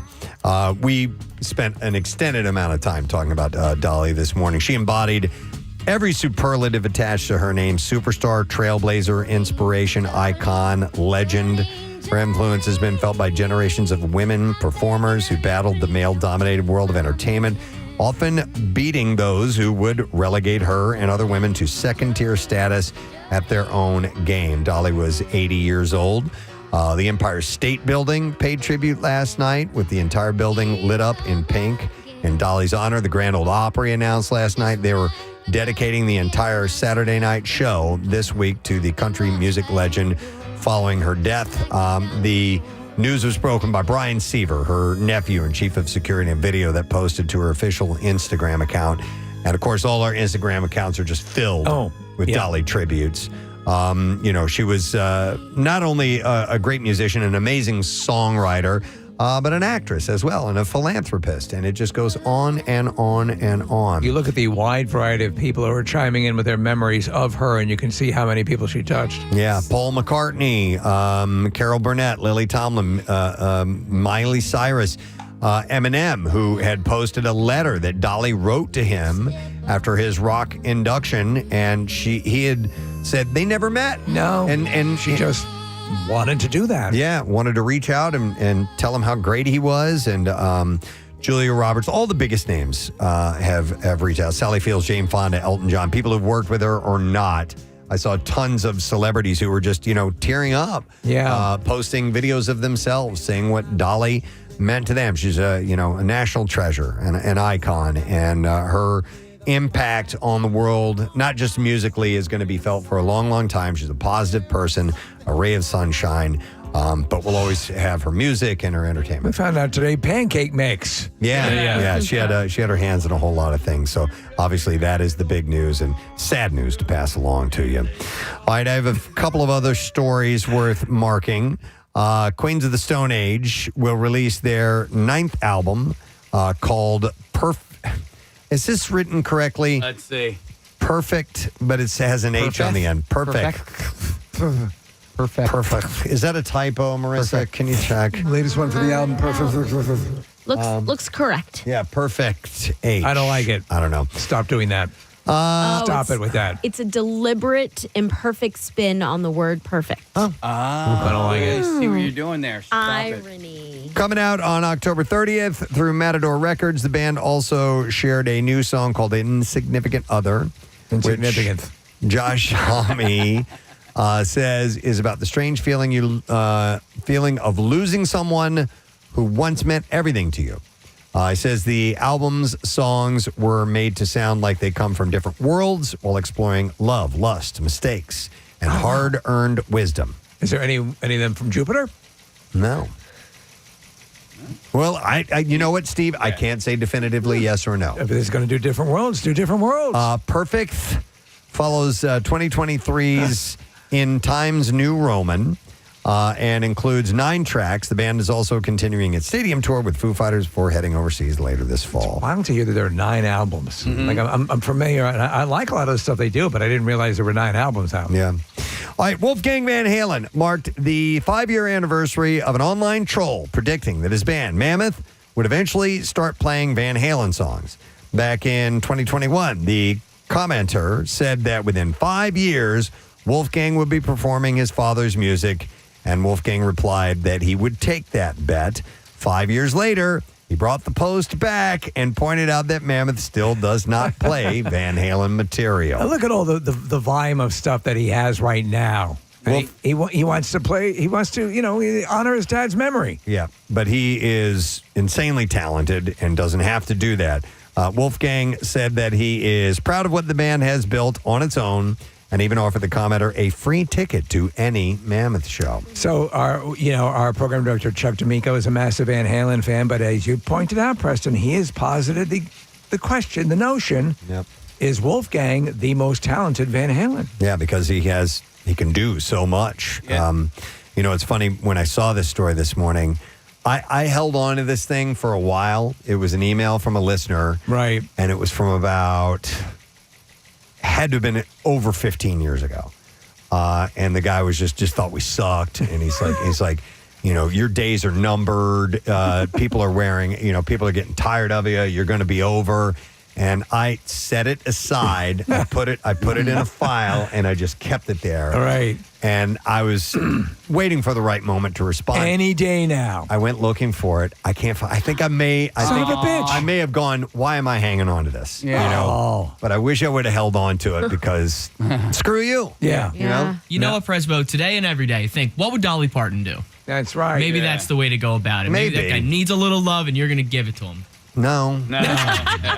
I there's no love. I appreciate Dolly, and I wish I was like her, but screw that guy. Fair point. Yeah. I love the Dolly way, but I also like this Wolfie way of setting an alarm or a calendar invite and trolling him 5 years later. 5 years later. His impetus. The career would have collapsed had you not been spurred on by that. I think the ultimate troll move would be next year at year 6.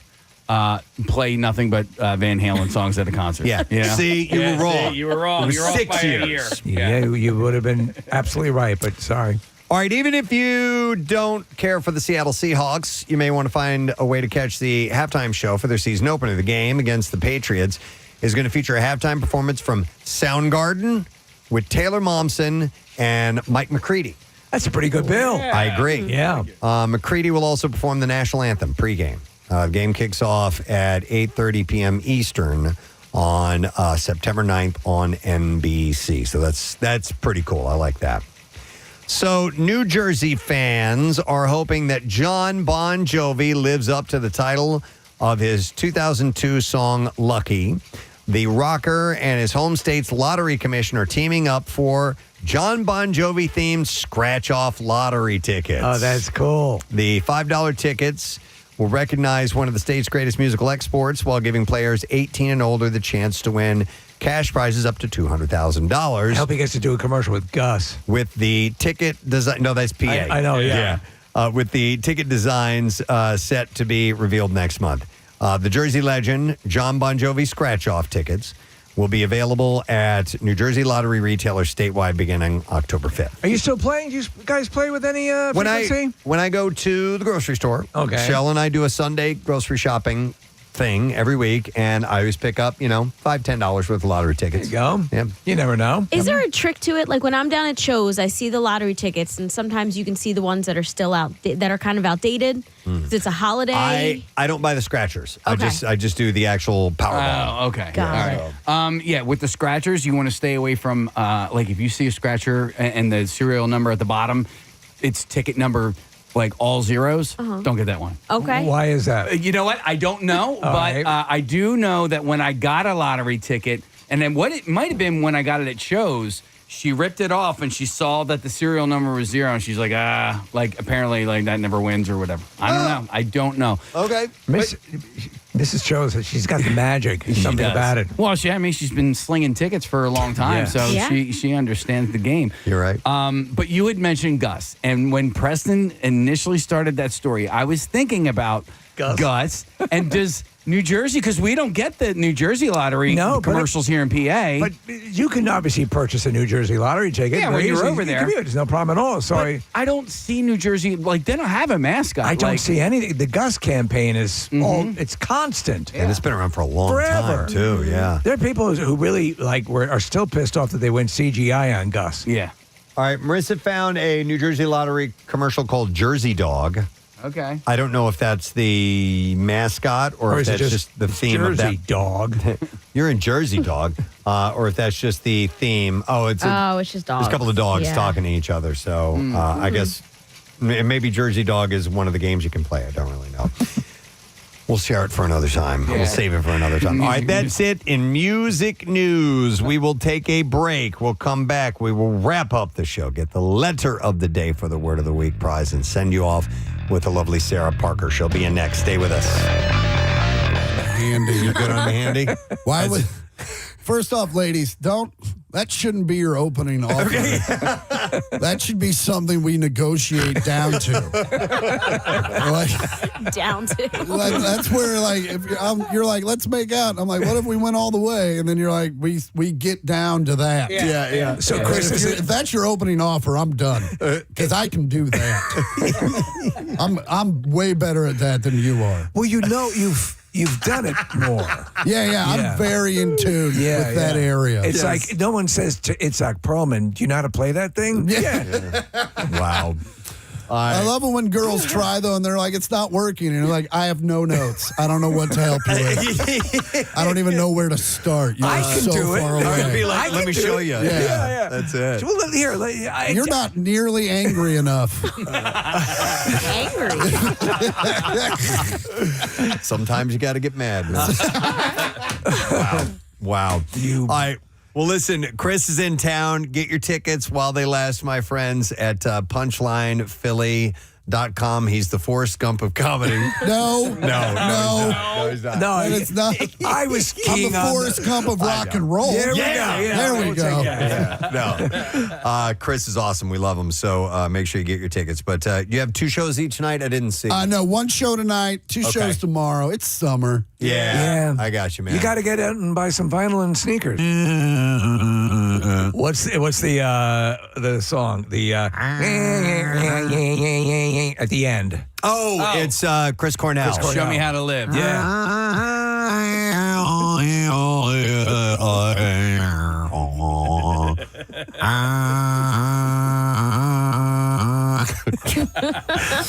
This is award-winning radio. We are in the National Radio Hall of Fame. All right, for the naysayers out there. Let me go to let's turn it over to our fans. I'm going to go to Chad. Hi, Chad. You're on the air. Good morning, bud. Good morning, guys. All right, you know what I think I'm going to do? When I go to answer these calls, just make the noise. All right, yeah. And then we'll find out what your story is. All right, Chad, what is the noise you can make? Oh, it's got variations, so I can do an eagle, a mourning dove. Here we go. Ready? Yeah.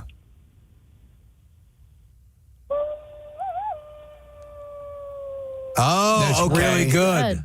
That's goes with the your mourning dove. that's with your hands, right?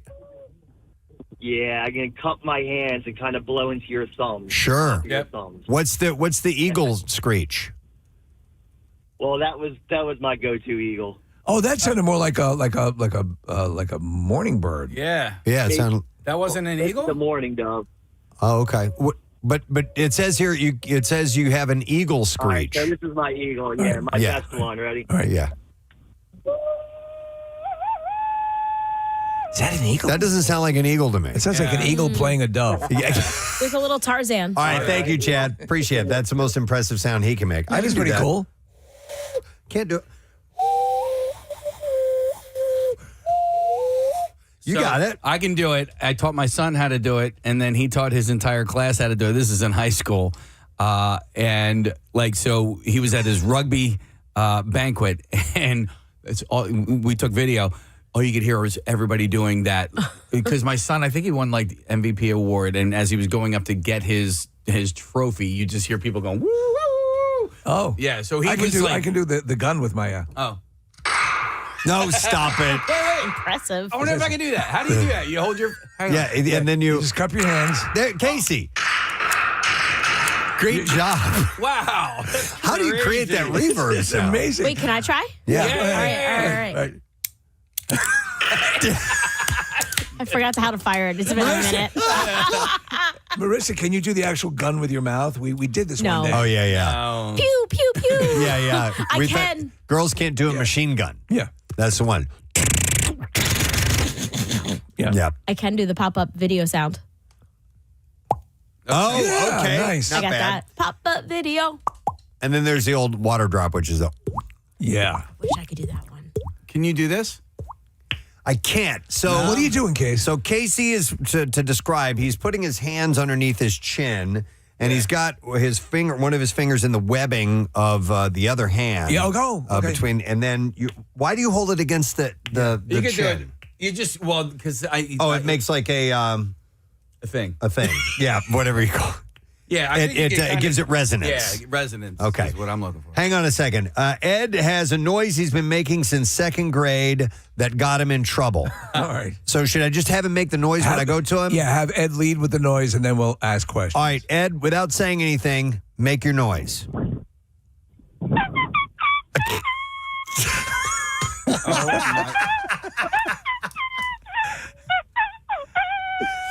That's great. Okay. Is that exclusively with your lips? Exclusively with the lips, yeah. Okay. And you got in trouble in second grade. Mrs. Santana had me for it, boy. Oh, my God. And you know, to this day, I mean, I do it all the time. When a song is on the radio, and I it's like breathing to me. I don't even realize I'm doing it. Wow. So it's kind of... It's do like a harmonica with the... hold on. What does that sound like? Wow, going with it. Sounds like a theremin. Yes. Yeah. Ed, you're a special breed of person. I have a friend of mine. His name is Tim. Tim, you're probably listening right now. He makes that same. He doesn't do it that way. Yeah. But when you see him, he's like, hey, how you doing? He's like, and he does the same exact. But for some reason, he does it. He curls up his index finger and his thumb, and he puts it over his mouth and goes. Does he do just a, or is he actually playing his hand? Can he play songs? But that's the sound that he makes. Okay. And Tim, I love you, Tim. He is the most interesting person. His son and my son went all through grade school together, and he'd be like, "Hey, guess who I saw today?" And then you got to say who? Who? Everyone I looked at. Oh. You know? I have to go, Tim. Yeah. Sorry, you would love this guy. Yeah. You would love this Working guy. hard they working. I got to go, Tim. Pure positive energy. I think I've tried this before. Okay. And I'm using a prop. And Preston's pulling down his pants. No, this is a Tootsie Pop. For Casey Keys Tootsie Pops back here, and these have been in here a while. Been there for a little while. So the wrapper, I used to be able to make a excruciatingly loud whistle sound. Oh, I remember you demonstrating that. Yeah, but I don't think I time. was able to do it. I'll try it one more time here. Do you make a sound when you gleek? No, there's no sound. All right, here we go. There you go. Wow. About that. Does that hurt your own ears? Not while I'm wearing the headphones. Normally I wouldn't even try it. Right. I can whistle very loud too, and I've had to stop doing that because it hurts my own ears. Yeah, I used to be able to make it a clear, piercingly loud whistle using those things. Yeah, I remember. And could get in trouble for that. All right, let's go to Aaron is going to make a noise, and Aaron, I want you to, without saying anything, make the noise first. Go ahead.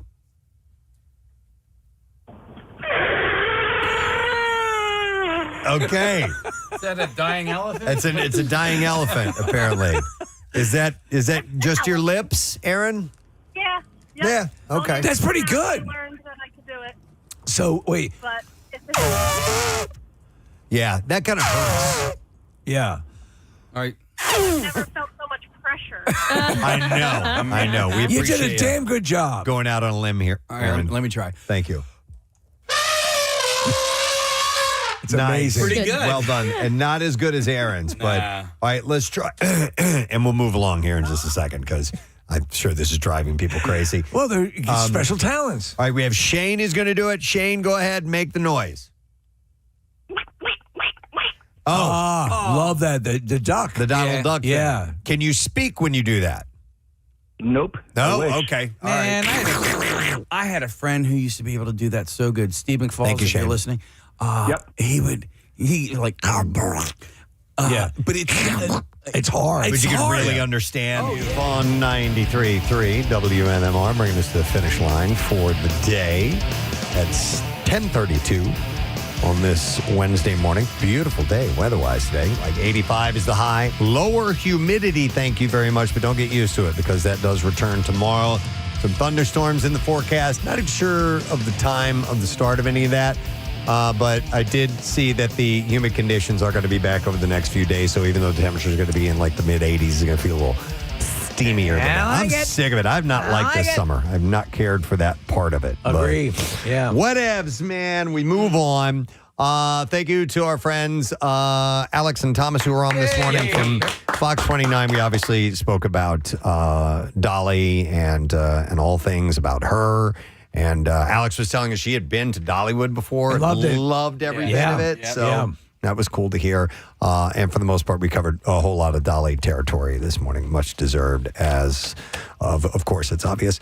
And we have Sarah Parker, who is here with us. Hi, Sarah. Hey, guys. Good Nice morning. to see Happy you. Wednesday. Same to you. You got news while you were on the air yesterday, Yeah, didn't you? what a bummer. And I was cruising along. I was having a great day, especially after that Judas Priest block. And then we got the news that an icon has moved on from this world. And speaking of Judas Priest and Rob Halford, and I'd forgotten about that footage of them duetting together at Yes. the Rock and Roll Hall of Fame induction ceremonies. I'm like, this is so cool. Oh, yeah. They know? respected each other highly, which if you're not super into the music world, you wouldn't expect, right? But really cool to see those things resurface. And all the clever little quips that she had.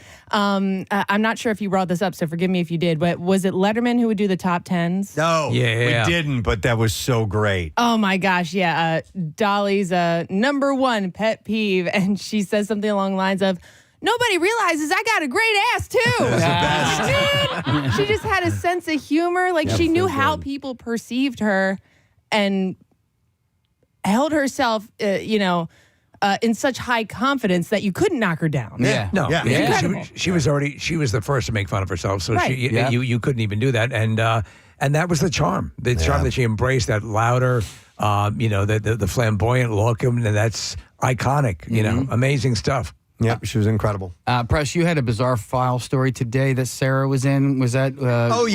Yeah, Sarah Parker. Yeah, it's a woman named Sarah Parker. What'd I do? On a plane. You apparently It's probably true. got up while a plane was taking off and pulled down your pants and underwear and squatted in the aisle. Straight facts. Yeah. Legendary. Absolutely. It made it to you. Mhm, Yeah. Sarah with an H. Oh, okay. All right. You blew Damn it, my I didn't cover. see Yeah. that. I stuck up for you, though. I said that couldn't be our Sarah because she never would have disobeyed the pilot. But it Never. dawned on me during that story, and I didn't mention it during the bizarre file. What is your middle name? It wouldn't happen to be Jessica, would it? I've gotten that my whole life. Yeah, Like, but I'll I've hand known my- you for how long, and I've never put Sarah Jessica Parker. And neither have I. Really? Ever. Yeah. Yeah, I never Oh. thought of that. I used to get it all the time when I was younger. Okay. What, you want my social security number too? Yeah, you don't have to share your middle name. It's all good.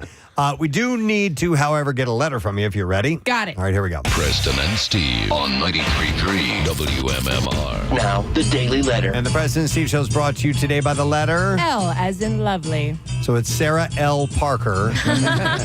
And we have a family 5-pack of tickets to AC/DC, the Power Up Tour. Special guest, the Pretty Reckless. That is Tuesday, September 29th at The Link, and tickets are on sale now via Ticketmaster, so you can indeed get them. All right, what is happening today on your program? Workforce blocks of Evanescence, the Foo Fighters, and Lonesome George Thorogood and the Delaware Destroyers. That starts at noon. If there's something else you want to hear on your Wednesday morning into afternoon, make sure you give me a call at 610-660-9333. Okay, very good. Thank you, Sarah. And thank you to our sponsors. Preston and Steve Show has been brought to you today by Duncan, and the Preston and Steve Show runs on Duncan. Also brought to you by Nifty 50s, a 10-time Best of Philly winner. Nifty 50s, taste the memories. Tomorrow on our program, we're going to have McKeever and Steve Gerber from Tires in our studio tomorrow. A lot of people love that show. Comedian Chico Bean will be in the studio as well. And we didn't get to do Connoisseur last week. We were off last Friday. We need to do it. But we had a lot going on that Thursday. So I think we're going to fire that up tomorrow with some giveaways and talk about food and all kinds of good stuff, and we'll fill in the blanks too. That is it. We are done. Rage on and have a great day in the morning, and we shall see you tomorrow.